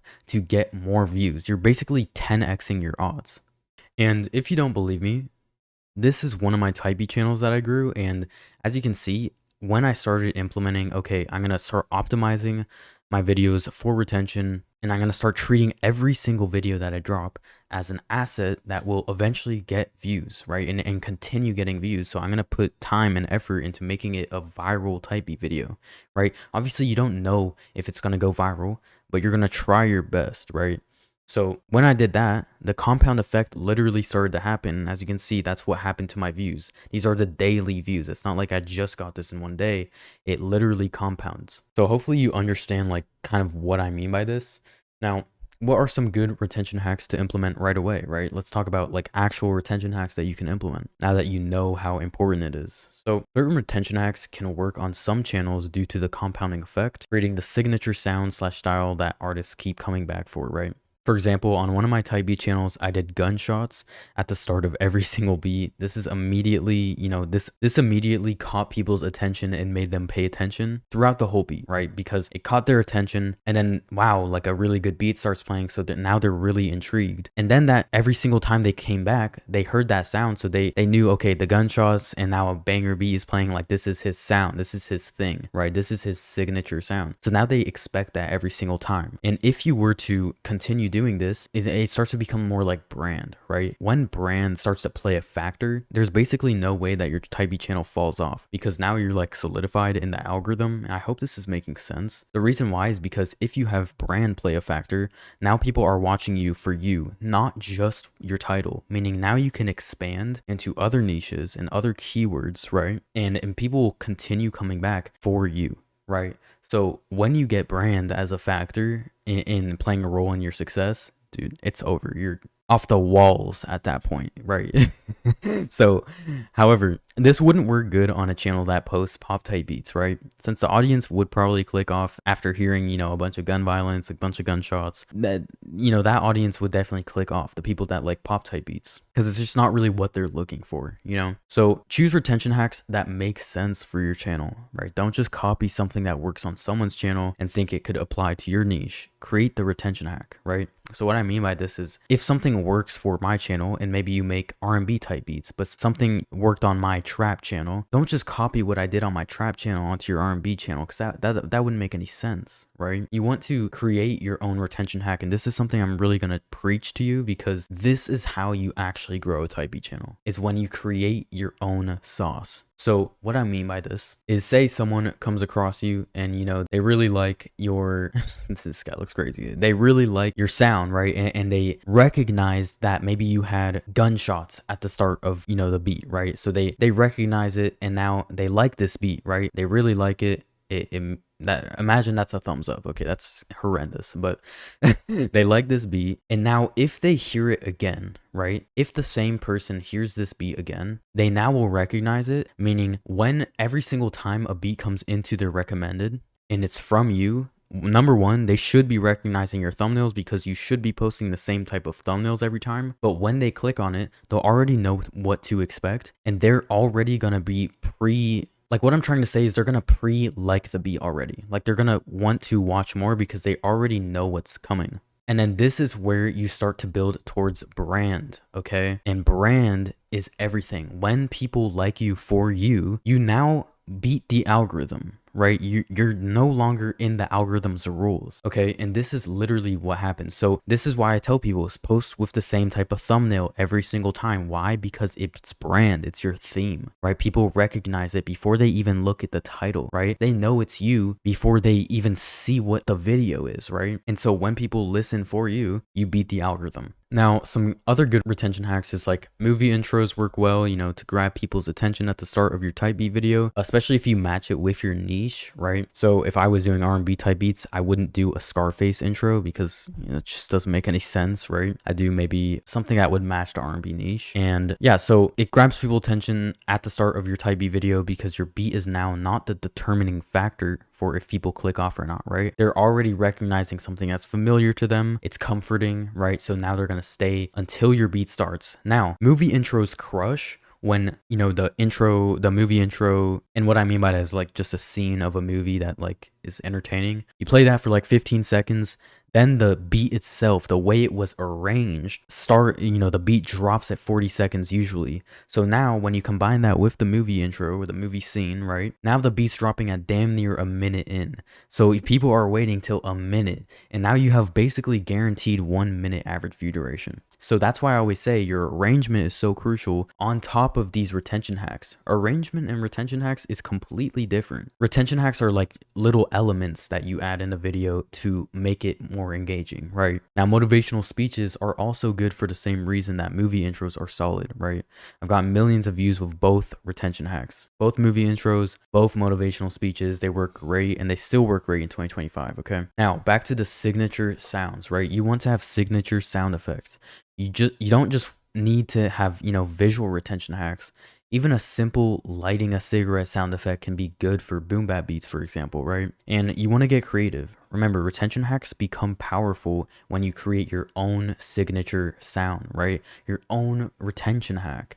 That's really where you start to blow up, because now it's yours and it works really well for you, and people can't just copy it because it's yours, right? People know it for you. Like, I was like the first person to ever do the gunshots in the type beat, and I ended up getting millions of views with that. And now everyone's doing it, right? But when I was doing it, it was new, it was refreshing, and I created my own retention hack with that and ended up getting tens of millions of views from it. So I hope this makes sense. Excuse my horrible handwriting, it's my first day with this thing. I'm gonna get used to it. But yeah, thanks so much for watching, guys. Have a good night. I'll see you guys in the next video.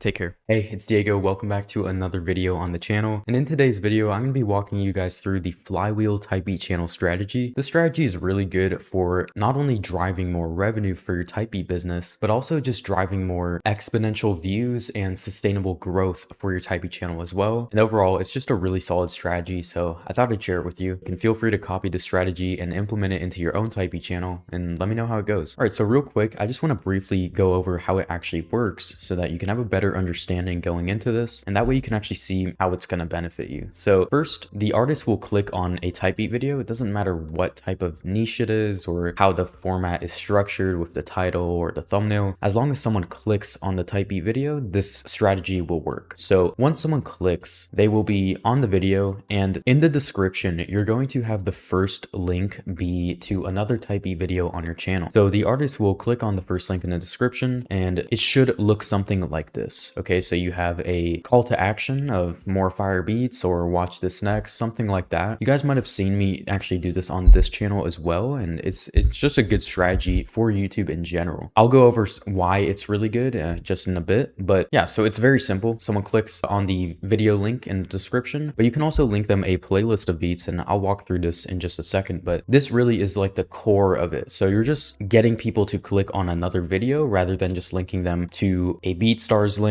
or something like that. Now, this is really good, especially when you're just starting the channel. Like, if you want to get your channel in the algorithm like very quickly, and this is what we do with all of our students and just my own personal type beat channels, we just want to get the channel in the algorithm as quick as possible. Now, eventually, when your channel is already growing and it has some traction, you're going to want to put this link as the second link in the description, and then you can have the purchase link below it, or you can still have the first link be to other videos if you want to continue that growth, and then just have the purchase link as the second link in the description. Either way you want to do it, that's completely fine. We've obviously seen more results with having the video link as the first link, just because more people are going to click it. It's the first link above the fold. And we've also seen that people that want to purchase the beat will click in the description and actually see where that link is. And again, you can also have it as the pinned comment. So regardless, like, people will be able to see the purchase link if they genuinely want to buy it. But yeah, that's kind of my thought process with this. Now, there's two things that them clicking on this video will actually do. The first thing being that it will boost your session watch time. time, which this is basically just the amount of time someone has spent watching your videos in a session. So every time someone comes onto the YouTube platform, they basically have created a session. And so if someone clicks on one of your videos and then watches 10 videos from you in a row, that session time, assuming that they watched for a minute on average on each video, that's 10 minutes of session watch time. Now, this isn't a metric that you can actually see, but YouTube definitely sees it. And so this is a way for you to manipulate the algorithm into actually promoting you to more viewers like the viewer that is binge watching your videos. And so a lot of the times when producers are starting a brand new typey channel, the biggest problem that they face is that YouTube doesn't know who to push their content out to. So they're just pushing it out to a bunch of people rather than their ideal audience, leading to the producer having a very low click-through rate and just not really getting anywhere. So I'm sure a lot of you guys have experienced that. But yeah, so it boosts your session watch time, and this just leads to YouTube pushing you hard in the algorithm. And I'll get into how that actually works in just a bit. But the second thing that this will do is it will drive more views, right? And when you get more views, you get more ad revenue. And guess what? When you get more views, you have more eyes on your product, which means you get more sales. So that's the two main things that this will do for us. It's just going to give us a lot of exposure, a lot of views and growth on the channel. More importantly, actual like compounding growth. You know, on this channel, all I really talk about is building sustainable growth rather than just short-term spikes. And so this is really good for that. And then of course, when you get more views, you make more money. So it's just a really good strategy to implement. So if you think that I'm full of shit and you'd like some proof that this actually works, sure thing. I have an example of one of my students' channels here. His name's Kieran, and I did a case study video with him about 3 videos ago. But as you can see, 239,000 views came from suggested, and then we have the usual traffic sources that you would see. But as you can see, the direct links are 19,000 views, okay? So 3% of his traffic came from these people clicking on the direct link. And then we also have external, which got us about 2,900 views, so another 0.5% there. So it's about 3.7% of his traffic came from just implementing the strategy. And we actually just started implementing it recently. And over time, the strategy is probably going to account for 10-15% of Kieran's overall traffic. And that goes for every typey channel that I do. So usually about 10 to 15% of the traffic is from my own strategy, like my own channel, just keeping people watching more videos. Because if you think about it, it's a lot easier to get someone to watch another video rather than getting another person to first see your content, right? So that's a little proof that this actually works. And then every time someone clicks the link to another video, this is where it really gets good, is YouTube gives you about 2 to 3 impressions. So every time someone clicks on a video, your content gets pushed out to 2 to 3 more people, right? Which is why I call this the flywheel strategy. You can kind of see how that would make sense. Now, this is one of my favorite strategies simply due to the compounding effect, and this drives sustainable growth long term. And the reason why is because every time someone clicks the link, if it's really being shown to 2 or 3 more people, that means 2 or 3 more people could possibly click the link to another video as well, pushing it out to 2 or 3 more people again. And then it just literally triggers a flywheel and exponentially grows your channel. And that's why I've been able to do that for a lot of people, including myself. If this is your first time seeing me, yes, I've grown a lot of type B channels and I do it consistently. This is just my own personal type B channels that I've built up over the years. And so I have it listed out here on this. And then in 2025, I went heavily with just growing other people's type B channels. And in total, that's allowed me to generate nearly 200 million views in type B channel views for my students. And so the reason why I'm showing you this is because I've used this strategy on all of these channels, and I will continue because it's just how the YouTube algorithm works. You're just playing to it. So it's really nice. Now, there's also a cool revenue hack that's included with this strategy. And so if we take into account like how the YouTube monetization program actually works, basically for every dollar that a business spends with YouTube to get placed with advertising, YouTube will split with you 50 cents on that if the ad was placed on your channel. And so the CPM is how much YouTube gets. So we can assume that this is maybe $6. Let's just keep it simple. Say that's $6 that YouTube gets paid from the businesses, right? And then they split with you $3. So this $3 is your RPM, okay?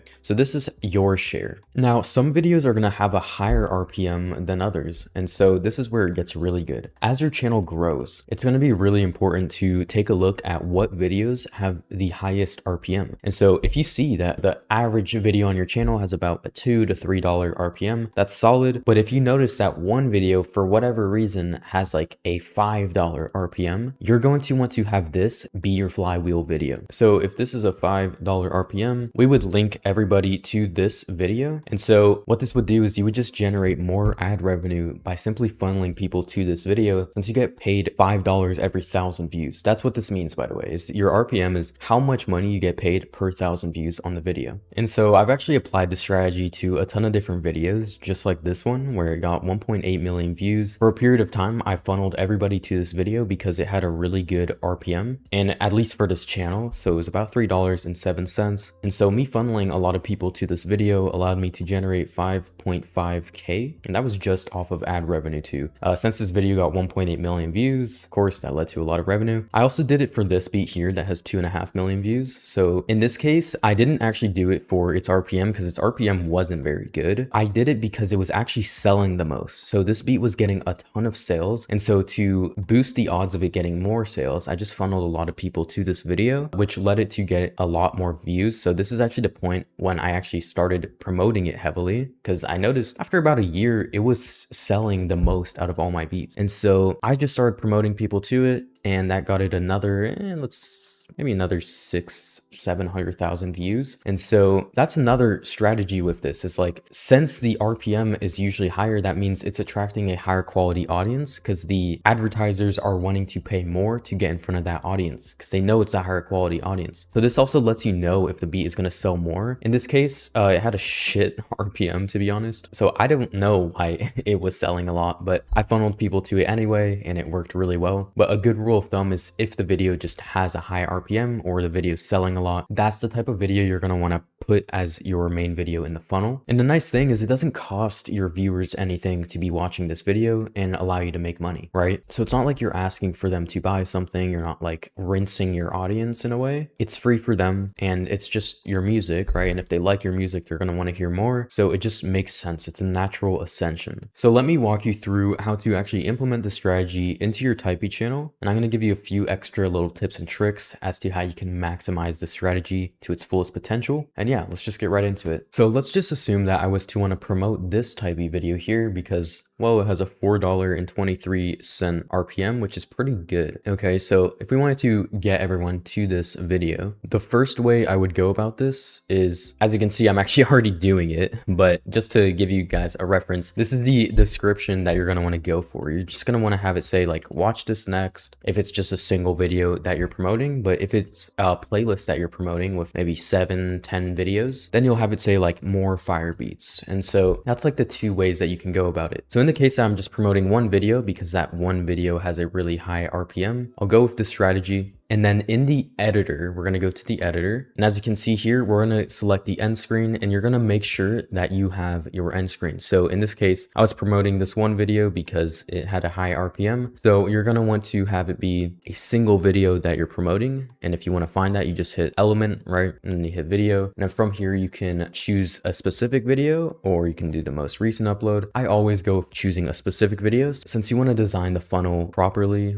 with the correct video. So in this case, I would just choose the video that makes the most sense, and then you'll size it up to be the max size that it can be. You want it to be the biggest. And from here, you can have it be either 15 seconds or 5 seconds. I like it to be the 5 seconds, so it's like the shortest, just because if you have people click off right here, it's going to really tank your retention. Okay, so that's just a good rule of thumb. Anytime you're doing an end screen to promote another video or get people to continue going down the funnel, you want to have it at the shortest that you can have it, which is 5 seconds. So this will appear 5 seconds before the video ends, and that's a good enough time frame to where it won't hurt your retention, it won't kill your channel's performance, but it does the job. So the second way that we can do this is with a playlist. So I also want to walk you guys through this. So we're going to go to create, and then we're going to hit new playlist in the top right. So from here we can do like more fire beats, or you can get a little more specific with like the actual niche. So let's say in this case I'm doing Pooh Shiesty as the main keyword at the moment on this channel, so I'll do more Pooh Shiesty beats. And it's also good like ranking wise and just like your SEO. So I'd do something like this. It doesn't really matter like the description or anything. The way you're promoting this isn't really with SEO. You're promoting it yourself just with your own channel's momentum. So it doesn't really matter like what you're doing. You can add your tags though here as well. That's not a problem. But the main thing is you want your title to be optimized just kind of like this. Very simple, very easy to understand for your audience. And it should be genuinely what they would want more of. If I have a Pooh Shiesty type channel, you're not sending them to a playlist of Taylor Swift type beats, right? And that wouldn't make sense and it would defeat this entire purpose. So we're gonna have this be a public playlist, and then you can add, let's say, let's add just a good amount of videos that make sense with this keyword. And I just started doing Pooch Icy on this channel again, so I'm just gonna pretend that these are all Pooch Icy videos. So we'll just go with like, I don't know how many videos this is, but maybe 8 or 9. And so we'll hit done and then we'll hit create. So it's 10 videos. You don't really want more than that because they're not really likely to watch more than 10 videos in a row. And when they see that it's a playlist of 10 videos, they assume that it's like your best beats and that's like an actual curated playlist rather than just like you promoting every single beat, and they feel like they can just watch that later, right? So what you're going to do is go to edit in YouTube at the top right, and from here we're going to take the link of this playlist. Okay, so we're going to hit share, we're going to hit copy, and then when we go back to our YouTube studio and go into a video, we can go ahead and add this here. So I'm going to do more fire beats, and actually let's do more Pooch Icy beats. I think that adding the niche itself is just going to get a higher click-through rate than actually clicking this. So we'll do more Pooch Icy beats, which is literally the name of the playlist. So then we're just going to hit save. It might look kind of weird right now with the link like that, but once you hit save and you actually go to the actual video, it won't look like this. So we're going to hit view on YouTube. And then as you can see, the playlist is linked right here. So if they click this, they will immediately be sent to this playlist. Now, the one thing that I'm not the biggest fan of is that it doesn't immediately send them to the first video in the playlist. You can kind of expect half the people that get sent to this playlist to actually not click any of the videos or start. I'm not sure why this is, and this is why I usually go with just sending them to one beat that has the highest RPM, and I just can kind of create that playlist style with like an organized roadmap. So let's say we have video 1 here. This is the video that they all get sent to. So everyone clicks this video and they for sure start watching it right away. If you implement like retention hacks and the stuff that I talk about on this channel, if you implement all of that stuff and have a really good intro that hooks them right away, then this will be really easy to trigger. So from here, they go to this video and then you link them to another video in the description. So this is a different one. So we can go ahead and copy this. And then, yeah, so we have video 2 that they get taken to, and this should ideally have also a high RPM or be getting a lot of sales. And so we rip this process over and over again, and we kind of create the journey of them watching videos over and over again. We create that binge watching experience. And so we can just assume that I'm doing this for 10 videos in a row, and I wouldn't do more than 10, but that would be the best way that you can go about this. So that way, every single video, once you have this journey in place, you just promote this first video so that it can trigger this process, right? And so that would mean that in all of these videos, you have the end screen dialed as well to actually funnel to this third video, right? You want the end screen dialed, and then, yeah, you're also funneling them in the description as well. So that's how this works. This is a really cool strategy that I really like, and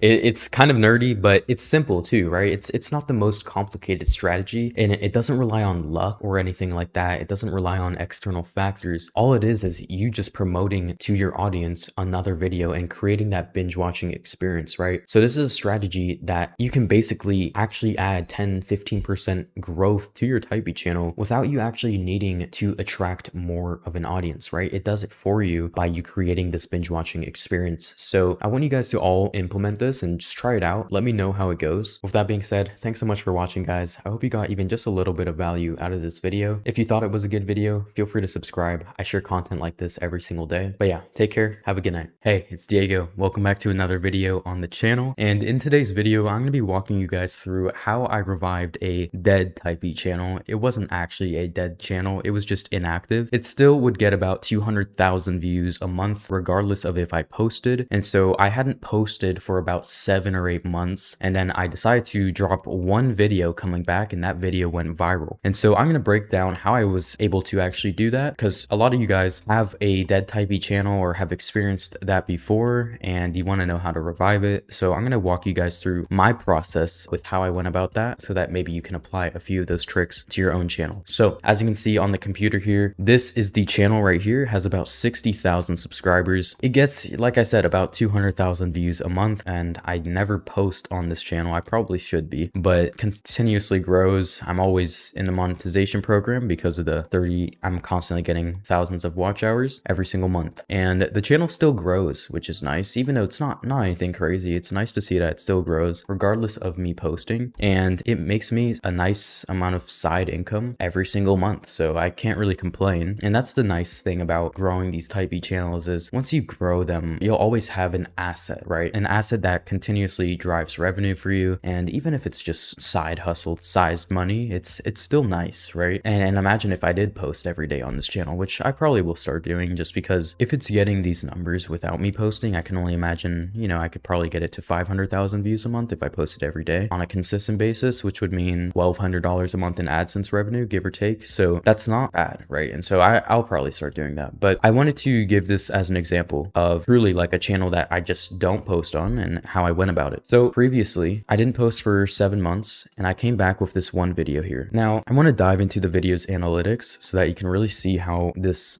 actually went about. And so my thought process was, okay, I'm going to go for Pooh Shiesty type B, even though what I was posting before that was completely different keywords. Now, I originally blew up this channel in that type of sound, but I never specifically only had Pooh Shiesty as the main keyword. I never had that. It was always just like in the mix, as you can see in some of these videos here, but primarily this channel grew off of Big Scar type B, and Pooh Shiesty was Big Scar's friend or cousin. I don't really remember, but they were very associated together. So I thought, why not? Let me just try that and go with that, since it was a really good keyword, and it still is. It's a really good keyword. And I thought, okay, let me just go with what I know worked in the first place, which was just these gun type of thumbnails. And of course, you guys know me, I didn't just only go with one thumbnail and then call it a day. I split tested 2 to 3 different thumbnails in the first 24 hours, and ultimately you'll see where that really started to play a part. So I originally actually went with the artist as the picture, as the thumbnail. The reason why I did this actually was a strategic move, and I'm going to break it down. So I knew that, okay, my audience is going to click on this video just based off the notifications. And if you see like my overall analytics, you know, you can apply this to a channel of any size, really, any channel with a decent amount of subscribers, but even a channel with 0 subscribers, you could apply this to. Well, maybe not 0, but not that many subscribers. The point is, you should have some type of audience. And if you don't have that yet, that's okay. You can grow your channel and then eventually build that audience. It's not that hard. I have a ton of videos going over that process. But once you do have, let's say 50, 100 subscribers, you will have some subscribers that do have the notifications on. And so if we just do the math, about 3,500 subscribers who have all notifications on, even on the app, it's about 3,500 people that would immediately get a notification when I drop the video. And chances are a lot of people that subscribed, they really liked my stuff and were wondering where I went and stuff like that. So I figured, okay, a sizable amount would probably click this video. And so I wanted to play to that. So if we go to the first 24 hours of this video, as you can see, you got about 9.1K views in the first day. And I originally had the thumbnail as the artist as the picture, because since my audience was going to click the video, and obviously it wasn't that many. I mean, I'd say it's a decent amount, right? But after the first hour, the video had about 70 views, which for 60,000 subs isn't that crazy. This was definitely a, you know, the channel was dying, but it was enough to do exactly what I wanted. It played into my strategy perfectly. And so my strategy was, assuming I have the type beat video, you know, with keyword and everything, and I had it as the artist as the thumbnail, right? I assumed that this would allow me to rank easier, right? It would allow me to get into search a lot faster. The reason why is because when you have the artist as a thumbnail, it's really, really good for search. Now, overall in the algorithm with like suggested and browse features, which is about 70 to 80% of the type B game, right? You're trying to get into those because that's where 80, even upwards of 90% of all the traffic is. But I knew, okay, there's no way that I could ever get into suggested or browse features right now just because of how dead the channel was. And so I knew my only chance was to go after search. So I figured that, okay, if I have the artist as a thumbnail, that would allow me to rank easier, because if you think about it logically, like if they're looking for the artist type B, if they see the artist on the thumbnail, they're probably going to click more than a different type of thumbnail. And so that was my strategy there. So but I wasn't going to leave it like that. I just wanted to start ranking, because then once I would already be at the top of the search results, right? And then everyone would basically be clicking the video regardless of if it's Pooh Shiesty on the thumbnail or not, right? I could be able to change the thumbnail to a format that would better fit the algorithm that I was chasing and just a much broader potential,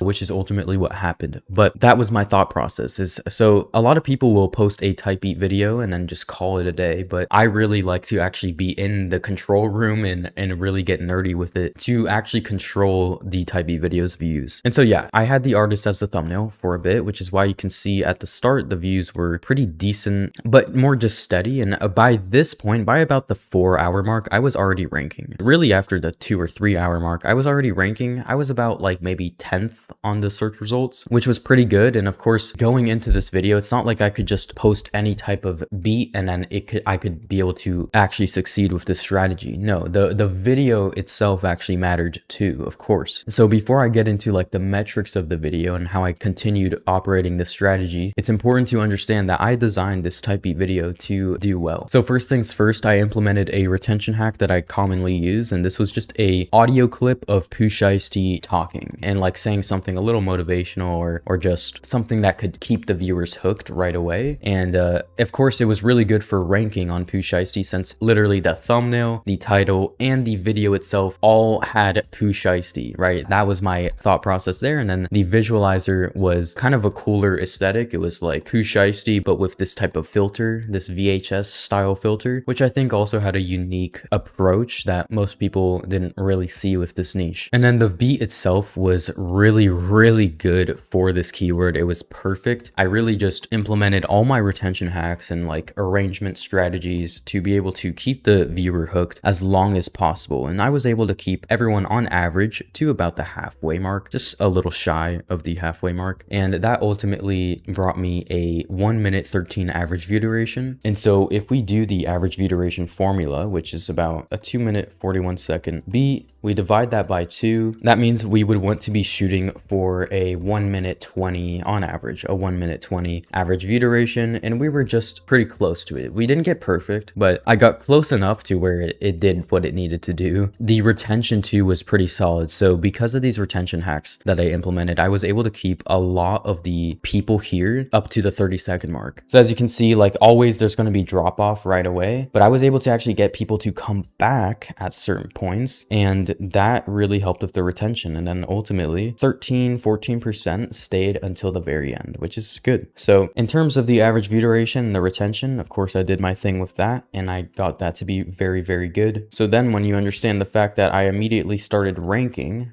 I mean, I had a 30% click-through rate for the first 5 hours, and really the entire day was an insane click-through rate. I mean, I'd love for anyone to even get close to this. It's really, really hard, but of course it's possible. That's what comes with the strategy though. So the reason why I was able to get this click-through rate is not because the thumbnail was just incredible. It's because the video was ranking at the top of the search results. So everyone was clicking regardless. It was like the only thing they could click on, right? And so this just allowed me to not just rank on Pooh Shiesty, but also rank on keywords like tight beat in general, right? Or some of those more broad keywords. And I'll even show you that if I go to the YouTube search area. As you can see, about 27,000 views came from Pooh Shiesty type beat, like me ranking on that. But then 17,000 views came from type beat itself. 2,400 views came from Memphis type beat. Pooh Shiesty type beat 2025. I got about 1,200 views from that. There's type beats, some of these more broader keywords. But overall, it was just Pooh Shiesty in general. People were searching for this keyword a lot and still are. It's a very good keyword. And so that allowed me to basically dominate the search results right away. Now, it's also important to understand that I implemented the flywheel strategy as well. So I had all my videos on the channel linked to this video right away. I had that like planned already. Before the video dropped, I already had every single video, and I have maybe 1,000 videos on this channel. Let me take a look. Yeah, so I have 908 videos. I had every single video linked to this video. Okay, so if you think about it, if I get, let's say 7,000 views every single day on this channel, and I don't know, 4%, 3% click that link to go to that video, and all my end screens link to that video, then you can basically consider a decent amount of people to flock to that video. And it wasn't anything crazy, but it's still a nice strategy that I implemented because I figured, well, let's use what I have to try and make this video easily dominate the search results, which is exactly what what happened. Now, that was at the start. Eventually, though, at about 6 a.m., which is when I woke up at the time, I've been waking up a little later now, but at the time, I woke up at 6 a.m. and I saw the video was performing well. It was actually ranked third or fourth on Pusheisty Type B, and it was starting to rank maybe 20th on Type B in general. And so I figured, okay, this video has a lot of potential. I bet I could get this video to like explode and be #1 on all these keywords if I play my cards right. And so the strategy I went with was changing the thumbnail. Now, I changed it actually 3 times. So this thumbnail wasn't what I landed on right away. It was actually this thumbnail that I had originally after I changed it from the artist thumbnail to this. So I had it on this. It actually didn't do that well though, and it started to not do the best. So about an hour after that, I changed it to this thumbnail that it currently is on, and that made the video just explode. So from about 6 a.m. to 7, it actually started to do a little bit worse in terms of click-through rate. And then after that, the views just started exponentially increasing. And by this point, I was #1 on Pusheisty Type B, and Beat. Okay. As you can see, only 10% or 12% of these views came from the recommended. It was all from search. And that's because that's the strategy I knew I could go with that would actually be able to get me these views. I knew I couldn't get into the algorithm with browse features or suggested because the channel just wasn't active on that. But I knew that I could get into search if I played my cards right. And that's exactly what I did. So if there's one thing you can take away, is that you don't just drop a Type Beat video and then call it a day. Every video should have some type of strategy. And if that sounds like too much work or a headache, then, you know, by all means, keep doing the strategy you're going with. But I always like to have some type of strategy with every single video. And to be honest, it doesn't work every time, but it does allow me to get more consistent results on a consistent basis, right? Rather than me just randomly trying things and hoping something works, right? I always like to have some type of strategy going into every Type B video, because this video, as you can see, it's another asset, right? It gets about 600 views a day because it's ranking in search still. So this is a video that will just continue selling for me and continue making me AdSense revenue and compounding, right? So the more videos I get like this, the bigger the catalog gets, and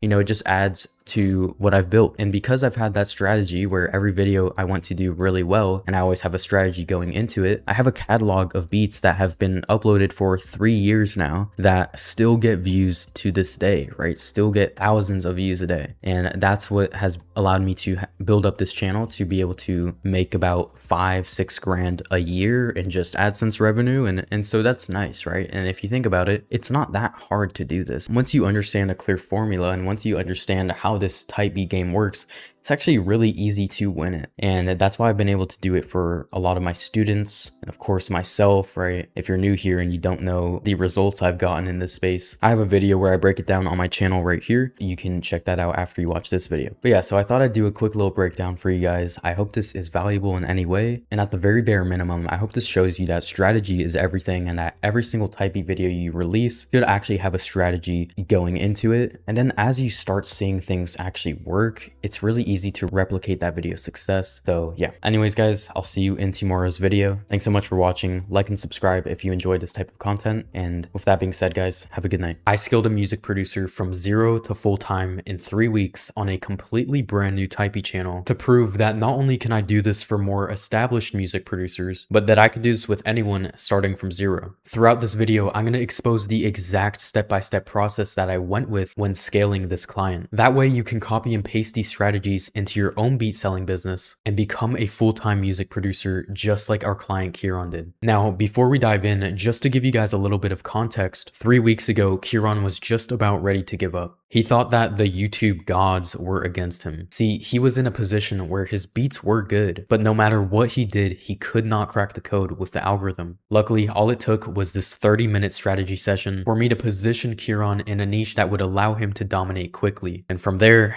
well, it was game time. All right, Kieran, how's it going, man? Yo, what's good, bro? Ready Yeah, to finally kind of get some guidance with your Type B channel and kind of see how I can help? yes, sir. I need to, honestly, at this point, I try to do it for free without a tutor, you know? Hmm. And yeah, I'm just looking for your advice. I really need to, honestly. Okay. Where are you currently at, man? Like in terms of like sale, are you even selling any beats right now? I did one sale back in February, Okay. and one collab sale. But no, not really. Pretty inconsistent. Yeah, Um, my channel is literally a mess at the moment. I tried okay. multiple niches. Yeah, I just need to find the right niche. I don't know one niche to choose really. So Okay. yeah, that's pretty Got it. much it at the moment. Okay, and then so you're right now like your main bottleneck, would you say is just like your type B channel? You just can't get it off the ground or what? Yeah, because I know my beats are good.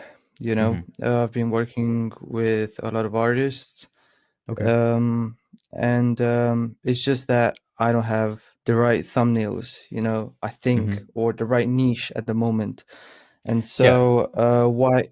Yeah, go ahead. Go ahead. So you're kind of feeling like, okay, I have good beats, but overall my thumbnails and my, are you able to get good watch time? No, no, I haven't posted in a while. I just wanted to find the right Okay. niche. Okay, so you're very beginner. This is gonna be good then.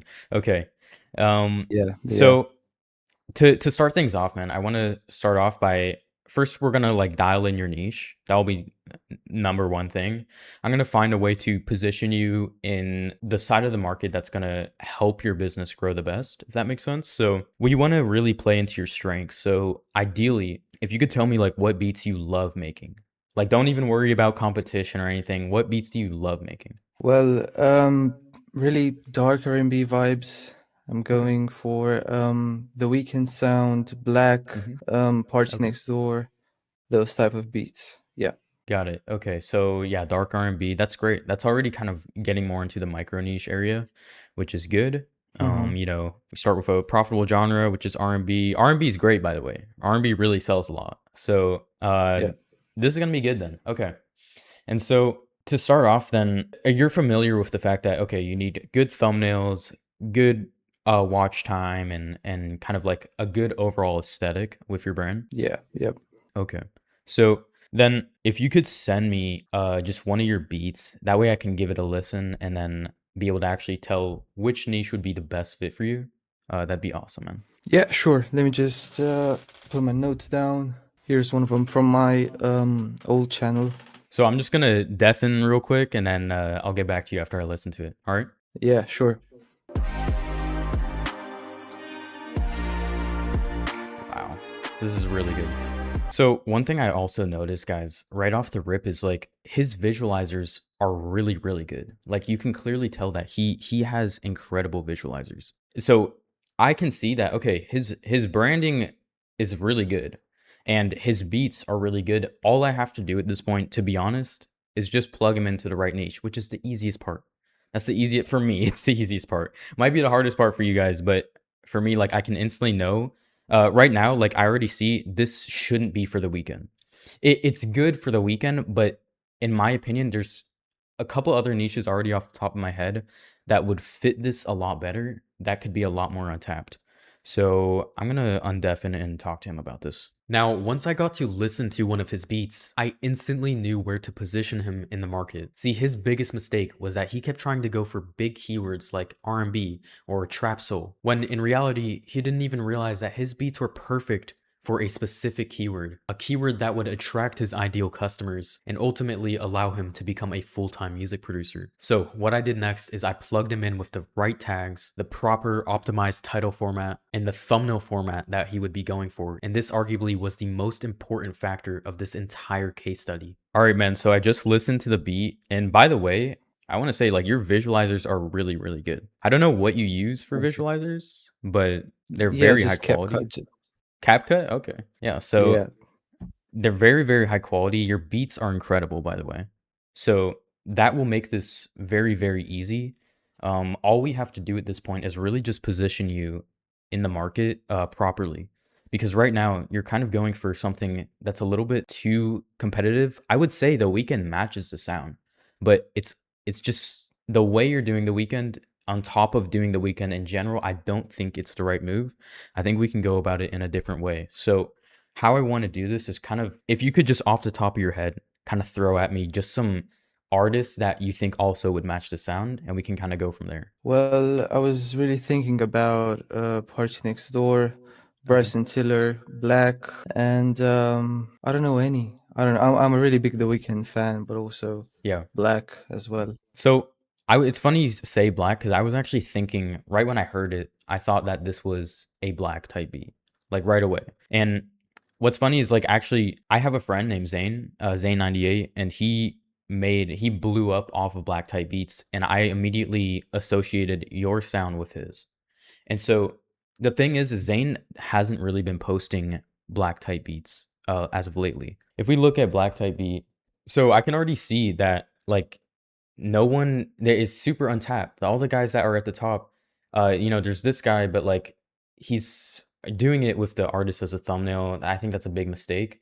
The top guys haven't been posting, or they've been holding their spot for years now. So it's like I think there's a huge gap in the market, and with your sound, if we position you correctly with the right thumbnails, right? And I already know exactly what type of thumbnails I'd want you to go for. I think we can really actually get you to blow up on this quite quickly. Maybe, it might be like a month, 2 months. I don't really know. But we definitely can blow you up in the next few months for sure. And so it could be even quicker. So that's the thing is when you notice a gap in the market and your beats are incredible, you have good branding, all you have to do is supply that existing demand. Because we know there's demand for the sound. Because clearly no one's supplying it, Hmm. right? So Yeah. all we have to do is I want to now think about like what thumbnail style we should go for. I already have an idea, but basically I'm thinking definitely girls as the thumbnail, but I want you to go about it in a unique way. Because if you ever look at, for example, if we look at R&B type beat in general, right? If we just search this, you're gonna see that it's a lot of girls, just any girl you could find on Pinterest, basically, as the thumbnails, which is cool. It works, right? 4 million views here, 3 million views there. It works. But the thing is we want something where when people see your thumbnail, they already know it's you, right? They see it, and that will actually increase your click-through rate from your existing audience. And what happens is when we do that, when we increase click-through rate from the existing audience, people that already like your beats, your followers, that tells YouTube, okay, let's push it out to everybody, right? Let's push out to more people. And so we want to, all these like elements, we want to have control over that. And so that's going to be our main strategy here. What do you think about that? Yeah, I mean, sounds great. All I just right. need the thumbnail format and yeah, just set everything right this time. All right. Yeah. Well, we'll get you right this time for sure. So, on the strategy doc, I'm just putting definitely like girls as thumbnail. And I want to kind of go for some stuff that kind of matches the dark R&B aesthetic more because it's like, yeah, I tell people, okay, if you're doing R&B, do girls as the thumbnail, but we kind of want to get a bit more specific. And so I think something that would match the dark R&B aesthetic a lot more would be just like nighttime pictures specifically. Like every picture should be a Okay. nighttime picture and kind of have more of a dark aesthetic to the picture. So honestly, kind of equivalent to the video that you sent in the Discord here, kind of that aesthetic, but with girls, where it's kind of like that. You just see their silhouette basically, and it's kind of more nighttime aesthetic. I think that would match it a lot better. So I'm just gonna put here nighttime aesthetic. And then next up, like your beats are good, so we don't have to worry about that in terms of watch time. But I still want to kind of cover your actual like arrangement structure. So the way I want you to do it, we're gonna want to go for, the first 30 seconds is gonna be crucial just to have like the opening intro, similar to how you had it with the weekend type beat, right? But we want to wait until 30 seconds to drop it because that's gonna be critical for your retention. Okay, so beats shouldn't drop until after 30 seconds. Okay. And then after that, you can just do like any type of typical arrangement structure, just that an arrangement structure that would allow the artist to breathe. One thing I've noticed about your beats is that they are very easy for an artist to flow on, especially like a dark R&B artist. Um, I like that you have kind of the re-space flowing through it and just kind of leaving that room in that space. I think that's going to lead to a lot of sales. And I know you're struggling with actually getting those sales right now. But I don't think that's because of your beats. I think it's just lack of traffic, right? And so once we fix Yeah. that, I think that will lead you to an influx of cash, really, right? Like immediately. So All we have to do, right? Yeah, let's see it. Yeah, we'll see. We have girls as thumbnail, nighttime aesthetic. With these pictures, just you can go on Pinterest and literally look up that. Like if you look up that, it will find it, and you kind of go through the algorithm. Um, and then yeah, arrangement.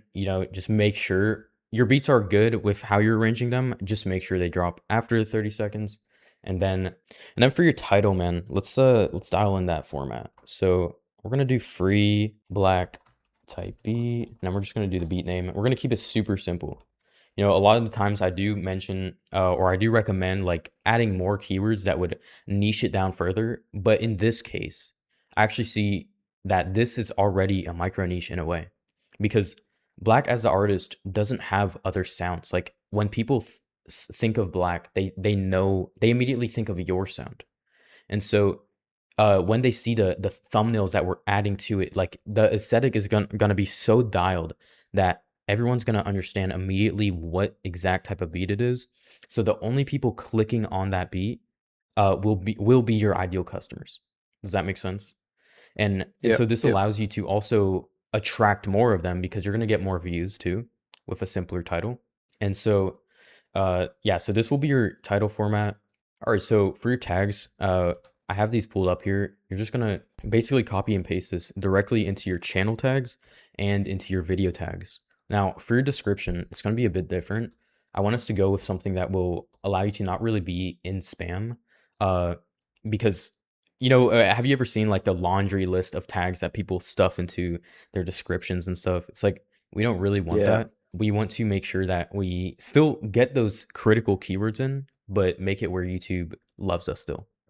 So that's what we're gonna Okay. do here. Let's kind of just draft up a description here. And then we do that. So this is what the description I would do in your case. We stack the keywords perfectly like that. And then I'm sorry this took a while too. But you do kind of have to get crafty with this writing this description. Um, but this will really match the aesthetic. It matches the exact beat, stuffs the keywords in properly without you being shadow banned or being at risk of shadow ban, right? So that's what we want to go for. Ultimately, like this is the best strategy you want. One thing I'm going to add though, that's going to be really critical is I want you to implement the flywheel strategy. So what I want you to do is at the top link of every single video, I want you to just put like, watch this next. And I want you to link another video on your channel. Obviously, when you start, you're just gonna have one video, but eventually you're gonna have more. And so I want you to link to another video. And what this is gonna do, because the thing is once you increase session time, because that's what this does, is someone will click one video, and then if they watch another, YouTube will give that video that they clicked on 3 more impressions. And so this creates a flywheel mechanism that grows your channel exponentially, and this will be critical for your success. So we're going to want to implement that because it's going to lead you to blow up a lot quicker. It might lead you to blow up quicker than the 2 months that we kind of laid out at first, especially given that this niche is so untapped. So with that being said, man, this really should be the strategy you need going forward. It's simple, right? It's pretty simple. All we need is the correct keyword, which we have. This is the correct metadata that you're going to want to plug in. And then you have the thumbnail format, you have the arrangement structure, and then you're going to implement that flywheel mechanism. If you do that, there's no reason why you can't grow this channel like relatively quickly. It might take a little over a month or two, but still that's pretty quick. So I want to do that. And then I Yeah. want you to update me on your progress too, man. Okay. I want you to really Yes, update me sir. on the progress. And that way, once you do start seeing the growth, we can hop on another call and begin scaling you further. Okay. Thank you. Thank you so much. Absolutely. Let's do it. So you're gonna implement this? Oh yeah, definitely. I need to. I mean, at this point, I need to finally make this a business, Yeah, and having the right steps, it just gives me hope, that I yeah, can do this. And yeah, especially because you said the beats are good. So just need the right steps, absolutely, you man. know? Yeah. All right, let's do it. Alright guys, so I'd like to go over the actual analytics. That way you guys can understand what actually went into this process and where the traffic is coming from and why our thumbnail strategy worked perfectly to where his audience keeps clicking every single new video. And no, this wasn't luck. This wasn't just some random video that took off. It's like, no, all of his videos are taking off. Every single one, his entire catalog is all getting views. So if we actually look at where his traffic is coming from, only 1,000 views of all of these views that he's gotten was actually from search. But what we did is we implemented a flywheel strategy where for the first 2 weeks of the channel being out, at the top of the description in each and every video, we were linking people to more videos on the channel. That's why we call this the flywheel strategy, because every time we linked people to another video, YouTube would give the video 3 more impressions or 4 more impressions. And so that's why 3,482 of those views, 2% of the total views, came from us linking to other videos. That is an insane click-through rate on the link. And then on the end screens, we have 352 people that also were linked to other videos. And then external as well is also director unknown. That's basically just people clicking on the link to another video.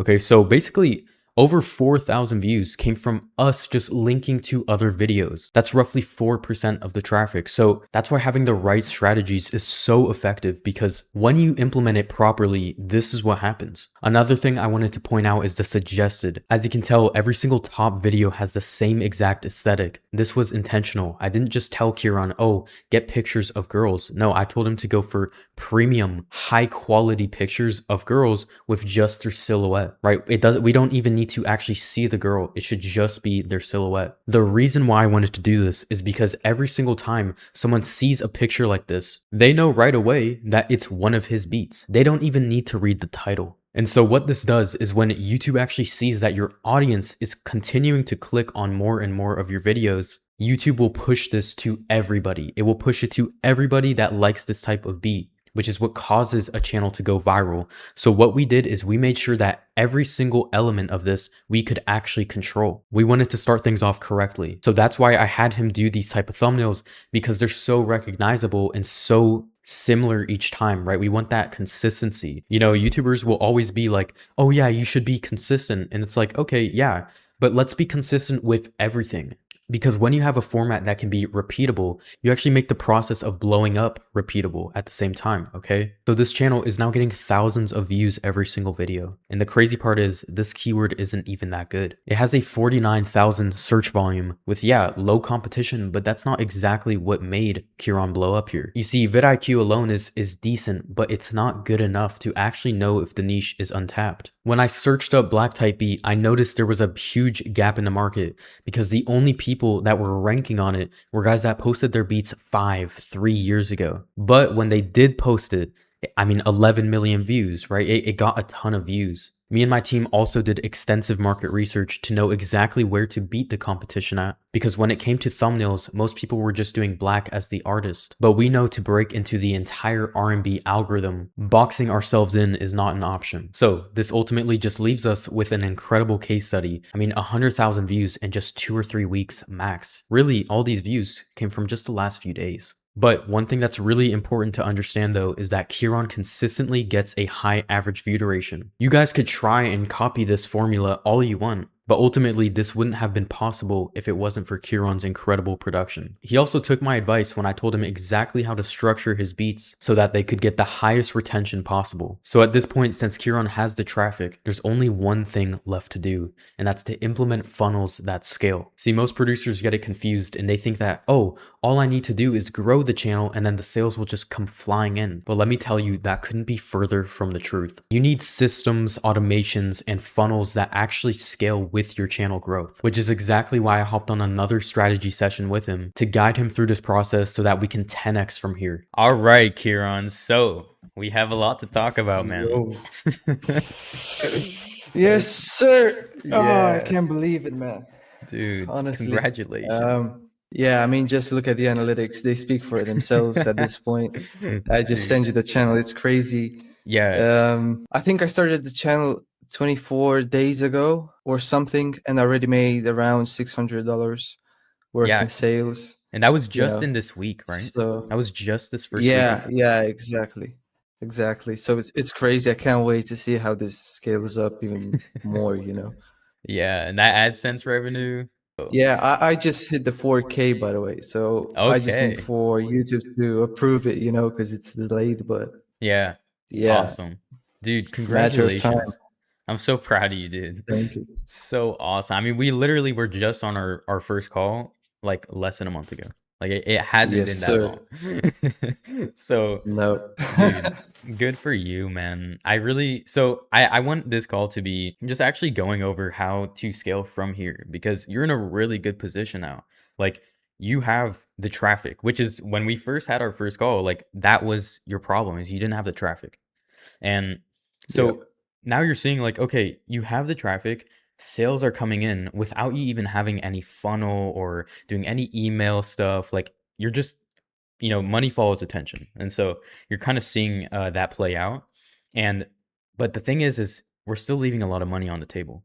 And so I want Yeah. to really go over that on this call. That's why I messaged you. I wanted to get on a call ASAP when you sent me those analytics because Yes, sir. man, dude, we have a lot to go over. So, all right, so currently like right now you're getting on average about 20, 30K views a day currently. And so that's a ton of traffic, dude, especially on your niche. Like this is an absolute gold mine. And $600 in a week, that's good off low ticket, right? That's good. Just off licensing, that's I don't know, that's 2,400 a month that you can be doing just off low ticket MP3 licenses, right? That's solid. So what we want to implement now is some an ascension. So we want like mid ticket and then we want high ticket. And so that's what's ultimately going to get you from, 2,500 a month on top of your AdSense, right? Really like 3K probably or 4K to that 10K a month mark and past that. So what we're going to do right now is not actually create more channels. We can do that later. But first we should get the funnel dialed in. So how we're going to go about that is first we want some type of overall like landing page. So like what this looks like is we have your home, like it basically the hub. So like your landing page, which we have a VSL on, and then we're going to have an application. What we're going to do with this application is we're actually going to filter the leads that go through it. Right? So we're going to have everyone on that channel go through this funnel, and basically based on their application, they're going to be filtered based on how much capital they have to invest. And so let's say they have $300 that they're willing to invest in your custom production, because that's what we're going to be doing is for high ticket, you have to actually provide a service. Um, and so that's like the easiest way to close high ticket. And so with that, you're going to want to just do, custom beats and like maybe mix and master their song for them, right? Fully produce. I know you've done a lot of that in the past too, but Yep. um, we kind of want to move this fully like online. So that's uh that's the goal here. So let's say they have $300 to invest. They won't be able to book in a call with you, okay? Because it wouldn't be worth your time or their time. And so what's going to happen is they're going to be sent to a downsell page.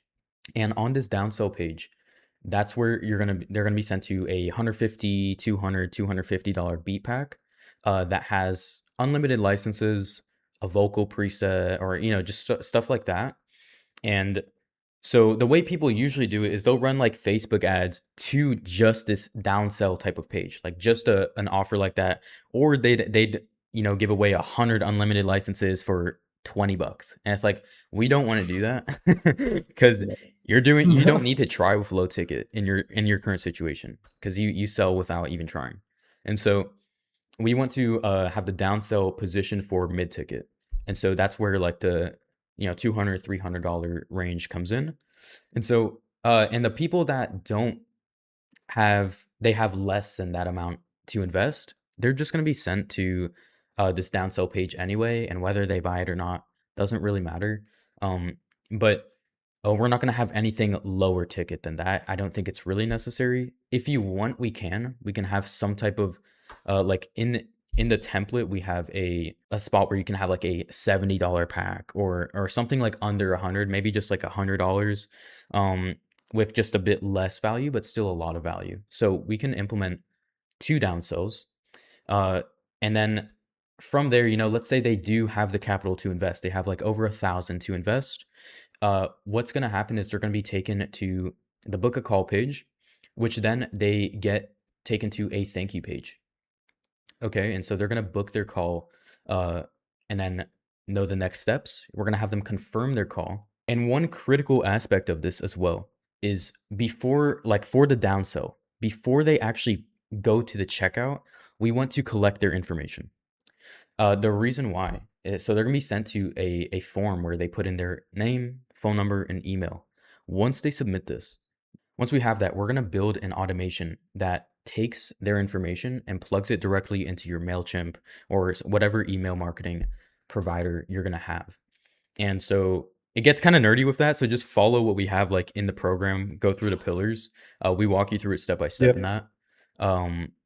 And so yeah, I mean, it's just we have all the SOPs templates for you to do it. But basically, once we collect their information, if they don't check out after 10 minutes, then we're going to immediately start sending them an abandoned cart email sequence, okay, to push them to kind of recapture that sale that would have been lost, right? And so it's automations and sequences like this and systems like this that you want to implement to be able to go from 3 4K wherever you're at currently a month and take it to 10K 15 20K a month, right? It's stuff like this that we'll want to be implementing. And so I mean, if you think about it too, with the amount of traffic you have, you don't think you can't get 3 people to pay $1,500? Like if you think about it, um Yeah. out of like the million views you're doing a month, or 750,000 views a month, 3 people are bound to pay for that, right? So, or a lot more. And so what we need to implement this ASAP to get this will immediately take you to 10K a month. And so that's what we're going to implement before we actually go about different channels. And so I'm just going to write this down, like go through the 6 pillars and make sure to actually like do this step by step. Like don't skip any steps. As long as you go through it Mm. step by step, you'll be able to plug along perfectly. But now going for more channels. Now we can talk about that, because I assume after this call, last call, I told you, are you going to commit to the steps? You actually applied it all. I know you're going to apply this stuff. So yeah, after this call, just go through the program, dial in your funnel, and then now I want to get to where you're going to go after the funnel's dialed, which is starting more channels and actually optimizing your Instagram as well, because that's going to be a critical sales asset. Okay, so Okay. first, let's start with the Instagram, because this is what you should be dialing in right away. Okay, so with your Instagram, it's really important that we position this to actually be a sales asset rather than just you showing your day in the life and showing you playing with your dog or stuff like that, right? We want to keep it, we want to treat this as a business, right? Because when we treat this like a business, we get real results like a business. And so what we're going to do is like your Instagram should be laid out in a way where you're going to have like obviously your username, and then you're going to have your profile picture. This should just be your logo, or ideally a picture of your face the way you have it now. I think you should actually keep it like that, because people buy from people, right? People are going to connect with a Yep. face more. And so that's why I always have my face in everything. And people buy from people. It's simple as that. So especially when you're going to be getting on calls with these guys and closing at a higher ticket price, uh, they want to feel like, if you try selling with just a checkout page, a $1,500 offer, it's like good luck, you know. Um, so that's why you need to show your face. And then we're going to have 3 pinned posts, okay, at the top, right? And these pinned posts are actually really critical. So what you're going to have is your first post on the far left should be explaining who you are, what type of beats you make, and go specific with this so that it gives a message to your ideal customer. So in this post, it's just going to be a reel of you basically explaining who you are, your credentials, your credibility, stuff like that, right? Um, and you can talk about your YouTube too, how you have this amount of views on your YouTube, right? Because it lets artists know, okay, he's actually good, right? He's not just like, he actually has some credibility. Yes, sir. Yeah. Yeah. So we want to do that. So we're just kind of breaking down like who you are and how you can help, right? And then from here, your middle pinned post will just be kind of you showing more than telling. So showing the process of you actually creating these beats, right? And you mixing and mastering, all of that stuff. You want to show, show, show, okay?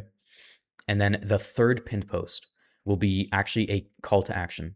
In this, you will be explaining how you can help them to the highest degree and really calling out your ideal customer. And once you go through the program, you're gonna see like there's certain worksheets that you can fill out to basically know exactly what your ideal customer is. You'll walk through that, but yeah, you're gonna have a call to action, and you're gonna want to tell them to comment a keyword, and we're gonna have a ManyChat automation start basically booking them on a call, right? So we're gonna have that process be automated, and so basically people are going to come to your Instagram from the YouTube, especially since your YouTube's getting big, right? A lot of people are not that smart.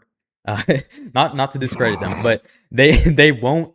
I'm sure a lot of people can relate. Like they won't see the purchase link, and they'll DM you like, "Yo, how can I purchase this Yeah, beat?" It's in the description. But happened to me. Happened to me yeah, like so 5 times or so. exactly, and that's okay. We want to play to that. If we know that they come from our YouTube to the Instagram, we want to make this a powerful sales asset, right? And so we're going to treat this as a mechanism to actually get them to book a call and go through the main funnel, which is they can either buy the downsells or the main offer, right? And then your other posts are just going to be you showing more of the creation process, you giving any type of value. This could be like carousel posts of, you know, you kind of letting people connect with you on a more personal level, how you view the industry, stuff like that. Um, and then that's really how you're going to want to do it. Inside the program, we'll walk you through how to optimize your bio and stuff like that. But on a general level, like this is what it is. Now that your Instagram is going to be dialed, we should actually move on to scaling the YouTube side of things. So you have one channel that's popping. There's no reason why we can't rinse and repeat this exact format onto multiple other channels and cross post, right? Or you can either cross post or you can make more beats, whatever you have time for.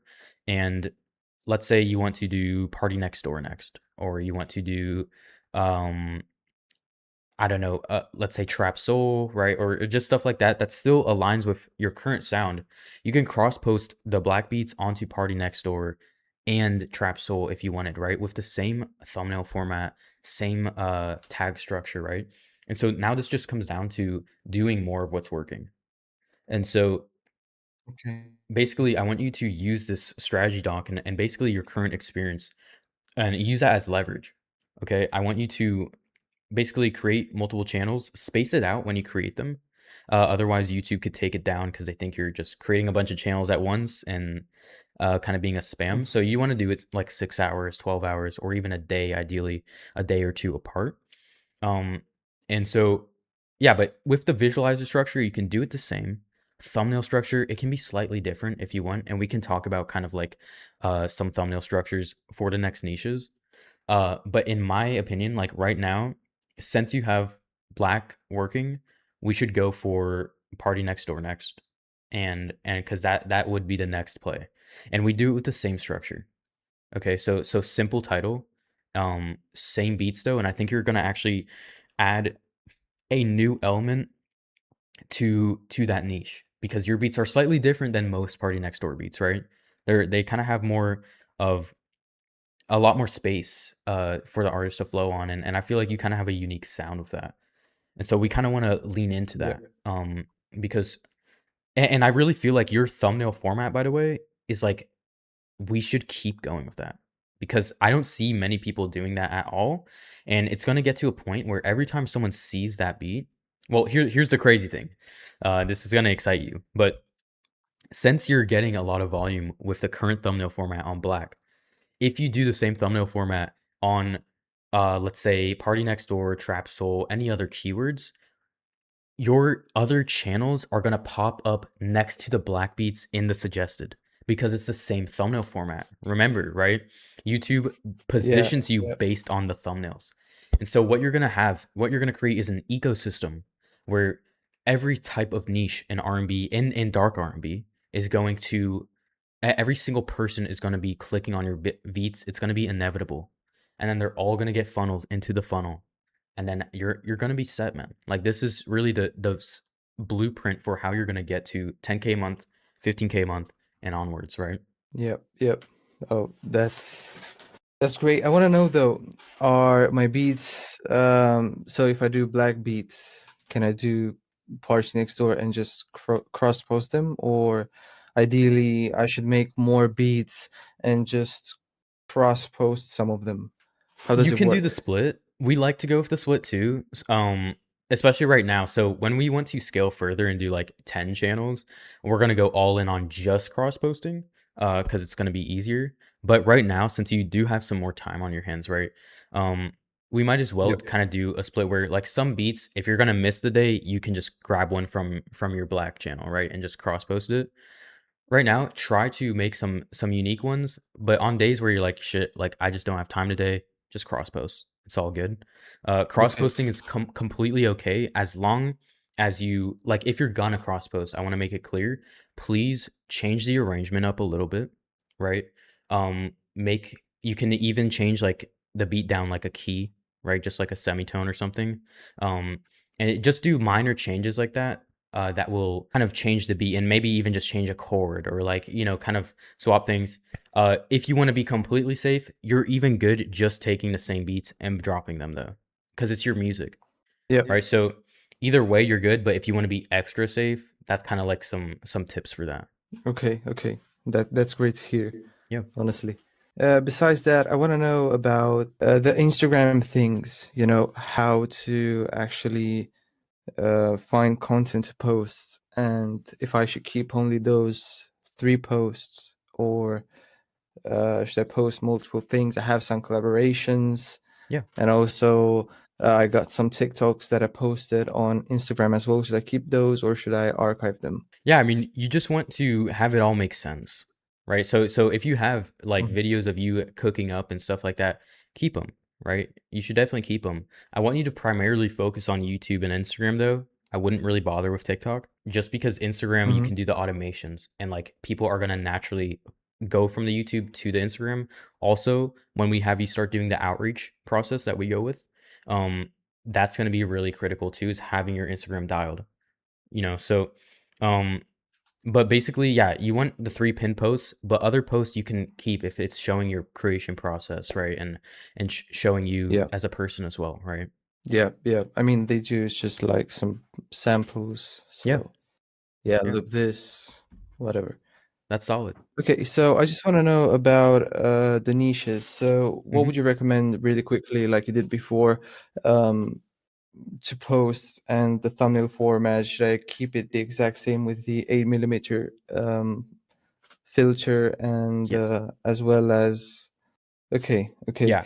And what keywords would you recommend me to do? So I kind of want you, since we know like for you, what's working is like the simpler titles. So I want to keep it with, if you're going for a new niche, keep it with just that keyword.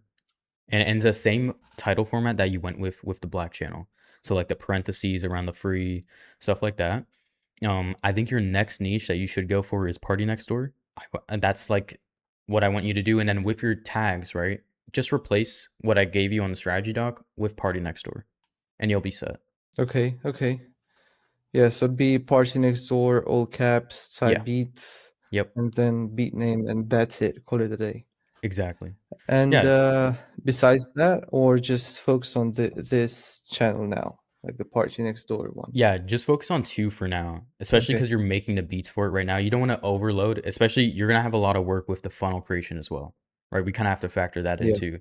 So, along with you beginning the outreach process, which is gonna just lead to more and more sales, and I want you to dial in the Instagram, properly as well. So, yeah, but really just focus on the next channel now, but and then have your main priority also still the main. So I want you to continue tracking Yeah. the Yeah. data, right? I think it's starting to level out. Like YouTube knows your ideal audience now. I think that's become clear, Mm-hmm. and so luckily it didn't take that long. So that's Yeah. good. Yeah. Yeah. So yeah, just continuing with the main channel, track the data, and then gradually start preparing that next channel while building your funnel and optimizing Instagram. And also on this channel, although I applied some retention hacks with Hmm. dialogue, I got some bad retention, like average view duration, like it was 1 minute, or 58 seconds. Hmm. I don't know why that happens. It may be due to the fact that I still have a lot of impressions from suggested videos. So probably people click off, or I don't know, because the beats are good and I have the same structure or similar sounds from the beats that worked well. Hmm. And I want to know if what should be my main focus at the moment, and what should I look for? Yeah, I think how long are your beats right now on average? Uh, 3.30 minutes. Okay, that's solid. That's solid. 3 minutes and 30 seconds. Yeah. Yeah, that's good. I think you can keep it like that. I think maybe start implementing like those voice memo like of like the girls saying like I'm sorry, and stuff like that. Yeah, yeah, no, but the thing is, I did that Uh-huh. on the beat from yesterday, and I got only 58 seconds, like Okay. average view duration. Okay, Yeah, but the then same maybe structure, same everything. So yeah, then honestly I would just keep going with the structure that with your current like top 3 videos, just copy that over. 'Cause no matter what, you okay, know that's okay, working, right? And it has a crazy retention. I yeah. saw it. So, just keep that, and if you think like, okay, occasionally, yeah, one's gonna flop in average iteration, but as long as you keep that rule, you're good. You have a proven, arrangement structure now. You have a proven format there. Hmm. So long story short, the analytics are good. They're looking good, Yes. and yeah, because I was worried about that click to rate through Nothing to rate worry that about, was. dude.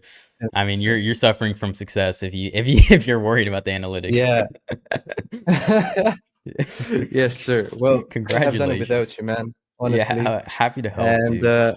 thank you, thank you. Once again, great mentor. It's no, honestly, it's awesome, and God bless, brother. God bless, man. Really. Take care.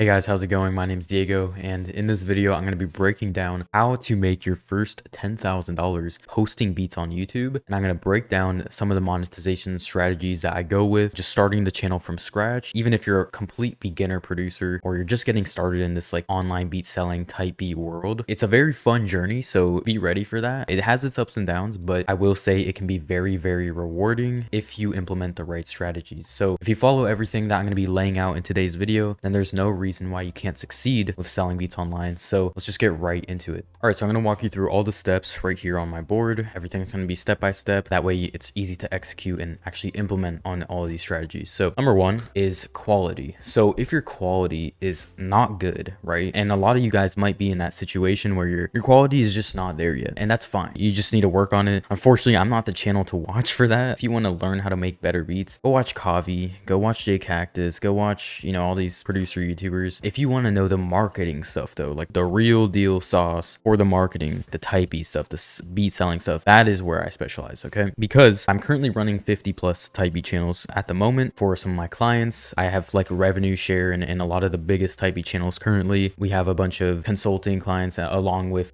just students in general that I'm running their channels for, right? So that's what we do at sellbeats.com. But before I started doing all this stuff, just to fill you in on why you should be listening to me, before I graduated high school, I had already made $250,000 selling beats, just my own typey channels and, my own beat selling business. And then since then, I'm 19 now, but I've just kind of skilled things up from there. Now, I don't mean to say that in a braggy way. I'm just giving my credentials so that you know why you should listen to me, why you should be paying attention to the next 7 steps that I have listed here. So getting your quality right is super important because all of the other 6 steps that I have listed are not going to apply, or they're not going to work if you don't have your quality good. I always see producers ask me like, oh man, I'm not getting any views. I have the worst click-through rate. Everything sucks. I'm not getting any sales. I go listen to their beats and they suck. Like, and I have to unfortunately be the one that tells them like, dude, your friends lied to you. These beats suck. Your mom lied to you. Your girlfriend lied to you. Like these beats suck. Okay. And I hate having to be that dude. I hate it so much, but someone has to be the one to tell them, right? Nothing else matters if your quality isn't there. Okay. So make sure to have that dialed in, and you don't need to be dialed in on a specific sound yet, right? I'll get into why that matters in a bit, but but you just need to have the basics down, right? You need to understand mixing. That's number one. That's like half of it, okay? And then you just need to understand good sound selection, right? What sounds good. And then, you know, all the other stuff is just extra, like arrangement, all that. That's extra. But the main thing is your mix and sound selection, right? Now, I'm not going to talk too much about actual music production skills because that's not really what I talk about here. But yeah, I just wanted to add that in because it's really important. Yes, your quality matters. Believe it or not. If you want to sell beats, people have to like them. Yes, that's crazy.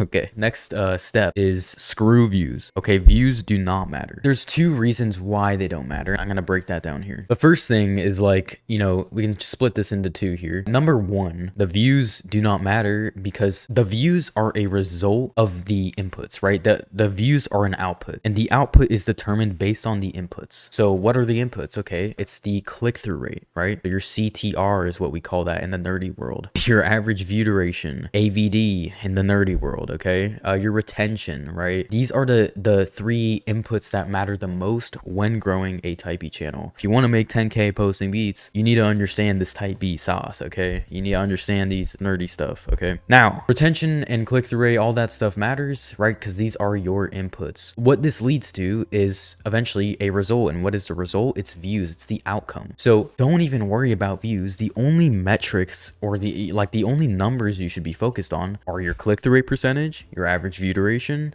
and your retention percentage, okay? What is retention? It's just how long people stick around for the first 30 seconds and just throughout the video, but mainly that first 30 seconds, which is why I always talk about hooks, making sure that people are engaged when they click on the beat. Just to give you like an idea, you know, that is what matters. So that's the first reason why I say screw views. Now, the second is they don't actually matter because views don't always lead to sales. Now, what do I mean by this? A lot of producers think, oh, views just always translate into sales. That's not true, okay? That's bullshit. I'm sorry.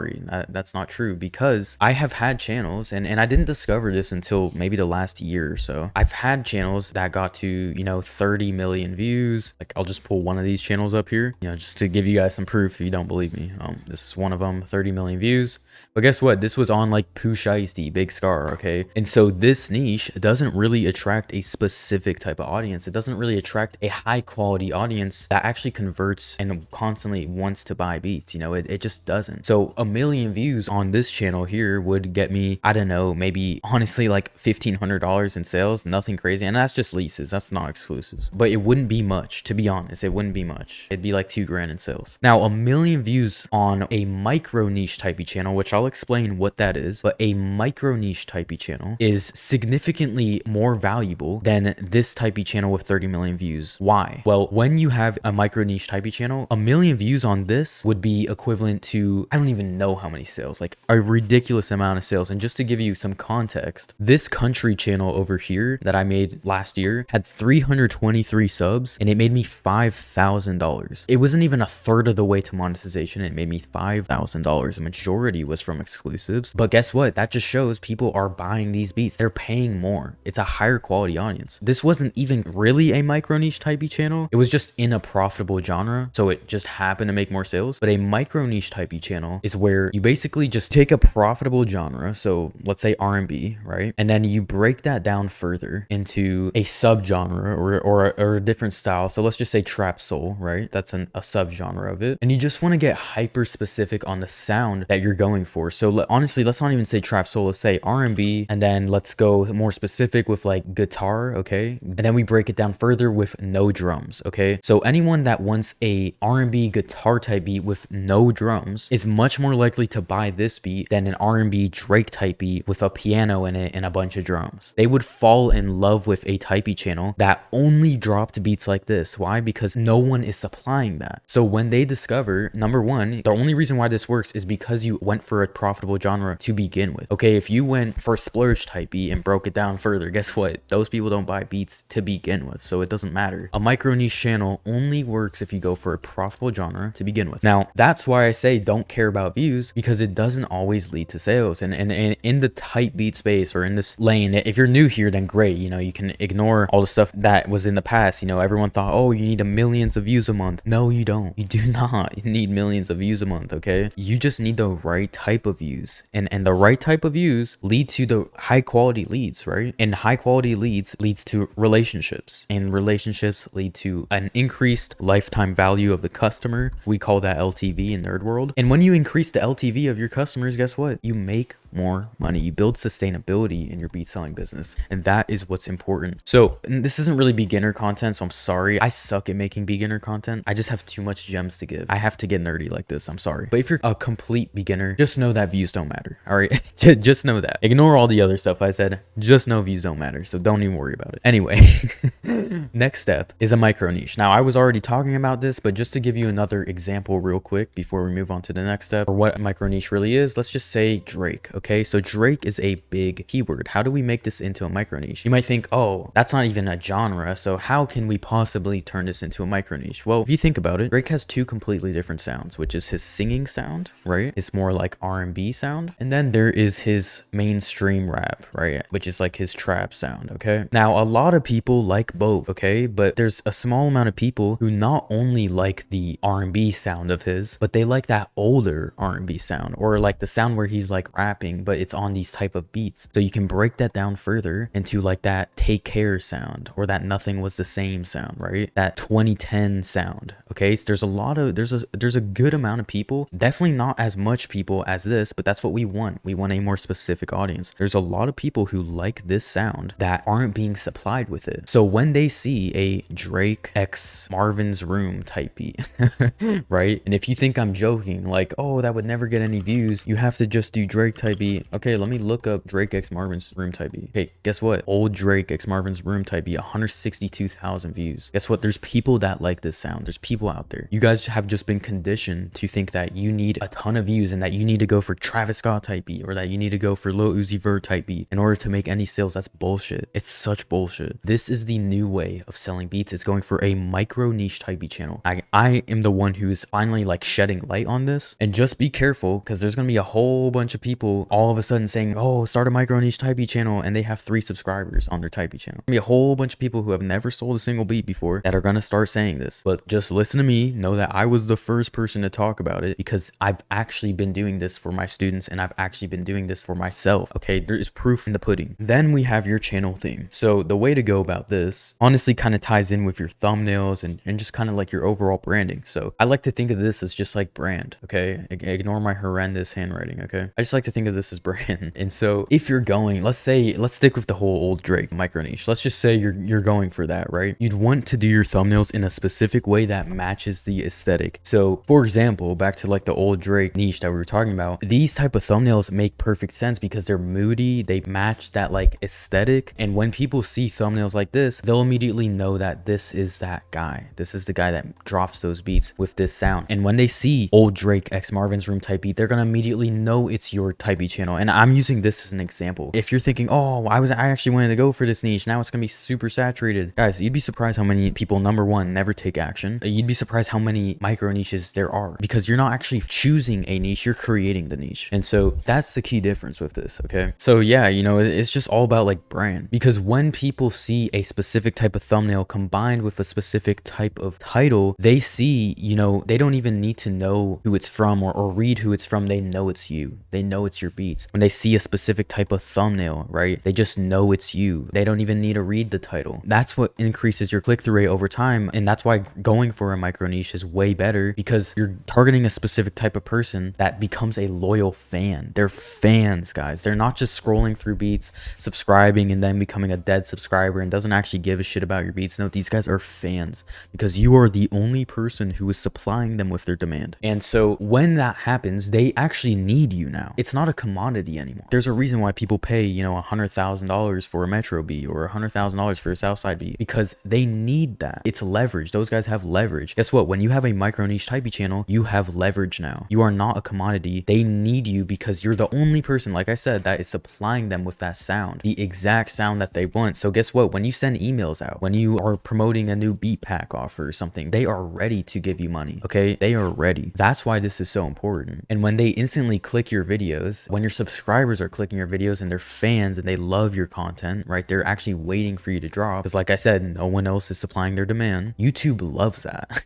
Okay, they love it when your fans, your subscribers are clicking your content, and that tells them, okay, his subscribers love it, let's push it out to more people. Because if your subscribers weren't to like it and they weren't clicking on your videos, then YouTube would be like, damn, his own subscribers, his own fans don't even like his content, why would anyone else? So that's where this kind of comes into play. But yeah, so moving on to watch time. Now with your watch time, it's very important that you actually are focused on what matters. So number one, with watch time, it comes down to your arrangement. And if you're in music, then you know what this means. Arrangement, and then there's retention hacks. Okay, and so I'll break what this means down. Retention hacks is really important, but it can vary depending on the niche. So for example, if I'm going for like more of a trap niche, retention hacks are like the only way you're crushing it. I'm gonna be honest. If you're going for, let's say, any other niche like R&B or pop, right, then it starts to get a little different. If you're going for soul or boom bap, like when you're going for all these other niches, that's where things get a little bit different in the arrangement. So a good rule of thumb for arrangement, I'm just gonna throw this out. This is a free gem. If you want to increase your retention, make sure that the beat starts right away. So it traditionally, like trap beats, for example, or R&B beats, even, like you can have the beat start right away. From bars 0 to 8, the beat just hits right away. It comes in, beat hits. Okay, then from bars 8 to 16, you have a bridge, so it's just a melody playing, right? And maybe the counter melody comes in here. Then the next thing you want to do, from bar 16 to 24, now the beat comes in again. Okay, from then on you can do whatever you want, I don't care, because you already got the retention. But that is like the general structure you want to go with. You always want to go with this, in my opinion. If you just, like, generally speaking, on any type of channel, this gets the best results. And then retention hacks is like motivational speeches before the beat actually starts, movie scene intros, like just brain rot shit, to be honest. It mainly works with trap though. Like honestly, trap beats is the only way it really works, or the only time you even need it too. People that bump R&B beats, they're not as brain rotted. People that are bumping pop beats, they're actually like looking to buy beats, so they're not needing to be entertained necessarily. But people looking for trap beats, they don't even know why they're looking for trap beats. Okay,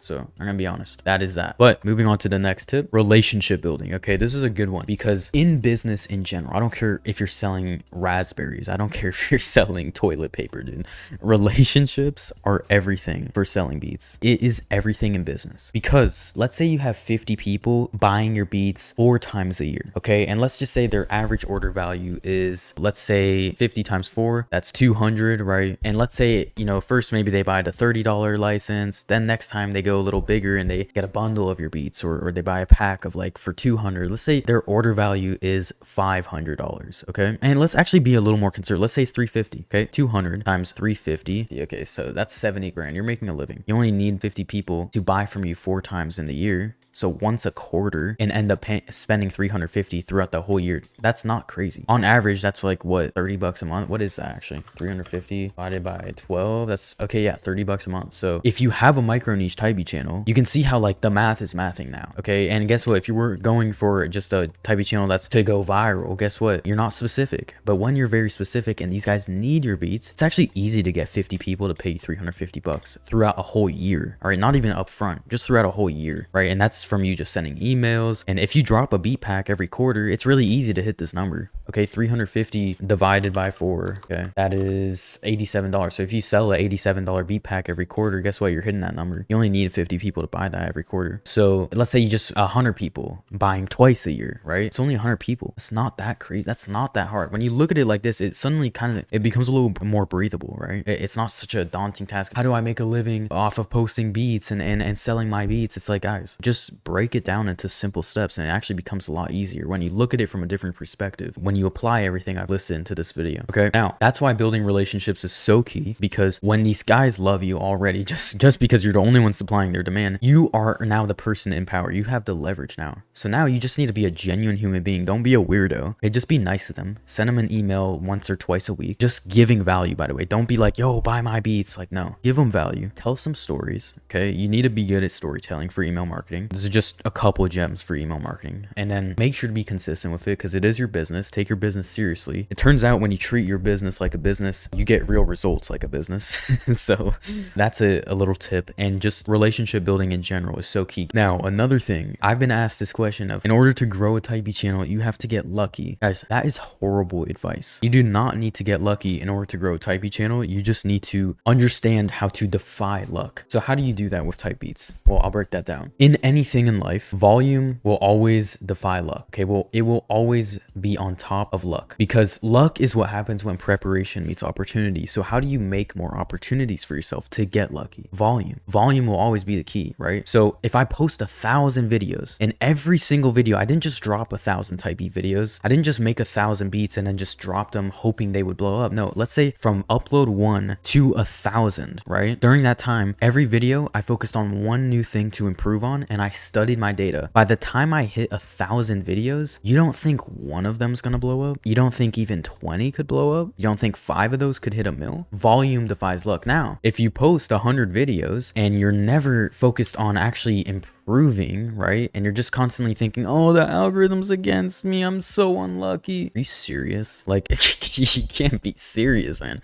You are not unlucky. You're just not even trying. You're sitting there thinking that you're just unlucky. Guys, if luck played a factor, then why have I been able to grow a type B channel in every single niche? Why have I been able to do this for years? Why was I able to do it for this client? Why was I able to revive his type B channel 400% and then scale 4 other channels for him, right? Why was I able to do that and get exponential growth on every single type B channel instantly? Guys, that's not luck, okay? That's just experience and volume. So the reason why I'm talking about this is because I got a comment today where someone was like, unfortunately, luck is what plays a role into this. And I couldn't disagree more, actually. I disagree because I believe that the type B game and the beat selling game is a 100% a skill-based game, 100%. And that's why I love it so much, because once you understand it, you can blow up a channel like that. It's easy, actually. It's like law at that point. It's so easy. So it's not just volume, but it's volume while you're focused on improvement every single video. That is what ends up leading to this, versus if you just posted 1,000 videos, you would still be in the same spot. If you never even thought about a strategy, or if you never even thought about improving your formula over that time, right? I don't know what that time period would be like, but that's why you end up seeing exponential growth. And that's why I can do that for all of these channels every single time, because I understand that. I understand improvement, studying your data, right? Studying your click-through rate. It's stuff like that that really plays a role. And also, to add to this, like, let's say you do drop 1,000 videos. You don't think 100 of those could have above a minute 20 average view duration? Or let's even be more conservative. Let's cut it in half. Say 50 of those videos get a minute 30 average view duration. That's really good, right? So all you need to do when the average view duration and like the watch time is really good, all you need to do now is just change the thumbnail. Literally, you can change it a million times if you wanted to. Just change the thumbnail until eventually the click-through rate is crazy. And guess what happens when you have a high click-through rate and a high average view duration? This is what happens. Okay, this is what it leads to. From when you started working with me, how quickly did you hit your first 10K month? Like 2 months after, yeah, because it was June. So when we started making, oh damn, like a month and a half then. Yeah, but we started in like that's crazy, dude. a little before May or early May. Yeah. Congratulations, dude. Seriously. I hope this producer blow up his Typee channel to over 187,000 views within just 26 uploads, and he will monetize his channel by tomorrow. But I didn't just do it for him once, I did it for him 5 times in the last 3 months, and we're gonna do it 50 more times, because once you have a clear cutout formula for growing a Typee channel, you can rinse and repeat it over and over again. You see, there are systems and strategies that I implement for these producers that allow them to blow up fast every single time on any niche they want. I don't care if it's Drake type B, Travis Scott type B, Future type B, Gunna type B, you name it. I can blow myself up on any niche, and I can scale any producer that I want on any niche. It does not matter, because it's not about luck. It's not about guessing if something will work or not. It's about using proven to work systems and strategies that allow you to scale with precision. Now, I kind of want to talk about like the process that I actually went with for this student. Now, the first thing I did was I focused on his already existing channel, and this channel was already monetized and had a few thousand subscribers, but it was on a steady decline. And within 30 days, I tripled his views, well, actually 4x'd his views, because he was getting about 1,800 views a day, and I scaled him up to 8,500 views a day. And with that, we tripled or quadrupled his revenue as well. And I didn't just do this by telling him, oh, be consistent or make good beats. No, that advice is old news, okay? I was able to do this by analyzing his data and using that data to make improvements to his videos. Eventually, we found a winning formula that scaled his channel to 4x. Now, I track the data from each video to be able to have all that data organized. Then I use AI to analyze the data for me and let me know what areas of the formula to improve and focus on. You see, if you're not tracking your analytics and using your own data to your advantage to blow up your channel, then you are at a serious disadvantage. Now, after I got Vincia set up with a profitable channel, we then went back to the drawing board to start up a second channel. As you can see, it's going very, very well with 390,000 views in the last 28 days,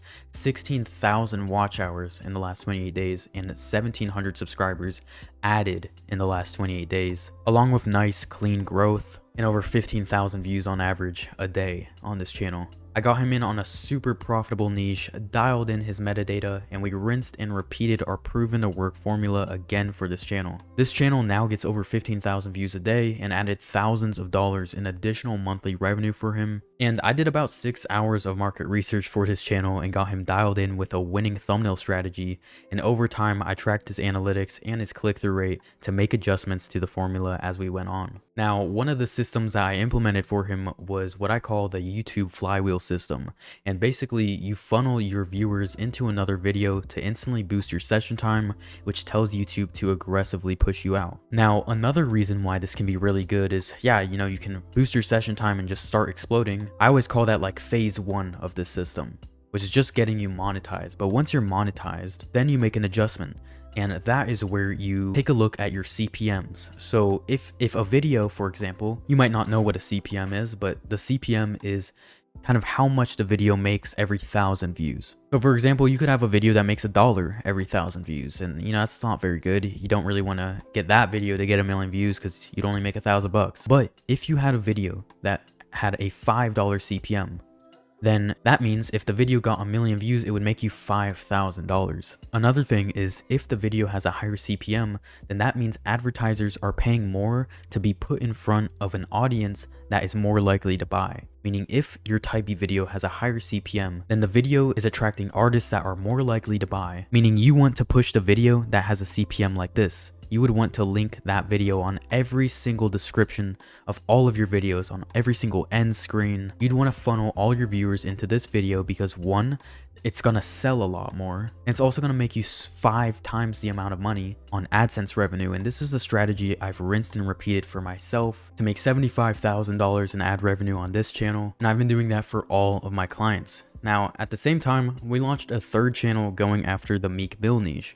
since this is another extremely profitable niche. And once again, I did a ton of market research, I crafted up a winning strategy, and we applied it within 48 hours of crafting up the idea. And as you may have noticed, the views never go up linearly like that, they always go exponentially, which leads to explosive growth. And every channel has its own unique formula. And this is why I always say to track your analytics and use that to refine your formula, because that's 90% of the typey game. Now for this channel, we went for like the black and white theme, which got pretty good results in the first 45 days. But now we are switching to colored thumbnails because we analyzed his data and noticed we can get 2.5 times the amount of views by making a simple thumbnail change. You see, just because something works for a while doesn't mean it will work forever, which is why tracking your analytics and making adjustments and improvements based on your data is absolutely crucial for your channel's results. Now for this next channel, we kind of went for more of an experimental niche, but still managed to blow it up within 2 weeks, and we will monetize it by tomorrow. Now this niche was out of Vincia's comfort zone, but it still doesn't matter because once you implement proven to work systems and strategies, you can blow up any channel you want. Like I said, it doesn't matter what niche it is. What matters is the formula. And if you guys are just making a beat, slapping a thumbnail on and posting it on your channel without doing anything after you upload, then guys, you are playing in the little leagues. You need to be treating this like a media company because that is what it is. Only the best systems and strategies win because this is 100% a skill-based game. There is zero luck involved. And look, if this was all luck, then why am I able to do this to his channels every single time and get exponential growth, even on a dying channel? How was I able to just revive his channel 400%? Like I said, if you think this is all luck, then you are playing in the little leagues because this is 100% a skill-based game. Now, let's talk with Vincia himself so that you guys can have a deeper understanding of how I actually got him to 10K a month within 90 days. All right, so here we have Vincia. Vincia, how's it going, man? Yeah, I'm doing good, man. What about you? Chilling. Man, you know, Vincia's came a long way since May. You know, he was already doing his thing. making beat sales, growing his channels, but he came to me for, you know, that extra help, the extra step. And man, we really scaled a lot of his channels. So Definitely. Vincia, you know, kind of tell everyone how you kind of got started with the beat selling and kind of where you're going. Well, I mean, I've been doing this shit for like 5 years. Didn't know what the hell I was doing. Just like posting any type of beat I made. Got nowhere for a minute. Then started like locking in on like Detroit beats probably like 2 or 3 years ago, and then started expanding into a bunch of different like genres like R&B and a whole bunch of other like trap subgenres. When you got into beat selling, you know, you might have thought it was one way, but then as you kind of got really into the game, you realize like, okay, there's like a formula to it. It's actually a lot nerdier with like, you know, I got all these things to pay attention to. What would you say is like one thing that really actually matters with the type beat game? What's it called? It's really just paying attention to your competition. Like a lot of people gonna tell you that this shit's dead, but what's called really any type of niche or whatever type of beat you make, like as long as you're like good at actually making it, then you just pay attention to like your analytics and stuff and actually watch it compared to other people's, like literally within a couple months you can blow your shit up. There's literally like no excuse for it. Yeah, it's just like really just paying attention to like every part of the beats and like what's called, like it's simple shit like just caring about like your thumbnails and stuff, because like that's what the person first sees, and like the thumbnails ass, why would anyone click on the beat? Like if the thumbnails ass, you just gonna hope that the beat's good? No, you're just gonna move on to something else. Simple shit like that, and just keeping people watching for a long time. It's really simple stuff. Yeah, and when we first started working together and we were focusing on your main channel, right? Were you kind of like surprised by how fast we scaled that channel, like 4x the views? Oh yeah, what's called? Yeah, because I just thought I was like gonna be stuck forever, basically doing what I was doing. Because what's called, it was kind of on a decline. The artist, it was on a decline. Artist wasn't dropping like albums or really songs anymore. So I just thought it was gonna stay like that. But once you maximize everything in your power, you can make a lot happen. So. Absolutely. From when you started working with me, how quickly did you hit your first 10K month? Like 2 months after, yeah, because it was June. So when we started making, oh damn, like a month and a half then. Yeah, it was like June. Yeah. But we started in like that's crazy, dude. A little before May or early May. Yeah. Man, congratulations, dude. Seriously. It's and it's only more to come.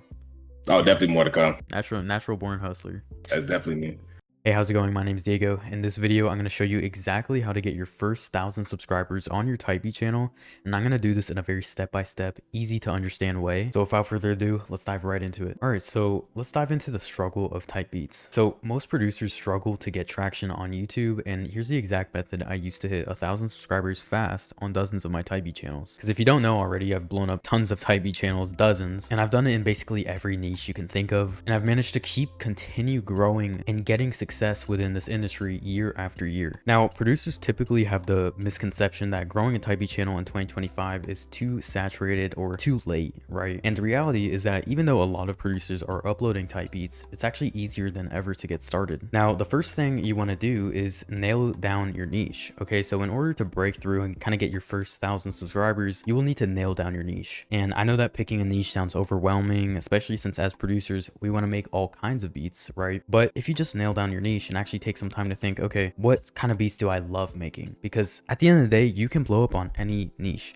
I always tell this to people, like, you can blow up on any niche you want, so you might as well start posting on beats that you love making. So try and figure out what do you actually love doing? What gets you excited to get out of bed every morning and actually start making beats? What is that style? And once you figure that out, you'll be in a very good position to actually start seeing your first 1,000 subscribers on your type beat channel. It becomes a lot easier when you actually love what you do. But look, I do understand that, you know, picking a niche for producers is kind of like boxing yourself in. You know, we don't really like that. I myself understand because, you know, I'm a producer, I get it. But what's nice is, you know, you don't necessarily need to box yourself in. You can also post your beats, you know, on your Spotify, or you can send out loops and samples and your beats out for placements. You can take your beats and any type of beats that you like making, and you can make sample packs out of them. You can make drum kits out of them, right? You don't have to just only make beats for your type beat channel. That's crazy. But you do have to post on one style of beat. beat for your type beat channel. That's you can't negotiate with that. But you know, I'm never telling you guys to only make beats for your type beat channel. That will get so repetitive and honestly take the fun out of music for you. So I don't recommend that. But when it comes to YouTube, definitely stick to a style, stick to a niche, and get really, really good at it, because you'll start to see your growth look like this when you become an expert at what you do. Become an expert at that one thing. You know, it's really, really important. Imagine if I never, you know, did the type beat thing, or I just tried doing all kinds of different things. I tried doing sample packs. I tried doing the whole placement thing. Like, I would have never become great at the type beat stuff. I would have never become great at the online beat selling space, right? So it goes the same thing for your niche, right? Become great at a sound. Maybe it's R&B for you. Maybe it's soul beats, right? Maybe it's boom bap beats. Whatever your thing is, become great at that thing, and people will recognize that you are great at that thing, and they'll want to pay more for it, right? So yeah, I get that it sounds overwhelming, you know, to box yourself in, but if you look at it from that angle that I just shared, it makes it a lot easier, right? You can kind of breathe now, you know? So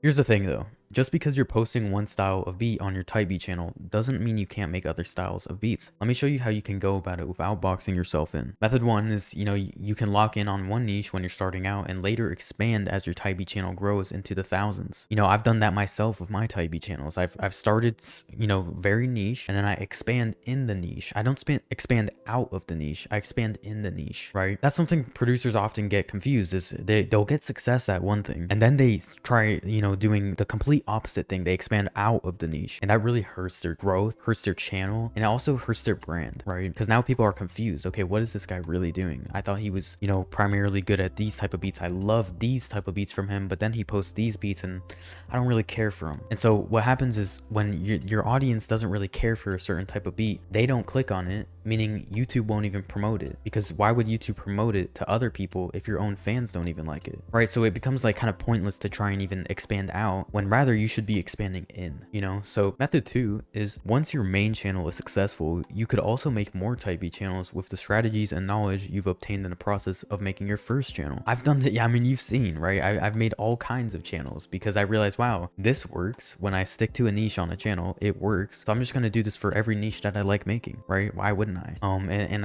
that's kind of how I built like my beat selling empire, right? Now, method three is you can also stick to one type beat channel and one niche, but make other type beats and produce other projects on the side. You know, you don't have to only make beats for your type beat channel. This is kind of what I touched up on earlier. You don't have to make beats just for your type beat channel. Okay, it will drive you insane. Now, let's circle back to nailing down your niche. So when choosing your niche, think about what beats you love making the most. What style of music would make you jump out of bed every morning because of how excited you be to make those beats? And if you have no idea where to start when it comes to finding the right niche, I recommend using vidIQ. It's a free website that allows you to search any keyword to see how popular it is and what the competition is like. So this is kind of what it looks like. You see the volume of the keyword and you see the competition, right? So the volume is just kind of like, okay, how many people are searching? If it's 100, then wow, you know, it's super searched. And if the competition is low, then that means, wow, you know, not many people are actually posting on it and the demand is super high. So at that point, you know, it just becomes supply and demand, right? So you kind of fill that gap in the market. What I recommend is start searching any styles that you would be interested in making. For example, Summer Walker type beat or Drake type beat or whatever it is, right? And see the competition and the search volume of the keyword. And as an additional resource, I'll leave this video in the description that shows you all about niche selection along with the other crucial fundamentals to growing a type B channel. So check that out after you finish watching this video. Now, you don't need to reinvent the wheel. Okay, once you nail down your niche, you should begin studying guys at the top of the search rankings, right? This will give you an idea of where to start with your channel since you'll already have a rough idea of what's working well. And you can take inspiration from your competitors' thumbnails and their beat style, right? Along with their branding, their theme, etc.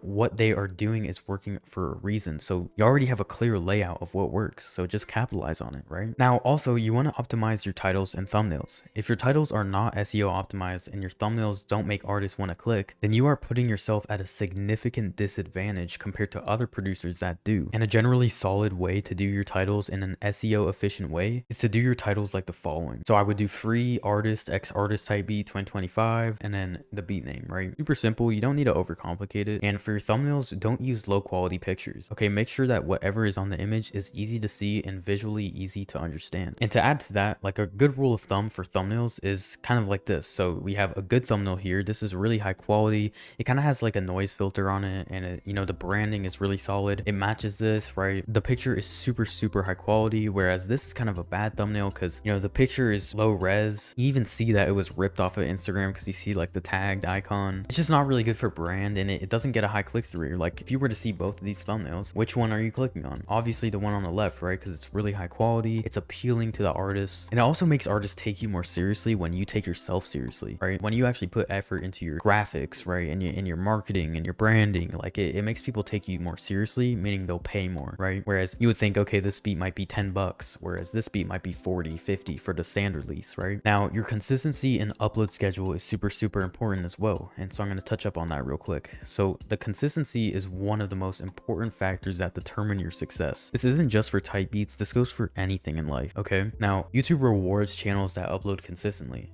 If you want to blow up, you're going to have to work for it. Believe it or not. I know it might be a crazy concept, but the nice thing is though that let's say it takes you an hour to make a beat, right? If you just take one day out of the week, for example, a Sunday, and crank out 7 beats and schedule them out during the week, your type beat channel runs on autopilot. And I recommend setting up an uploading schedule. You know, if you want to post daily, then post daily at a specific time every single day. And if you can only post 3 times a week, then do Monday, Wednesday, Friday, but at the same time each week. Schedule is super important for allowing YouTube to reward you. Now, let's talk about pushing traffic outside of YouTube. So a great way to start getting initial exposure is by sending traffic from outside of YouTube. If you already have a following on another platform like TikTok or Instagram or even an email list, then use that to your advantage when growing your Type B channel. And if you don't already have a following outside of YouTube, then joining free Type B communities can be super beneficial since you can promote your own Type B videos and get feedback. That's exactly what we do in my free community, and if you would like to join mine, I'll leave it in the description for you. But another thing that I wanted to talk about is like looking at your own analytics and see what is getting the most views and then analyze that, right? Why did this video do significantly better than these other videos, right? You want to double down on what works. Take note of what thumbnails are performing the best, what style of beat is performing more than others, right? Whatever is working, do more of that. This is what allowed me to get tens of millions of views for me and my students. Your overall brand and theme of your channel is also crucial for building a fan base that stays loyal. Don't get lazy with this, as it's one of the most important factors that determine your Type B channel's longevity. And for your logo, you can hire someone on Fiverr for around 20 bucks or make one for free in Canva, right? Now fans should instantly recognize your uploads in their feed, and that's why your thumbnails, titles, and beats need to be consistent along with your upload schedule. So why this helps with your channel growth? Well, YouTube pushes your channel out to new people based on if your subscribers are watching your new videos. If your own subscribers get confused because you constantly switch it up, then that leads them to not watching. And if your own fans don't watch your beats, like I said, then YouTube doesn't feel like other people would be interested in watching it either. Now, look, your first 1,000 subs will be the hardest. I'm just gonna be fully transparent and say that now. Think of it as a test though. This is YouTube's way of seeing if you're worthy of being at the top. If you're able to stick it out through these slow days, then there's nothing that will stop you from getting that first 1,000 subs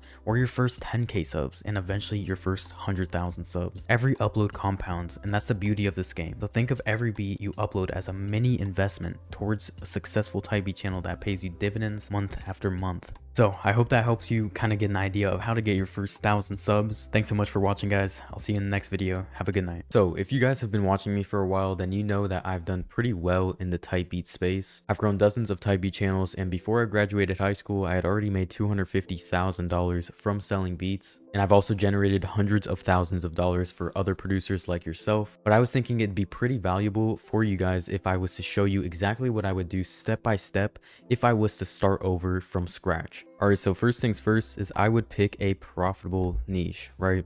Now, what is a profitable niche? Well, profitable niche is definitely a niche that doesn't need to get a lot of views in order to get sales. So I like to think of niches like R&B, boom bap, even Gunna type beats, pain beats are really good for getting sales, stuff like that. I definitely go for a profitable niche that does get a lot of views, but also gets a lot of sales due to the market that it's attracting. Because you don't want to go for a niche that really targets the younger side of the market because they just don't have a lot of money or the maturity to really want to invest in themselves yet. So that's kind of how I think about it in terms of like actually thinking about, well, what is a profitable niche, right? So let's say I want to go with pain beats. Okay, so now we kind of have to find a keyword keyword. So we're going with pain beats as the niche, right? But now we need to find the keyword. So this is where you can use something like vidIQ or just doing your research on your own just by searching on YouTube or using YouTube incognito, right? For example, I'll just show you, like, if I wanted to find a pain keyword, we could just start with pain type beat, right? We're going after the niche, so let's just see what actually pops up here. Okay, off the rip, we have Screwly G, we have Lil Papa, we have Sad Type B, No Cap, then we have Lil TJ, Polo G, just kind of that sound. So let's say, okay, we want to go for maybe that type of niche. So now here's where you want to use vidIQ to see, okay, how many people are actually searching this keyword and what's the competition looking like. So I'd search up Polo G type beat, and as you can see, okay, 136,000 on the search volume. That means about, 136,000 people are searching this keyword every single month, and the competition is low. Now let's look up Lil TJ type beat, okay?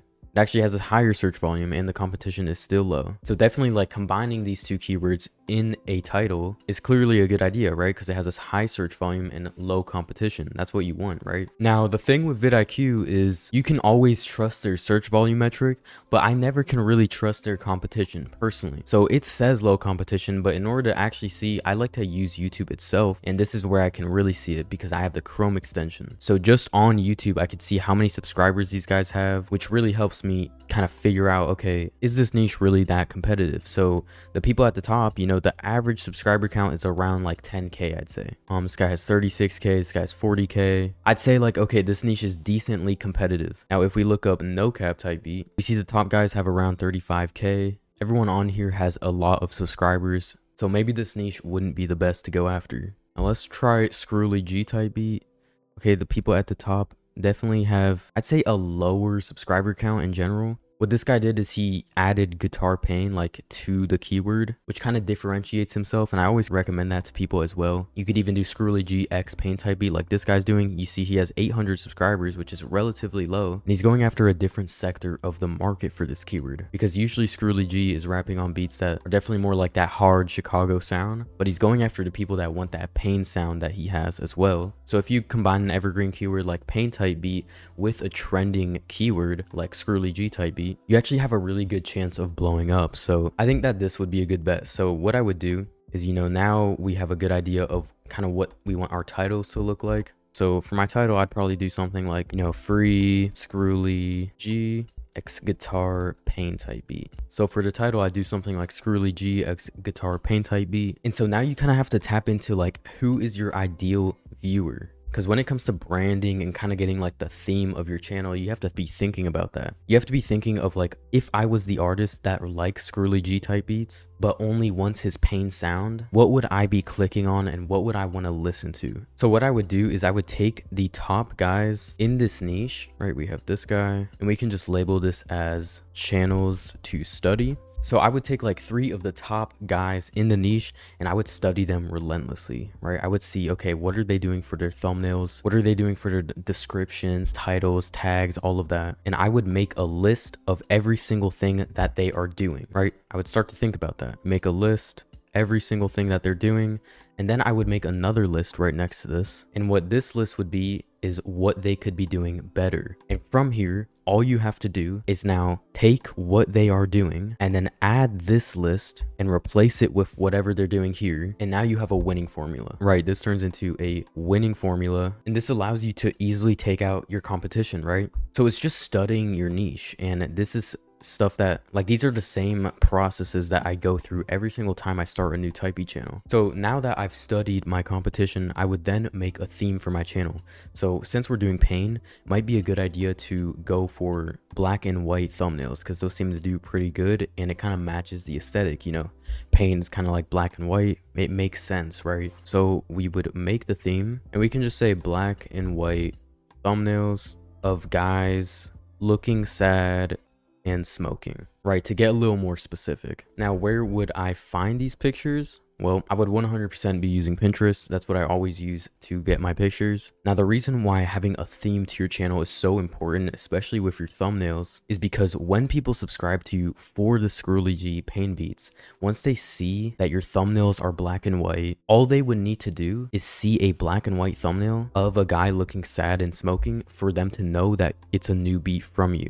And that's really where the branding comes in. It's like now you're creating kind of your own aesthetic, your own theme, right? And that's where it really comes into play, because when you get your subscribers to actually click on your video, YouTube knows to now push it out to more people that aren't subscribed. But if your own fans, if your own subscribers don't even click on your new video, then they won't push it out to anyone else, which is probably a big reason why you guys aren't seeing growth. So if you were to do a Screwly G type beat with a black and white thumbnail of a guy sad and smoking, and then the next day drop a Gunna type beat with a colorful thumbnail of a watch, yeah, that might work for other people's channels, but that's because that's all they do, and their audience recognizes that and likes that. But if your audience likes sad Screwly G type beats and black and white thumbnails, then you need to continue rinsing and repeating that and giving your audience what they want. So then what you should be doing is create a signature intro for your beats. So when I say this, I'm not talking about like a crazy visualizer intro or something like that.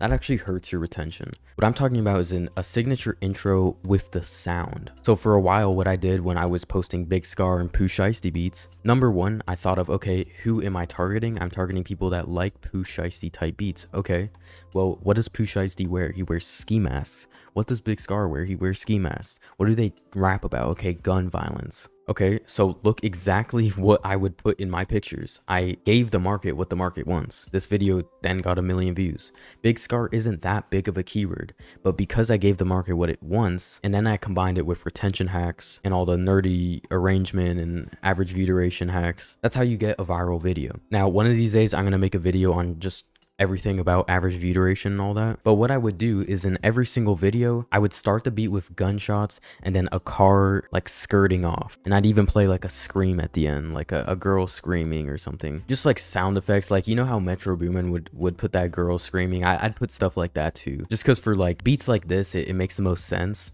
And it just kind of makes it more than just like a beat, you know? Now it's like, you're creating like a type beat video, right? You want it to go viral, so you kind of have to do little extra things like that and kind of design it to be a banger. So I would do that every single beat, and that was kind of like my signature intro, and I think it's really, really important. Once I have this figured out, I would flood the market. Okay, I would post, if I was starting a brand new channel, I would post twice a day. For the first 2 months, I would post twice a day. I would absolutely flood the market. That way, within the first month or two, I can instantly take over the competition because of what I already did before, which was I studied the competition, I wrote down everything that they're doing, and then I wrote down what they could be doing better, and I did that. I applied it to the channel. Then when you do that, and you master the sound, and you create your own theme, and then create a signature intro and style for your beats, while then posting double what your competition is doing, that's how you take over the competition and if you dominate your niche. This is the proven formula. This is the strategy that I would do with every single type B channel that I blew up. And mind you, I've done this for a lot of type B channels, okay?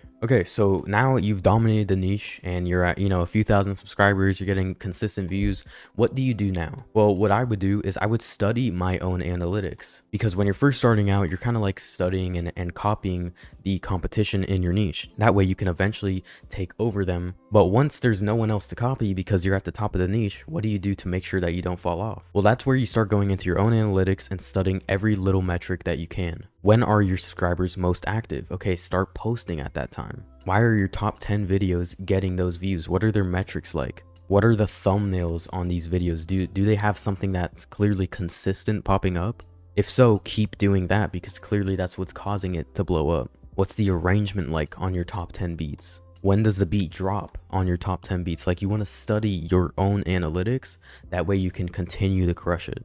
So I've uploaded over 2,000 type beat videos, and as a result of that, I made well over $250,000 in profit by the time I graduated high school, strictly from selling beats online. I got the BeatStars 1 million plaque, and I have hyper obsessed over the type beat game. I never stopped studying the game, and I've learned just about every single thing you could possibly think of when it comes to type beats. I've been able to develop my own formulas and unique strategies to actually get success on my type beat channels every single time, and more than half of my type beat channels, I started and monetized them within 30 days. The journey's been a blast, so in this video, I'm going to share some of the most important lessons that I've learned over the last 5 years in my beat selling career. So the first lesson that I had to learn is that if your quality is shit, there's nothing that I could tell you that would help you blow up. There's no thumbnail technique, there's no retention hack or anything like that that could possibly help you blow up if your beats suck. And to be honest, it took me an extra year and a half than it should have until I finally was able to start seeing results. And this is because I neglected getting my quality straight and neglected actually mastering the sound and the craft that goes into making beats. And I just wanted to rush blowing up, you know, I just wanted to start posting and just start getting results, and that's not really how it works. You really have to have good beats already before you can start seeing any type of results. So I kind of was learning everything about the type beat game, and then I kind of had to take 3 to 6 months to just solely focus on the music and develop my craft. And during this time, I was not posting. And once I felt like my sound was finally good, or good enough and on my competitor's level, that's when I started heavily posting every single day again. I was hungrier than ever and I really wanted it bad. And that was when I was finally able to start seeing results with my type beat channel. So make sure to focus on your quality. It's super important. And if you neglect it, you'll end up wasting so much time when you could have just focused on the music, gotten your sound a lot better, and then went hard with the type beat stuff. But if you're watching a video like this, chances are your sound is already good, you're already hard at making beats, you just need a little extra help with the marketing side of things and all the nerdy stuff that goes in with the type beat stuff. So that's what I'm here to help you with. Now, the next lesson that I learned is that you have to become the artist. Now, I'm not talking about becoming the next Pure Born where you're a producer and a rapper. What I'm saying is you have to put yourself in the artist's shoes. That is when you will finally understand what your audience wants to click on and what they want to watch and listen to. It's what took me from 0 to 100 in a matter of 6 months. When you're thinking about what the artists would want to click on and what they want to listen to, it actually becomes a lot easier to get results, because let's say you're going after Future type beat, right? Okay, well, what does he rap about? He raps about luxury, living large, right? Watches, diamonds. So it probably would be a good idea to do pictures of Rolls Royces as your thumbnails, or iced out jewelry, for example, right? Because that's what matches the aesthetic, and that's probably what people that want a Future type beat are going for. That's what they want for themselves, so that's why they would want to click on that. It gets really nerdy because like you're tapping into the psychology of these things, but it really is what allows you to start crushing it. Now, the next lesson that I had to learn is that nobody cares. I would tell a lot of my friends what I was doing and what I was trying to do, and a lot of them would be like, well, this just can't really go anywhere. Like they didn't understand it. And so since usually, you know, you listen to your friends or you value their opinion, I would like take this stuff to heart. And what I learned is that you can't explain this type of stuff to someone that doesn't have a clue about what it is, because they don't know the potential of it. They don't know what it can lead to. They don't even understand what you're talking about. So of course they're going to shoot it down. So what I recommend to you is to not tell your friends or family about what you're doing, at least in the beginning stages, and surround yourself with other type beat producers. Even in the comment section of this video, there's going to be a lot of type beat producers that are in the same position as you and are trying to learn, right? So surround yourself with other producers that are in the same position as yourself. That way you can talk about these things with them and you don't need to feel like all weird about it, you know? Now, another thing is do not wait for motivation. I would always think, you know, oh man, I'm just not feeling that motivated today. And you might be like that too. Some days you're just not that motivated. If you were to wake up to your type beat channel getting 100,000 views a day, chances are you'd be pretty motivated to keep going, right? You'd be pretty pumped up. And that's exactly my point, is you have to create your own motivation, because motivation you don't just get motivation. You get motivation when you're seeing results or when you start taking action. Okay, motivation follows results and action. That's facts. So you have to trick yourself into not paying attention to the numbers and solely focusing on your input, because when you focus on your input, your output will always resolve itself. You have to trick yourself into thinking that you're already a successful type beat producer. That's basically what you have to do. You have to push through the stages where, you know, you're not seeing any results, because I myself and all the other successful beat sellers and, you know, type beat producers have had to go through the same thing. It's not like we started and we were just succeeding, you know. We all started from 0, and there were days that I did want to give up. There were days that I definitely did not have any motivation, but I never took my foot off the gas. I posted every day, even if I was getting literally 1 view, which a lot of the times I wasn't even getting that. So that's exactly what got me to the point where I'm at today. That's exactly what got me to the point where I'm at today, is I just never took my foot off the gas, even if I wasn't motivated, right? Now, the next lesson that I learned, which might actually excite you, is that there is no competition. If you truly want it bad enough, there's literally nothing that can stop you from blowing up your type beat channel. There's nothing. If you're obsessed over this game, and actually, instead of like telling yourself that you're obsessed, If you're actually staying up late, studying every little thing about the type beat space, watching videos like this, and actually taking notes, and truly want to be the best at the type beat space, then you will become that. I have videos and pictures on my phone, and I'll probably share that another time, but I have videos and pictures where I'm literally taking notes, and on the screen I have like 30 subscribers.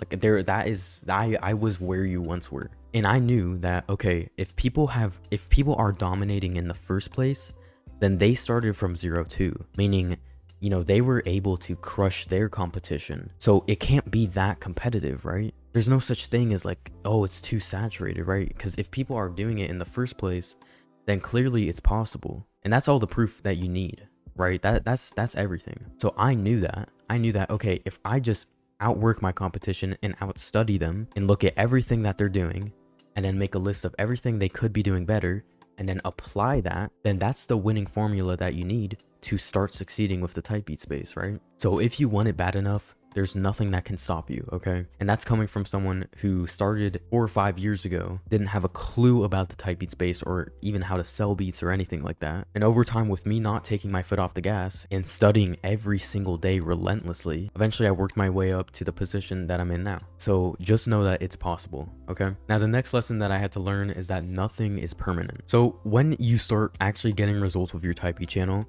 your views are gonna be going up, but never get comfortable. Never just all of a sudden be celebrating so much and then take your foot off the gas. I see so many producers start getting results and then all of a sudden they think it's just never gonna stop going up, and that's not how YouTube works. Trust me, there is plenty of ups and downs. You will have times when you're just popping, right, and going crazy, and then you'll have times when you're stagnant, and you'll also have times when you're going down in views, okay? And that's when you need to re-strategize. But here's the key difference between regular type beat producers and successful type beat producers. A regular type beat producer will see his views going up and then get super excited and then just think, oh, well, it's never gonna stop, so I'm just gonna keep posting and keep doing what I'm doing. But what a successful type beat producer is, he sees that his views are going up because maybe, you know, a video is just going crazy viral, right? What a successful producer does is he analyzes what's working well with that video and then thinks about, okay, how can I make this even better? And how can I make my next banger while the current one is blowing up? That way, you're already thinking about the next step, the next banger to drop, instead of thinking in the past, right? When a video blows up for me, I already count it as it's in the past. It's not even real, right? I need to just analyze the data from it because clearly something's working, and I need to apply that to my future videos so that I can continue seeing the success, right? The views are in your control. The algorithm is a set thing, right? Like, you just need to play to it, you know? It doesn't matter how old your channel is. It doesn't matter what country you're from. The algorithm is the algorithm, so you literally just need to play to it and you will get results. It's simple as that. And that's why I love this game, is there's literally a science to it. And for a geek like me, it's heaven. Now, the next lesson that I learned is that views do not equal sales. So to give you some context, in the beginning stages of my type beat career, I thought that if you got tons of views, that would automatically lead to sales, which is true, right? Money follows attention. But it wasn't until I started making multiple channels in different niches that I realized, wait a minute, certain niches sell more than other niches. And so what I found is that, you know, if I get 1 million views on a Pooh Shiesty type beat, for example, right, or an NBA Youngboy type beat, that 1 million views might lead to $3,000 in sales, you know, just like the MP3 license sales. But 1 million views on an old school boom bap type beat or an R&B type beat could bring you $10,000 to $15,000 in sales, right? You could see a 5x multiple. And so no one ever really talked about this, and this isn't something I realized until I, you know, made multiple type beat channels. I had to kind of learn it myself just through trial and error. So if you pick the right niche from the get-go, you're already doing 50% of the work if you want to build a sustainable type beat business. Now, another thing that I learned is that manifestation really works, but only if you combine it with volume and, most importantly, action. Now, I have a video where in like April 2022, I was a sophomore in high school. I'm gonna literally play it for you because it's so crazy. In the video, I say that I'm gonna blow up and have one of the most viral type beat channels of the year or something, and that I was gonna do it within the next 3 months. Give me 3 months. I will be dominating YouTube type beats. I'll be one of the fastest growing YouTube channels. Type beat history at least. And so 0 views, 0 subscribers. I'm just making this video so that I can go back to it and see that I, manifested it, called it.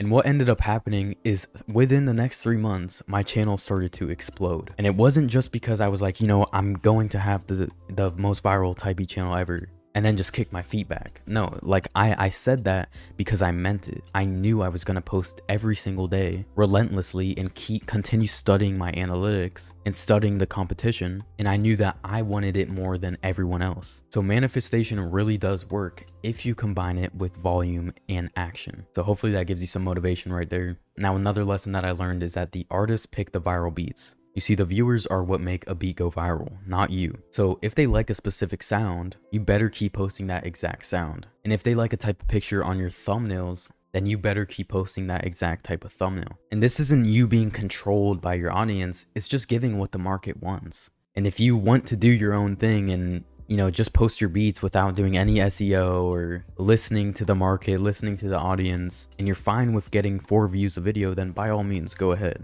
But if you actually care about getting views and seeing results, then you do have to listen to your audience to a degree, right? Now, another thing you should be doing is studying your niche relentlessly. Never stop studying your competition, even if you're dominating them. Because even if you're higher than them in views or on the search rankings, there still could be other little nuggets that you can pick up from them, right? So never stop studying your competition. Always be a student of the game. Now, another lesson I learned is that one beat will really change your life. In my sophomore year of high school, I posted a beat that completely set the stage for what was to come in my Type B career. This beat is at almost 2 million views. It's made me over $10,000, and that's just from leases and ad revenue. I never sold an exclusive or anything. But this beat completely changed my life and exploded my channel and led to other videos getting millions of views. And it's what's allowed me to get tens of millions of views across all of my Type B channels, and now tens of millions of views for my clients. So one beat really will change your life. And what's nice to know is that you are literally one beat away from having your life changed. And that brings me into my next point, which is it's you versus you. And you only fail once you give up. So you are technically your biggest enemy. If you decide that, oh, this just isn't working, I've posted for 2 weeks now, but I'm getting no views, and then you just decide to give up, then now you failed. But when you were getting 20 views a video, you weren't failing. You were growing, right? You were getting to the point where you could start seeing some crazy results. You were building your catalog, right? You were warming up the algorithm. You weren't failing though. So I think producers have like this misconception where they think, oh, if I'm not getting views instantly, then it's just clearly not going to work. I need to make a new channel. They start stressing out. And it's like, if you just stop for a second and breathe and get this whole mentality out of your head, you'll actually start seeing results, because it really is you versus you. You only fail once you give up. Now, another lesson I had to learn is that you have to be consistent with intent. So you have to be intentional with your thumbnails while also maintaining consistency, right? You must first be intentional with how you're structuring your beats and your thumbnails, the arrangement, your channel's theme, all of that stuff before you can start being consistent in general, you know, with just posting every day. A lot of producers have this misconception where they think, oh, when people are telling me to be consistent, they mean just post every day or post a lot like that. No, that's not what we're talking about. We're talking about be consistent with your thumbnails, titles, your theme, your tags, descriptions, your sound, intros, metadata, all of the nerdy stuff. Like, we're telling you, be consistent with everything. Make it easy for you to blow up, right? Don't make it hard. Now, another thing, and I've said this on the Heat podcast, if you treat this like a real business, you will get results like a real business. Because a lot of producers think, oh, I'm just gonna post a beat every day and then just hope that sales come in. And you know, to a degree, like, yeah, that is how it works, and that's what's kind of nice about this business model, but there really is a lot more that goes into it. And I have another YouTube video where I kind of go more in depth on this. I'll leave it down below for you in the description. Feel free to check it out right after you watch this video. But when you actually start treating this like a real business and actually think, okay, you know, I'm going to stick to the schedule. I'm going to post every day. I'm going to have my branding really good. I'm going to invest some money into, you know, getting a nice channel art, getting a professional sounding tag. I'm going to start investing in like the education side of things, like getting vidIQ, you know, even though it's free, like all of that stuff matters, right? When you're actually treating it like real business and actually focusing and not just winging everything, you know, when you actually have some structure to it, you actually see structured results. So hopefully that makes sense. But leading into my next lesson is everything you do right now affects the results you will be getting in the future. The reason why I say this, and you know, this kind of goes back to the whole point of like when people are posting every day, they try it for 2 weeks and then they give up. Well, you didn't fail because if you would have kept posting, you're actually making little investments. Every single beat that you drop is a mini investment. If you think about it like this, it actually becomes a lot more easy to understand, and it actually might motivate you a bit more because YouTube compounds. So when you blow up, it will never be like this. Okay, it will never be a linear line. It's going to be like this, an exponential curve, literally every single time. So every beat that you drop is compounding to that, because once you're blowing up, all of your beats will start getting views, which means all your views are going to be going like this. That's literally just how YouTube works, and that's why you should never ever give up, because everything you're doing right now is leading to your future self succeeding and winning. Now, I always get producers asking me, okay, when do I actually start my Type Beat channel? And my answer to them every single time is yesterday. Start posting now. Don't waste another day. Because if you keep procrastinating and waiting and waiting and waiting, you're going to find yourself in the same exact position 12 months from now. When if you would have started now, you could have already been adding to the compound effect this whole time. And in 12 months, who knows, you could have a bigger Type Beat channel than all of my channels combined. So I made 250K at 18 from Type Beats, and no, I'm not saying that like in a braggy way or whatever. I'm just saying it because if you're watching this, you want to know how to do the same. So let's just cut the bullshit and let me teach you how to do that. So throughout high school, right, I'm 18 years old, so I graduated in June. It's gonna be a year since I graduated now. All throughout high school, I was consistently, every single day, I didn't miss a day. I was consistently posting on multiple Type Beat channels, and I ran it up due to one thing. And the one thing that I'm going to tell you that allowed me to do this is probably going to piss you off because it's stupidly simple. But all it was one thing that set me apart from most producers. So if we look at most producers, right, we see that usually, you know, what most producers do is we pick a niche, right? And this is you yourself included, right? You pick a niche, and you've probably done something along the lines of this, where you attempt to post daily on that niche, and you see no traction after a few days or weeks, and then you give up, and then you repeat the cycle. For some reason, you repeat the cycle where you pick a niche, you post every day, and then after seeing no views, you just give up, but then you repeat it again. You repeat something that didn't work. And then you keep watching videos like this, and you wonder why you haven't gotten where you want to be with Type Beats. And it's just kind of funny to me because I used to actually be in the same position. So not entirely, but I was in the same position, right? So when I started, I was, you know, October of 2020, this is when, you know, Producer Grind was pumping out all those interviews of, you know, people crushing it with beats. And beat sales specifically, you know, that's, I never really cared about the placement side of shit. I always just cared about the online beat selling stuff. Because yes, I wanted to make money. I want to make money off my music. Yeah, so what I did though is, yeah, I created a bunch of channels for sure. I was doing the same thing. Granted, these channels became successful, but there was also times when I would make channels that didn't work, and I'd give up, and then I'd repeat the cycle, and for some reason, that's what I was doing. So for my first year of selling beats, I made $1,000. Now you might be like, okay, how, if you only been doing this for 4 years and your first year you only made $1,000, where's the other 250K? We'll get to that. I'm going to show you what I did differently. And I'll tell you right now, it wasn't doing this. It was not doing this. So I eventually decided, okay, I'm going to be different. And here's the one thing that made me different and set me apart. Yes, I also picked a niche, and I also attempted to post daily, and I also would see no traction after a few days or weeks. But the difference is one thing. I didn't give up. That is it. I did not give up. Now, obviously, I'm going to get more in depth to it because it's not that simple, but that is like 80% of it. Yes. I picked a niche, attempted to post daily, saw no traction after a few days or weeks, but I kept going. And then I repeated the cycle with more channels, and guess where that got me? Here. All these channels that blew up. Yes, they didn't blow up right away. Matter of fact, this channel took a long time to get anything. This was my first ever Type Beat channel. This channel did not blow up right away either. But when it did, right? Because I built up a catalog of beats, and then all of a sudden, the channel went crazy. Now, here's the thing though. This channel got banned. It got banned from monetization because I was underage. Granted, you know, Fair enough, right? I was underage, and YouTube doesn't like that. So fair enough, I got banned. But most people right here would have done what they always do, which is give up. They would have given up right here. Because think about it, you just finally, after a year, you were grinding tight beats, right? Really a year and a half. Grinding tight beats, you finally got what you dreamed for, right? You finally got what you dreamed of, and your beats are blowing up like crazy. You're getting so many views, and then YouTube hits you with demonetization, never will let you monetize this channel again. Most people give up here. And also, I then started another channel here, right? This is my biggest channel ever. And when I started it, I was going crazy, right? Tons of views, 50,000 views in a day. And then it slowed down to about 5,000 views a day, which you're probably like, okay, I would do anything to get 5,000 views a day.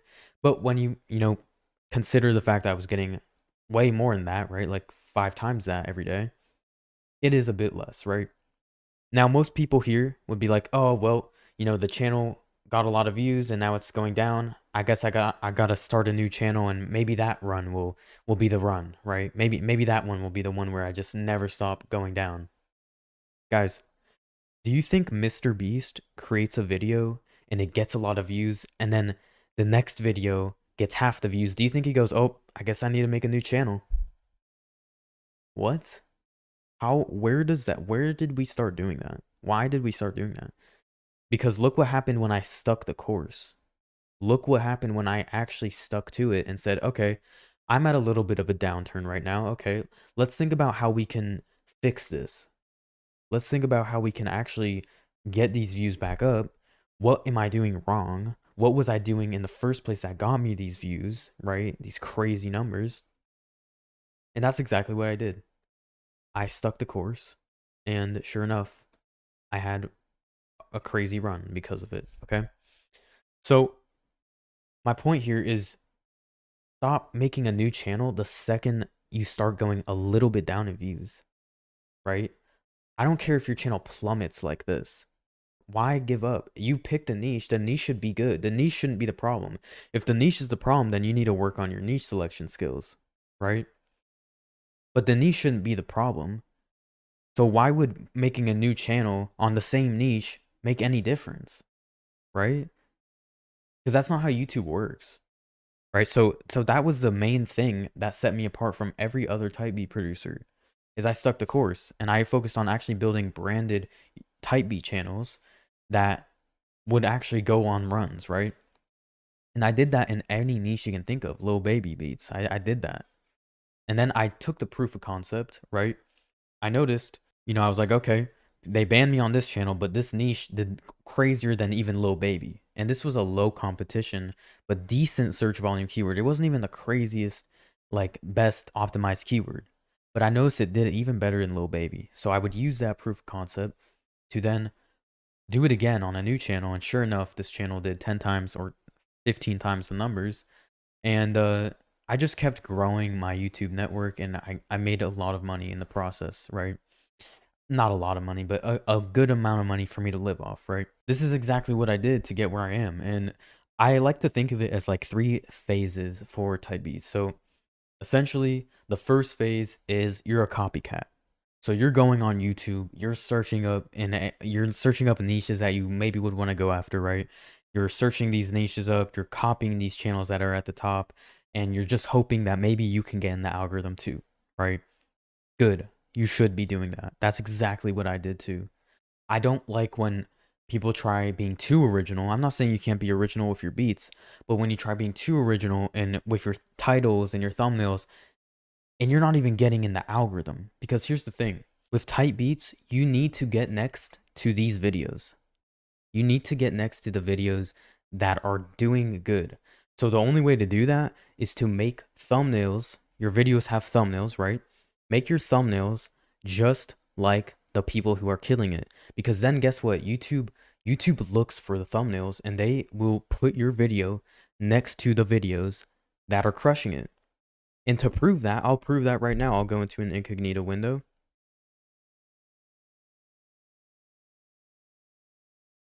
Let's go to type B. I'll show you how much thumbnails really matter. So let's go to type beat, and then let's go to, okay, here's a freestyle beat, right? Let's do a freestyle beat. If I click on a freestyle beat, guess what pops up next to it? You see what I'm saying? Like that, okay, and maybe that's just a coincidence, right? Okay, sure. Let's close out of that and let's do another incognito window. Maybe that's a coincidence, right? Okay. Well, let's see what pops up when I click on a picture of lean, right? And then maybe we'll get some smoking and lean and stuff like that. Oh, wow, we're getting more of it right here. Okay. Okay, so maybe it's not just a coincidence, right? It seems to be that we're getting a lot of it right here. Interesting how that works. Okay, there we go, right? So YouTube matches the thumbnails. This is why your thumbnails are everything, because they will make or break if your video gets positioned next to the videos that are crushing it. Think about it. If these videos right here are getting 500 views an hour, you want to be positioned next to them in the suggested feed, right? Because then if 500 people are clicking that and 10% click on your video that's right next to it, you're going to get a guaranteed 50 views an hour, right? Because it's consistent. So if you tried going for R&B like this and you did a thumbnail of a sunflower or some shit, right? Guess what? You're not going to go viral. I'm sorry. Like that you're not going to. There is a science to this stuff. Okay, we call these thumbnail formats. Okay, so for example, with like the California and the Detroit kind of niche, there is a lot of pictures like this, right? Drugs, lean, right? And girls smoking. Like that is a common theme we see if we look up these type of beats. Now there's a reason for that. It's because it got the highest click-through rate. And so the people who are crushing at the top are using these thumbnails. So if you were to go for the same niche with the same thumbnails that they're using, you're going to have a higher chance of getting positioned right next to them. So yes, you should be copying at the start. You should. But once you get to, 5, 10,000 subscribers off copying, then you get to phase 2, which is where you start studying your own analytics. Okay. So you start seeing, where's my audience from and what times are they watching my videos the most? Okay, I'll start posting at this time because they're the most active, which would give my videos a way higher chance of getting in the algorithm, right? It's little things like that. Then you start seeing, okay, what are the most popular search terms for my channel? Okay. Oh, it's Detroit type beat. I'm not even putting Detroit type beat in my title. Okay, I'm gonna start doing that and for sure start ranking. It's stuff like that that really will change how your channel scales from there. And that brings me into phase 3, which is all about scaling. So, okay, okay, I'm getting 1 million views a month by posting 3 times a week. Okay, all I need to do is just now post every day and I'll get double the views. And that's just an example. Then you could also be like, okay, for example, when I started blowing up all my Type B channels, right? I started going crazy with all my Type B channels, getting so much traffic, too much traffic to handle for a 16-year-old, right? I started getting so much inquiries. And so what I did was like, okay, I realized I'm in school 7 hours of the day. I can't respond to these emails, meaning there's a leak in my business. There is a lot of cash that I'm leaving on the table because I'm not responding to these people right away and building a relationship with them. So I was like, okay, how can I fix this? So then I created an automation, which is basically a inquiry autoresponder that creates a personalized message with AI and writes it better than I could ever write it, right? Okay, I wasn't the best in school, but yeah, so I developed something like this to solve my problem and also scale my business, which is exactly what I did. So once you get to this point where you have so much traffic, you're going to need stuff like this that allows you to scale your business and fix any leaks. You do not want any leaks in your business because I'm not going to lie, the YouTube analytics fluctuate. So when you have a run right now and you're going crazy with the YouTube views, you do not want to miss out on that run. You want to capitalize on it as much as possible. And then you want to repeat the process. So you can do that on any channel, any niche, and you repeat the process and you keep scaling your business that way. And this is exactly what I did. And this ended up getting me months where, I did $1,600 in a month on Cash App. Like these are manual sales, and this is from my autoresponder. This is what happens when you respond to people within 60 seconds. Okay, I'm not shoving some bullshit down your throat. This is real business stuff this is what all businesses do. I'm not showing you something crazy unique. It's just that producers never do stuff like this for some reason. We never take things seriously and treat our business like a business for some reason. But I did. And that's why I started getting sales like this. Just manual transactions. This isn't even from my BeatStars sales, right? Okay. So you want to fix any leaks in your business. So right now, you might not even have a crazy traffic problem where you have so many inquiries. That's okay. But look for other leaks in your business. Because let me tell you, the more you look, the more you find. And it will stress you out, but that's good because you want to solve any type of leak. And you can just solve one at a time. You don't have to go crazy and solve them all in a day. But you do want to be prioritizing that. Because let me tell you, if I would have developed these automations sooner, I would have probably done double what I made. Maybe not double, but I would have done probably 350 uh, instead of 250. Now, obviously, I didn't stop with my main channel at 30 million views. I didn't stop. So I continued and I went for R&B, right? This video got nearly 500,000 views and still sells to this day. It made a lot of money just on BeatStars alone. And then I just kept scaling that, right? If it's not broken, don't fix it. So I started more R&B channels, and this one did 250,000 views with 7 uploads. Wild. And then I went for, trap beats, freestyle beats, right? I've done this a couple times actually. Very good niche. I went for a niche. Well, this one didn't even use a proper niche. I went for all kinds of keywords, and I didn't even put type beat in the title. And this was an experiment channel, and it also blew up, right? Because when you understand the formula and when you understand what works with YouTube, you just it becomes super easy to just crush it, especially if you have good beats in the vault. You can just start up a channel, take the same beats you've posted on some other channels, post them on another channel, and now you have another channel that blew up. Once you understand the formula, obviously it's not that simple, but the journey has been pretty awesome, right? And I show this stuff to, one, obviously educate you, but also to motivate you, because if I would have seen that I was going to be able to do this as a 14-year-old kid, if I was gonna be able to see what I would have built, I would have thought you were lying, right? I would have thought there's no way. I thought type beats were dead back in 2020. No. Anyone that tells you the type beat game is dead or oversaturated, check how many numbers they have. Because I guarantee you it's gonna be like 300 subs max, okay? Maybe that. So they'll be telling you, oh, type beats are saturated. They're way too oversaturated. Beat selling died a long time ago. And they'll never have sold a beat. They're telling you to not do something because they failed at it. So it's like, why would you want to listen to someone like that? Instead, please listen to someone like me to motivate you, who has actually done what they're talking about and has done it after type beats got saturated, right? Such bullshit. But that's what people say, man. And I never listened to that, and look where it got me. Now, also, if you think I'm bullshitting about the autoresponder, it really does get me a lot of manual sales, right? The second I implemented this, you can literally see this one was February 18th, and then February 28th, another $100 sale, February 24th, $200 sale. These are all manual transactions, right? And I managed to get a ton of sales, right? $1,000. Obviously, I'm still getting the BeatStar sales, right? But the manual transactions are so critical because you're building relationships. And if you're trying to only focus on BeatStars, you're missing out on such a bigger bag too. So obviously these automations are really advanced, but the least you can do is use something like MailChimp or Klaviyo to be able to respond to people that sign up to your email list. Obviously, it's not as good as having an autoresponder for inquiries in your email inbox, but something like MailChimp or Klaviyo, they always have templates to create these automations, these email automations, right? They're obviously not as complex as this, but at least they'll get you somewhere. So that's a leak that you could fix right now. And I don't know, it's like $20 a month maybe for MailChimp. I think for the first like 500 contacts, you get like a free plan or something like that, but that's a great way as well. And I'm really big on like the Instagram manual transaction sales. Like I'm really big on the manual beat sales because I'm really good with people, so I'm able to crush it when it comes to that. And I also believe that speed is everything in a beat selling in business in general, actually, not just a beat selling business, but speed is everything, because you could respond to someone 10 hours later and they already bought 2 beats from another dude,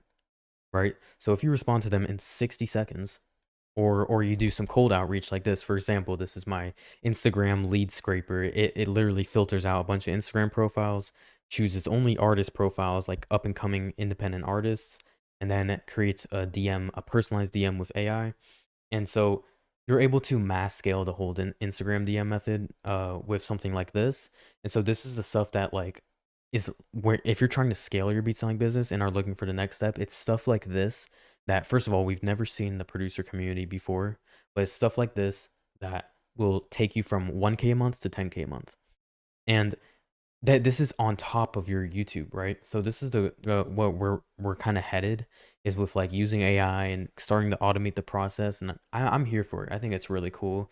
All these automations I've built by myself, by the way. If you want to hire me to build these for your beat selling business, feel free to just fill out a little form down below, and I'll get back to you as fast as I can. But yeah, so this is how I managed to make over $250,000 at 18 years old from type beats. It might not be millions of dollars, but for an 18-year-old, like I'm pretty proud of what I've been able to build. I probably could have been able to build more as well, and I'm working on it. But for right now, what I've been able to do in the last 4 years, I'm pretty proud of how far I've come so far. And I just thought I'd share it with you to give you some motivation and ideally educate you as well. So with that being said, I'll see you guys in the next video. Take care. Have a good one. All right, so yes, I scaled this producer's type beat channel by 400% in the last 30 days. And the reason why I really like this case study is because it just kind of shows you that you don't need to start a brand new channel in order to start seeing results, right?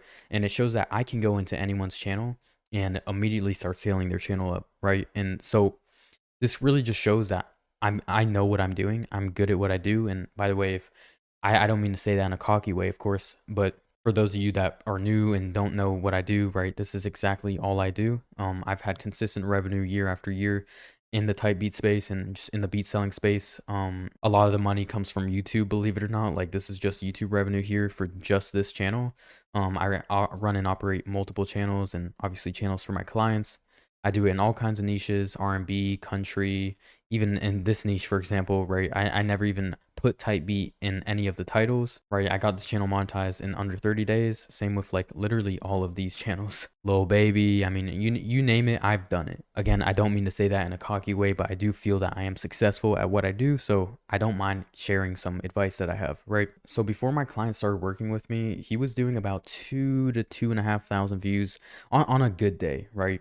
And now after 30 days of my client working with me, he's doing about 6 to 7 or even 8,000 views in a day. And I really love seeing that because he's in a niche that you actually wouldn't expect to get this amount of views from. So throughout this video, I'm just going to go over kind of like the steps that I took to actually get him these results. It's going to get nerdy, bear with me, right? Believe it or not, I'm kind of a geek, right? But yeah, so just bear with me. And also, if you want to get the same type of coaching that this guy got and scale up your type B channel very quickly, feel free to apply for my one-on-one coaching down below. But yeah, so the first thing that I did was I had to completely restructure my client's metadata. Okay, so he was kind of all over the place. This isn't my client's metadata, it's just a screenshot for example. But by the way, the metadata is like the tags, descriptions, and titles, stuff like that.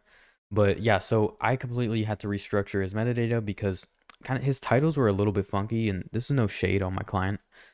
Shout out to my client. I'm not going to expose who he is or what his niche is. As you can see, I have it kind of blocked out. Just because I'm still working with him and I want, out of respect for him, like I don't want to expose him because we have a really good niche there and I want to kind of keep it that way. So yeah, the first thing I did was just fix his metadata, and I did that with some tools that I have, you know, vidIQ, or I use my own personal tools, right? Some of you guys might not notice, but I have like AI systems and stuff like that to help me sell beats and kind of analyze the market. This stuff gets really nerdy. So if you're new to all this stuff, just take a breather. Like I'm going to go very slow and explain it. And I plan on posting a lot more consistent, like ideally every single day. So just be ready for that. But yeah, I tidied up his metadata, got him with a good set of keywords, right? Before he was going for just one artist, and I decided to plug him in with 2 artists in the title, and we found that that worked a lot better because one of the artists was a very like low competition keyword but still had some buzz, and then the other artist was definitely a bigger artist in the space, and so we kind of leveraged both of those keywords to kind of help each other, and that's where it started really working well. So I then did some market research and found a gap in the market. And so, for example, like the way I found a gap in the market was by actually taking a look at YouTube itself and looking up the keywords that he was going for and seeing what the competition was doing. Another way that I was able to do this was by using my Type B market analyzer, which is just like my own personal tool that I use. And this kind of showed me exactly like where his competition was failing and gave me an analysis and showed me keywords, all the metadata from the top guys in that niche. So I could just steal that and then it gave me an analysis of where I can crush the competition. So that made it very easy. So using my own personal tools along with free tools like vidIQ and just looking at YouTube itself, right? That gives you half of it right there. And yeah, so I also noticed that everybody in my client's niche was doing thumbnails of the artists that he was targeting, right? So a lot of the times in the type beat space, you'll see a lot of thumbnails that look like this, right? For example, this would be a Future type beat and it's got Future as the thumbnail, right? That's very classic for the type beat space. And it's not that it doesn't work, it's just everyone does it, right? Usually because it does work. But what I found is when you go against the grain sometimes, that you can leverage that to get even way better results. I've done this myself.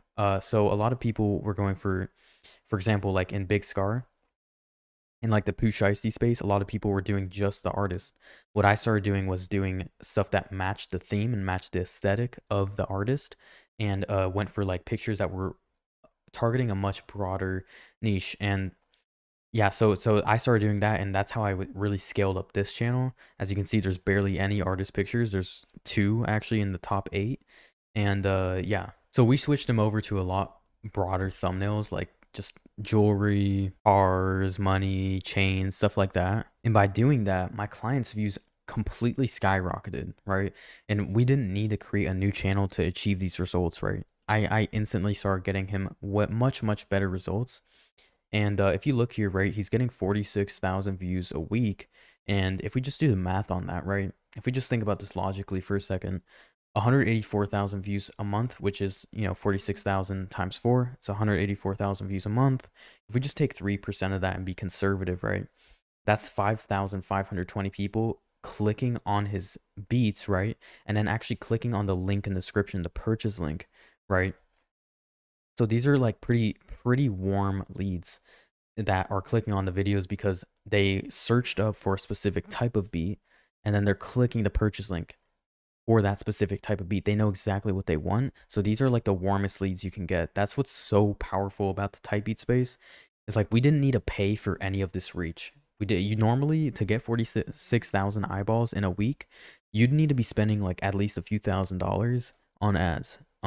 But with the right strategy, right, we're able to actually have him make money off of getting these eyeballs, right?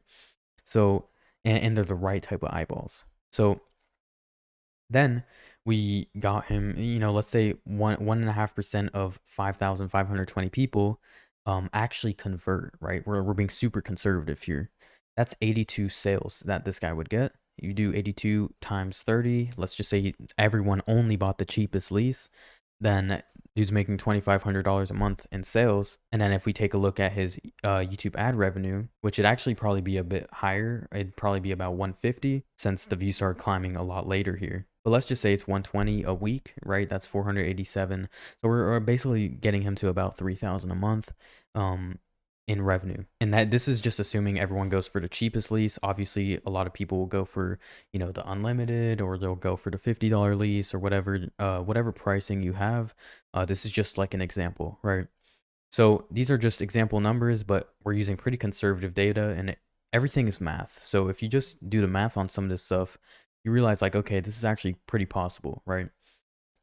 So now a little bit what I want to talk about is thumbnail formats. So just to give you a better understanding of why I actually did this, right? I'm not going to gatekeep anything. I'm just going to show you why we switch these thumbnails. So if I open this up, what we have here is the algorithm. And essentially, the algorithm that he's playing for is basically this type of algorithm, the drug/smoking algorithm, or like the jewelry algorithm. That's a popular one. I don't actually have it listed here, but that's kind of the algorithm that he's playing with. He's kind of playing into both of these, kind of combining it. So basically, inside of the algorithm, there is multiple algorithms, okay? And this is going to get a little complicated, so just make sure you're taking notes, right? Get your notes out, get your pen and pencil. And yeah, so let's say you're going for R&B beats, right? You're not going to put a picture, like if you're doing Brent Faiyaz type beat, you're not actually going to put a picture of Brent Faiyaz, because if you do that, you're boxing yourself in, right? If you do a picture of Brent Faiyaz, right, and you get yourself in the artist algorithm, okay? So the artist algorithm is for the thumbnails with the artist on the picture. Okay. So say you're doing Brent Fires type beat and you do a picture of Brent Fires. Guess what? The only videos that are going to get recommended next to your video are other type beat videos with Brent Fires as the thumbnail. So you start to box yourself in. Okay. Now, when you do thumbnails like this, for example, if you just look here, this could either be a Nardo Wick type beat. This could either be a Lil Baby type beat. This could either be a Pooh Shiesty type beat. It could be an NBA Youngboy type beat. It could be a Splurge type beat. It could be anything, right? Because it goes into that category. And I call it the hood algorithm, right? So, like I said, like this is exactly the categories that it goes into. So when you use a thumbnail like this, you're more likely to get showed up next to other people with these thumbnails. And guess what? If these thumbnails are getting millions of views and you're getting put next to thumbnails like this, you're going to get suggested a whole lot more. So that's what I mean by going for a much broader appeal. You're getting yourself out of this. You don't want to be in this. You don't want to be stuck here. Because guess what? For example, if you're doing Lil Baby type beat and you have a picture of Lil Baby as the thumbnail, the only videos that are going to be recommended next to it is more type beat videos with a picture of Lil Baby on it. Okay? So your video is only going to be recommended next to other videos of Lil Baby. Okay? Obviously, Lil Baby's a pretty big keyword. So if you're fine with that, you're definitely still going to get views. But I don't really like to box myself in. So I like to box myself in on a niche or on a thumbnail format that clearly gets millions of views. And that's exactly what I did for this channel. And I did that very well. So for example, here we have like the freestyle beat algorithm. I call this like the worldwide mainstream algorithm. So if you see a lot of these thumbnails, guess what's going to get recommended next to more of these videos? It's going to be thumbnails just like this. So the thumbnail is arguably the most important thing. And no one really dives into like the thumbnail formats and stuff like that. I like to do it because it, this is a ton of sauce right here alone. And this is what really helped me start getting a lot of success in the type beat space. So that's a little bit about the thumbnail formats. And then what we did was we doubled down on the keywords that were driving the most consistent results. Okay. So for example, if you see your channel is taking off on Ariana Grande type beat, for example, that's a crazy example, but let's say, you're somehow doing good on Ariana Grande. If you post the next day a Lil Baby type beat, yo, like what the fuck are you doing? I'm serious. Like, what are you doing? If something's working, triple down on it, quadruple down. I don't care, 100x down on it. Okay, because it's working for a reason. Clearly, it's clicking with your channel and your audience likes it. Guess what happens if your audience doesn't like your own content? You think YouTube's gonna push it out to more people?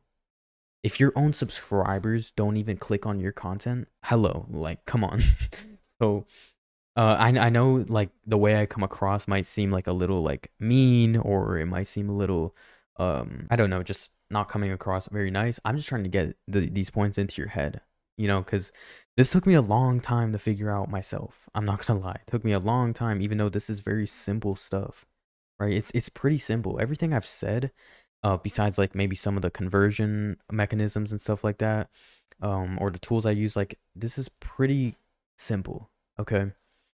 As long as you're like taking notes. But yeah, so we doubled down on the keywords that were clearly working for him, and we did a lot more of that. If you see something's working good, do more of it. Okay.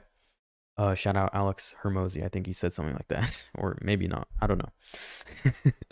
All right, so if you clicked on this video, you know why you're here. So I'm going to show you exactly how to make money posting beats on YouTube. And so to start, let's talk about the model. Okay, so how do you actually get paid? First of all, you get paid off of really 4 ways. I know I only have 3 ways listed here, but you do get paid in 4 ways. So first things first, we have YouTube ad revenue. And so basically YouTube pays you to promote your product. And I'd like for anyone to try and tell me a better model where you can literally get paid to promote your product, which is your beats, right? And have like 100% profit margins. It's nearly 100% profit margins. The only profit you lose out on is the payment processor fee. So other than that, it's literally 100% profit. And then we have the licensing sales. That's just artists purchasing a license to your beat so that they can post their song on all platforms and all of that. So it's pretty straightforward. And your YouTube videos, like your type beat videos, we call it a type beat channel. Those just promote your beat. beats and promote your store. So just organic e-commerce in a way, but just for music creators, right? Beat makers, producers, you name it. So then we have funnel sales. So this is when it gets a little bit more nerdy and probably won't apply to most of you guys starting out, but this is when you start selling beat pack offers and bundles of just like your beats for a pretty attractive price to the artist. So this gives you consistent money for multiple streams, and it just adds the sustainability of all this. So it's pretty solid. And now the fourth way, which I don't count this as like consistent cash, but is a bonus because a lot of you guys do want to go for, you know, chasing placements and stuff like that. So the thing is you can't really get placements unless you build some type of leverage in a way. So you either build your brand up or you build leverage like this. So the way I got placements was entirely from YouTube. Just these big artists, for example, Lil TJ found one of my beats on YouTube, released a song to it. It got about 20 million streams, and that was back in 2024. So look, these guys are active on YouTube looking for beats, and so it's just a bonus. You can get many placements from YouTube, and so it's just an additional bonus and an additional way to get paid as well. It all comes from building that leverage though, building your brand up and building your business here, something sustainable, right? You're not just waiting for record labels to maybe pay you on time, right? That sucks. That's not consistent at all, and you're just gonna be left waiting for something that's never even gonna come. So this is definitely the best model for beat makers, and I'm gonna break down every little method and how to actually get started with this so that by the end of this video you know exactly what to do to get started, and you know the next steps. Which, no, this isn't gonna be some like VSL leading to like a course or something. No, the only thing I'm gonna pitch you at the end is to register for my free workshop. It's free, okay?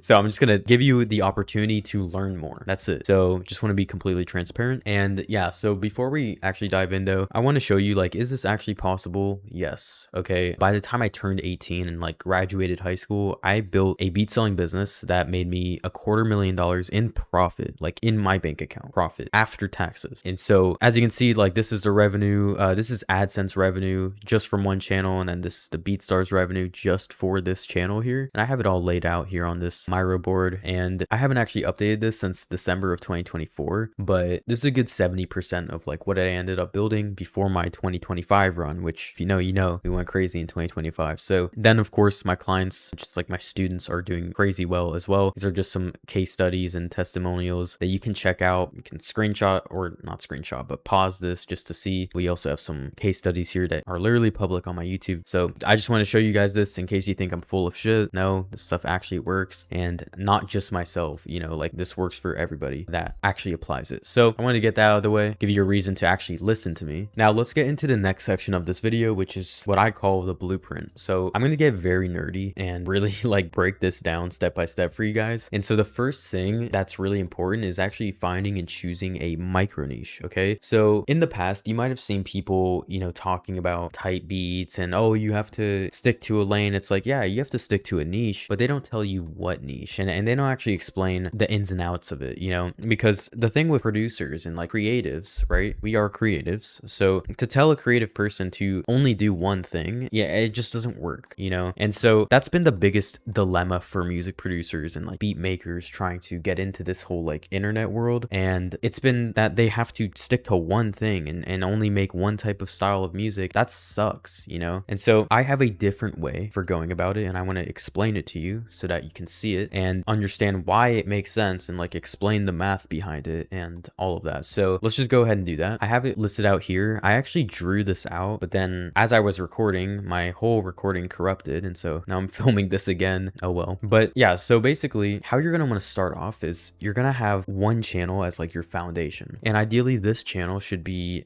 based around a niche or like a style of music that you love making. Like you could never get tired of it. This is like your staple sound. You love it so much and you're good at it too, right? So traditionally people will go for big keywords like Drake type beat or Travis Scott type beat, and it's like, I've tried it and I've done it. I haven't just tried it, I've done it. I've gotten 100 million views myself, and I've gotten hundreds of millions of views for my students. But if I could do it all over again, I 100% would go the micro niche route. So there's two different type of ways to go about this. It's viral niches or micro niches, and micro niches is the best way for beginners and honestly anyone in general doing this who's just getting started, because you can get your first sale really fast without needing any views. Like you need some views, but no, barely any compared to this. And just to explain the math behind this, as you can see, let's throw up a random example here. So this channel here made me about $5,000 off of 500,000 views. Okay. And it was in the trap niche, right? So Naruto Wick type beats back when he was gaining popularity. I was one of the first people to do this keyword. I managed to get 500,000 views. And yeah, I made about $5,000 from that channel. Now, this channel down here made me also $5,000, but I only had 300 subs. I wasn't even a third of the way to monetization in like YouTube's partner program. Okay. But I made $5,000. Okay. 70,000 views, $5,000, the same amount as that other channel with 500,000 views. And look, this wasn't even a micro niche. This was just a profitable genre. But when you go the micro niche route, you end up being able to get results like my students here. Okay. Rodri with a channel with only 46,000 views got a $3,500 sale. And as you can see, he said micro niches going strong. Guys, micro niches are the best way to sell beats in 2026. If anyone tries to tell you otherwise, they're full of shit. Okay. I have proof here, right? It's not just me telling you that this works. I'm literally showing you. Okay. So now going back to, you know, being able to produce whatever beats you want, micro niches actually allow that to be possible, because when you're going micro niche, you're going ultra specific on a specific sound. Like you're really basing your channel around one specific sound. And I'm not just talking about a type of beat, like I'm talking about every element with that. So I'll break it down in just a second, but you're basically going very specific. And so let's say you have specific type of sounds, like not even just genres you like making, but very specific type of sounds that you like making. Well, you can have a channel for each of those styles. And this is just like distribution that you're creating for yourself. You're creating distribution channels so that you can wake up one day and say, you know what? I want to make a pop type beat. Oh, nice. You have a channel where you can actually distribute those beats to.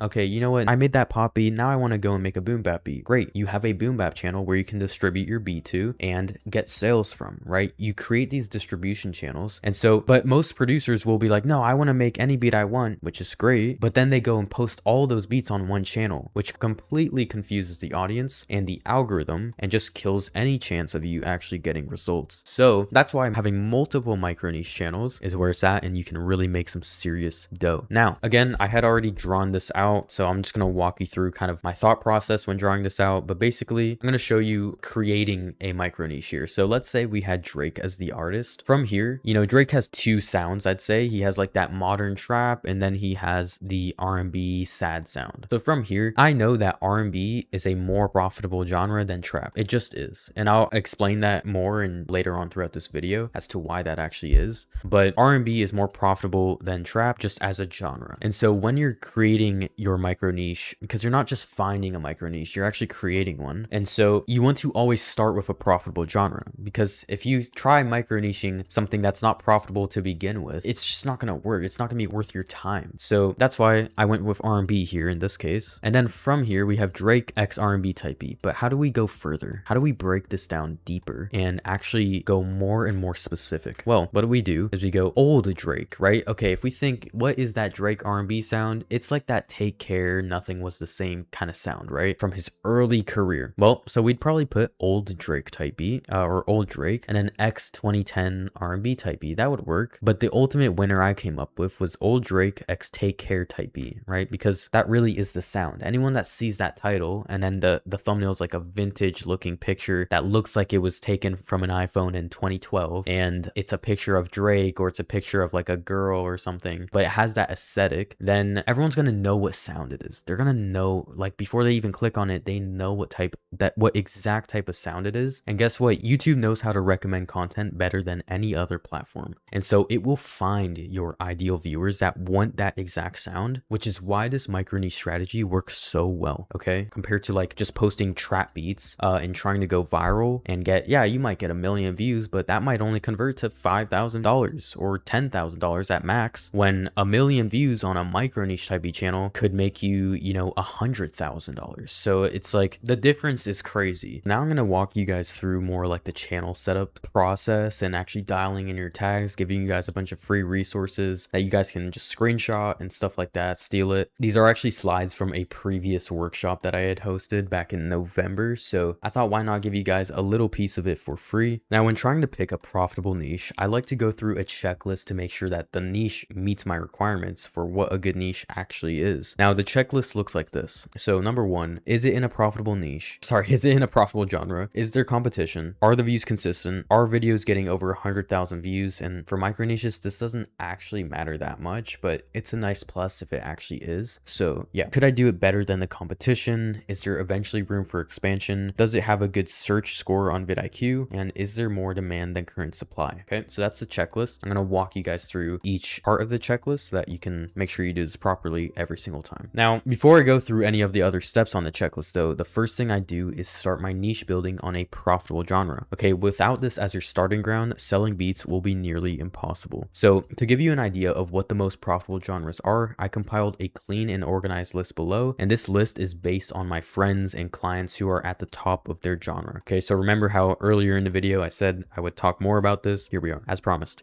Trap, yeah, it's the least profitable, but after this I'm going to break down why trap also can be profitable, but overall it's the least profitable genre, which most people don't know. But yeah, like I see people that will be in pop or boom bap or R&B, and then they switch to trap because they think that will be a better career move, or like it will make them more money. And it's like, dude, what are you doing? Anyway, R&B is very profitable, boom bap's very profitable, right? Pop is arguably the most profitable. I'm not sure why. I do know that boom bap is very profitable because it targets people in like their 30s, 40s, 50s even, and they just typically have more capital to spend, right? They're more mature. They usually have their shit together and they're serious about like what they're doing rather than 16-year-old artists on BandLab, you know? So, which is what you'll typically find with trap. So yeah. Now, is trap the least profitable genre? Yes, in most cases it is, but this doesn't mean you can't go full time with trap beats. Okay, let me tell you, you can absolutely rip a low ticket funnel with this since it gets the most views, right? Just like with licensing sales, MP3 license, you know, like the $30 sales you'll see, which a lot of my clients have had a lot of success with, for sure, no doubt. But here's an example of one of my clients who went for trap beats in a Spanish speaking niche, which usually attracts unqualified leads, but he still managed to do over $100,000 in AdSense revenue on the front end, not to mention the sales he got on the back end. So in general, if you do boom bap, R&B, or pop, you're actually already in the most profitable genres. So that means you have step one of the checklist completed. Now, before we dive into the rest of the checklist, we have to actually find a niche. So to show you this, I'm going to walk you through my 3-step process for finding profitable niches. And after I show you how to do it, I'm also going to give you some profitable niches with the tags, thumbnail format, and title format for each niche. Okay, I'll give you niches for each genre too. That way no one's left behind. Okay, so first, you know, whenever I'm developing a niche, I like to start by writing a list of 10 to 15 artists that I personally enjoy listening to. So go ahead and like draft up a list of these 10 to 15 artists and then move on to this next step. Now, once we have a list of some artists, we're going to plug these keywords into a YouTube incognito tab. Now, let's say one of the artists we wrote down was J. Cole. We would search this on a YouTube incognito tab to see the raw data and competition for the keyword, along with what thumbnails they're doing, you know, and how they're doing their titles, all of that. Now, step 3 is to use vidIQ to validate the niche. So after I've started doing some research on keywords, I like to utilize vidIQ, which is a completely free website, and validate the niche there so I can see if it would be worth posting on. Now, it's important to note that vidIQ's score is not an overall algorithm score that tells you if it will blow up or not. Okay, the score is purely based on the search volume that the keyword has. Now, as promised, I'll be providing you guys with niches that you can use for all genres, including the title format, thumbnail format, and even the tags to be using. So feel free to screenshot these niches. But yeah, let's get it. So R&B, we have trap micro niches,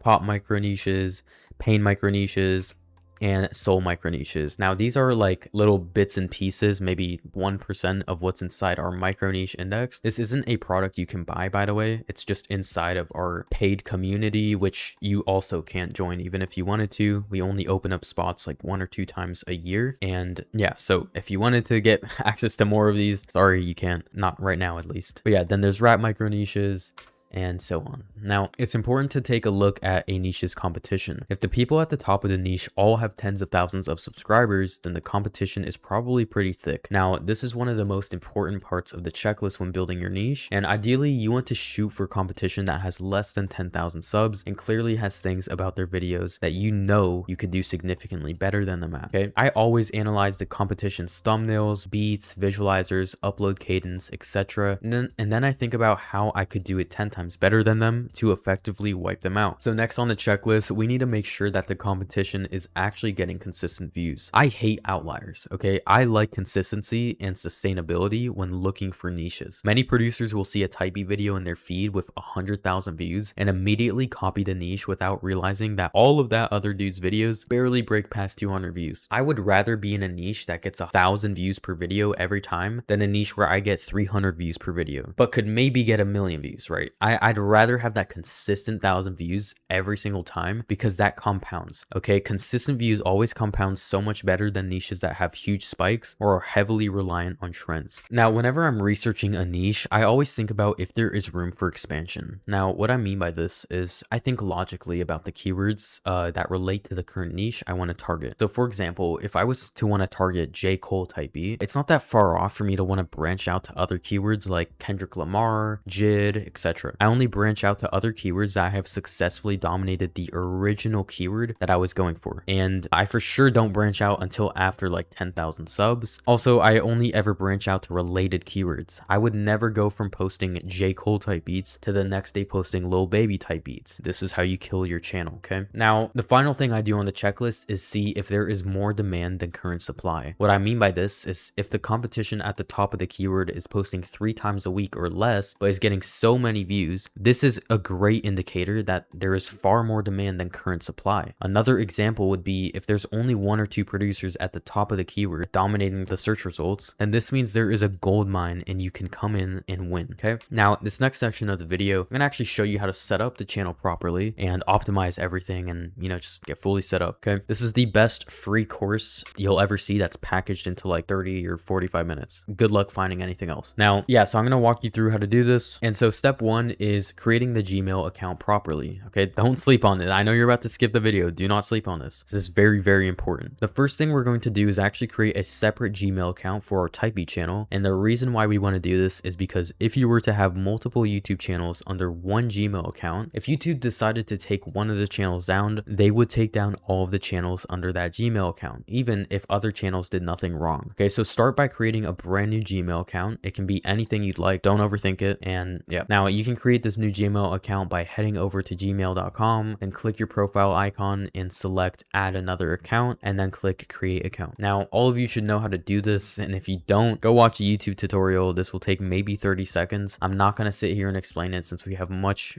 more important things to focus on. Now, step 3 is to set up your channel art. Now, you can create a channel banner and profile picture using free softwares like Canva, which is what I use to make these slides. And your channel art should look clean and professional. Okay, you want to position yourself as a premium. Don't use emojis. Don't use obnoxious fonts or branding that looks like it's straight out of a 2007 Windows wallpaper. Okay, in 2026, given the amount of free templates and graphic design tools, there's no excuse to not have a clean and professional channel art. Okay, your branding is everything, right? Now, for this, when it comes to optimizing the page, we'll be heading over to the YouTube Studio and clicking the customization tab. From here, we'll create a bio that, again, isn't cluttered. It looks professional and clearly states what you do. It should look something like this. Now, you'll also want to be adding your links below your bio, and you can follow the format that I have listed below. Feel free to screenshot this if you'd like, or just pause the video. This is pretty straightforward stuff, but before we dive into like the nerdy SEO metadata stuff, I want to make sure you guys have all the proper foundations in place. Now, one last thing before we head over to dial in tags, title, description, and all of that, we need to make sure that the homepage has a natural flow that leads viewers to consume more and more of your content. We do this by heading over to the customization tab and then select the home tab. Okay, now from here, make sure that your home tab structure looks like the image below. This is the best way to have your page simple, clean, and optimized to increase viewer session time. Step 5 is to dial in the metadata. So to dial it in, we're going to click settings in the bottom left, and from there click on general, then make sure that your currency is your actual currency. A common mistake that I see producers make is they try putting USD as their currency,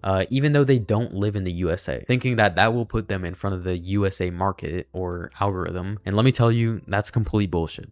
Okay, you don't need to be from the USA in order to crush it. A lot of my students and friends in this industry and just like my clients are actually not from the USA, and they're fucking crushing it. So there you go. Now, next up, click the upload defaults tab. This is like when you want to dial in like your upload defaults and all of the metadata. So we're about to get way more nerdy. This is where we'll be dialing in 90% of the SEO, and we're going to start by dialing in the title. So for the title, a a good rule of thumb is to go with this format. So we go free, artist name type beat, and then beat name. You can also add 2026 in the title, but I usually add that in the description and leave it out of the title. I will say though, this depends heavily on the niche. There are some niches where it makes sense to stack more keywords in the title, but in general, 90% of the niches will follow the format below, okay? Now, when it comes to dialing in your description, you can just follow this format that's shown in the image to the right. You can feel free to pause this video if you'd like. Don't worry, don't need to pause yet because I'm going to show it bigger in just a second. But for this format, we use the keyword black type beat as an example, but you can replace that with your niche, okay? Also, we use a paragraph to stack our SEO/metadata in the description, and this avoids being flagged as spam or getting shadow banned, so definitely implement this.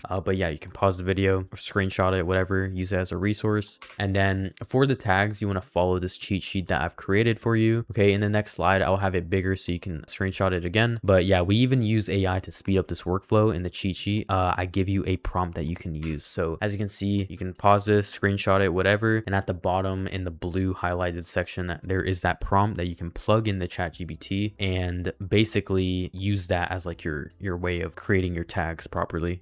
So yeah, now here is how to never let your channel die. When producers first begin to gain traction, oftentimes they see a big spike and then suddenly fall off the next week. Usually they believe this is the algorithm against them, but this can 100% be prevented. I'm going to break down a few of the strategies that I did to help my students never fall off and continue to reach record months, which ultimately led to the 1 million in total beat selling revenue. Now that 1 million was honestly majority of my clients' revenue that I helped them generate, but about 350,000 of that was my personal revenue. So strategy 1 is to study, replicate, and repeat. Okay, so whenever you start gaining traction, it's important that you don't get too excited, okay, as there is still a lot of work that needs to be done to ensure that the blow up can reach its full potential. The second you start seeing your views take off, it's likely due to one of your videos hitting the algorithm. Now, you need to be studying this video like your career depends on it, okay, because it quite literally does. YouTube is basically telling you what works by promoting your video. All you have to do is replicate the video over and over again by studying the arrangement, beat duration, thumbnail, sound selection, all of that. And here is an example of how I applied this strategy to my own channel. Okay, so this video started gaining traction on the left here, and so I replicated it over and over again, as you can see. And most producers will never catch the algorithm and assume that they can't just kick their feet up and not have to post consistently anymore, or they believe they don't need to try as hard with finding good thumbnails or optimizing their metadata or having an arrangement for their beat that keeps artists hooked, all of that. Okay, and this is a mistake. I'll admit it, it's happened to me, and it's very easy to fall into this trap. As long as you always have the mentality of wanting more, you'll never take your foot off the gas. And this may seem straightforward to most of you, but I thought it was worth mentioning since it's really important to never get comfortable. Always chase bigger milestones in this game, okay? Now, as time goes on, your niche develops with new artists coming up with the same sound, and the keyword you're currently posting on won't work forever, okay? That's why when I went over the niche selection checklist, I mentioned how the niche needs to have room for expansion, okay, when the time comes. It's important that as you start seeing growth, you're looking for other related keywords that you could start adding to the title or eventually replace your current keyword if the keyword dies. And I'll show you an example of this, that way you can have a better reference. So as you can see, this was one of my bigger channels and the niche was on Big Scar type beat. Unfortunately, Big Scar passed away in December of 2022. Rest in peace, while I was grinding this keyword. As the search volume started to rapidly decrease as the months went on, I decided to try a new keyword. The keyword was Vonoff 1700 and I saw he was just about to blow up. So I started posting on his keyword and immediately started reviving my channel. Now, it's important to note that these niches were similar in terms of the thumbnail format, and before that, I was getting my audience already nurtured and like warmed up to sample type beats, allowing this transition to be super smooth. Now, so by the time I transitioned, my audience was used to the thumbnail format along with the sample trap beats, which made this transition seamless. Also, my channel already had 40,000 subs when I first ever decided to start expanding out of my niche, and that really helped me be able to break into the Vonoff 1700 keyword early because it was about to start trending. And I already had a big channel with an audience warmed up for that exact style and format. And because of this, more artists started popping up and they were all doing sample type beats. So I decided to hop on all of these keywords, and since my channel was really warmed up for this, I dominated every single sample keyword I wanted, and this allowed me to take my channel on a second run. So as you can see, these were the results from that. All right guys, thanks so much for watching. Again, if you have any questions, feel free to hit me up on Instagram. I answer everybody. I really am for the community. And if you'd like to fast track your growth and kind of skip all the other guesswork because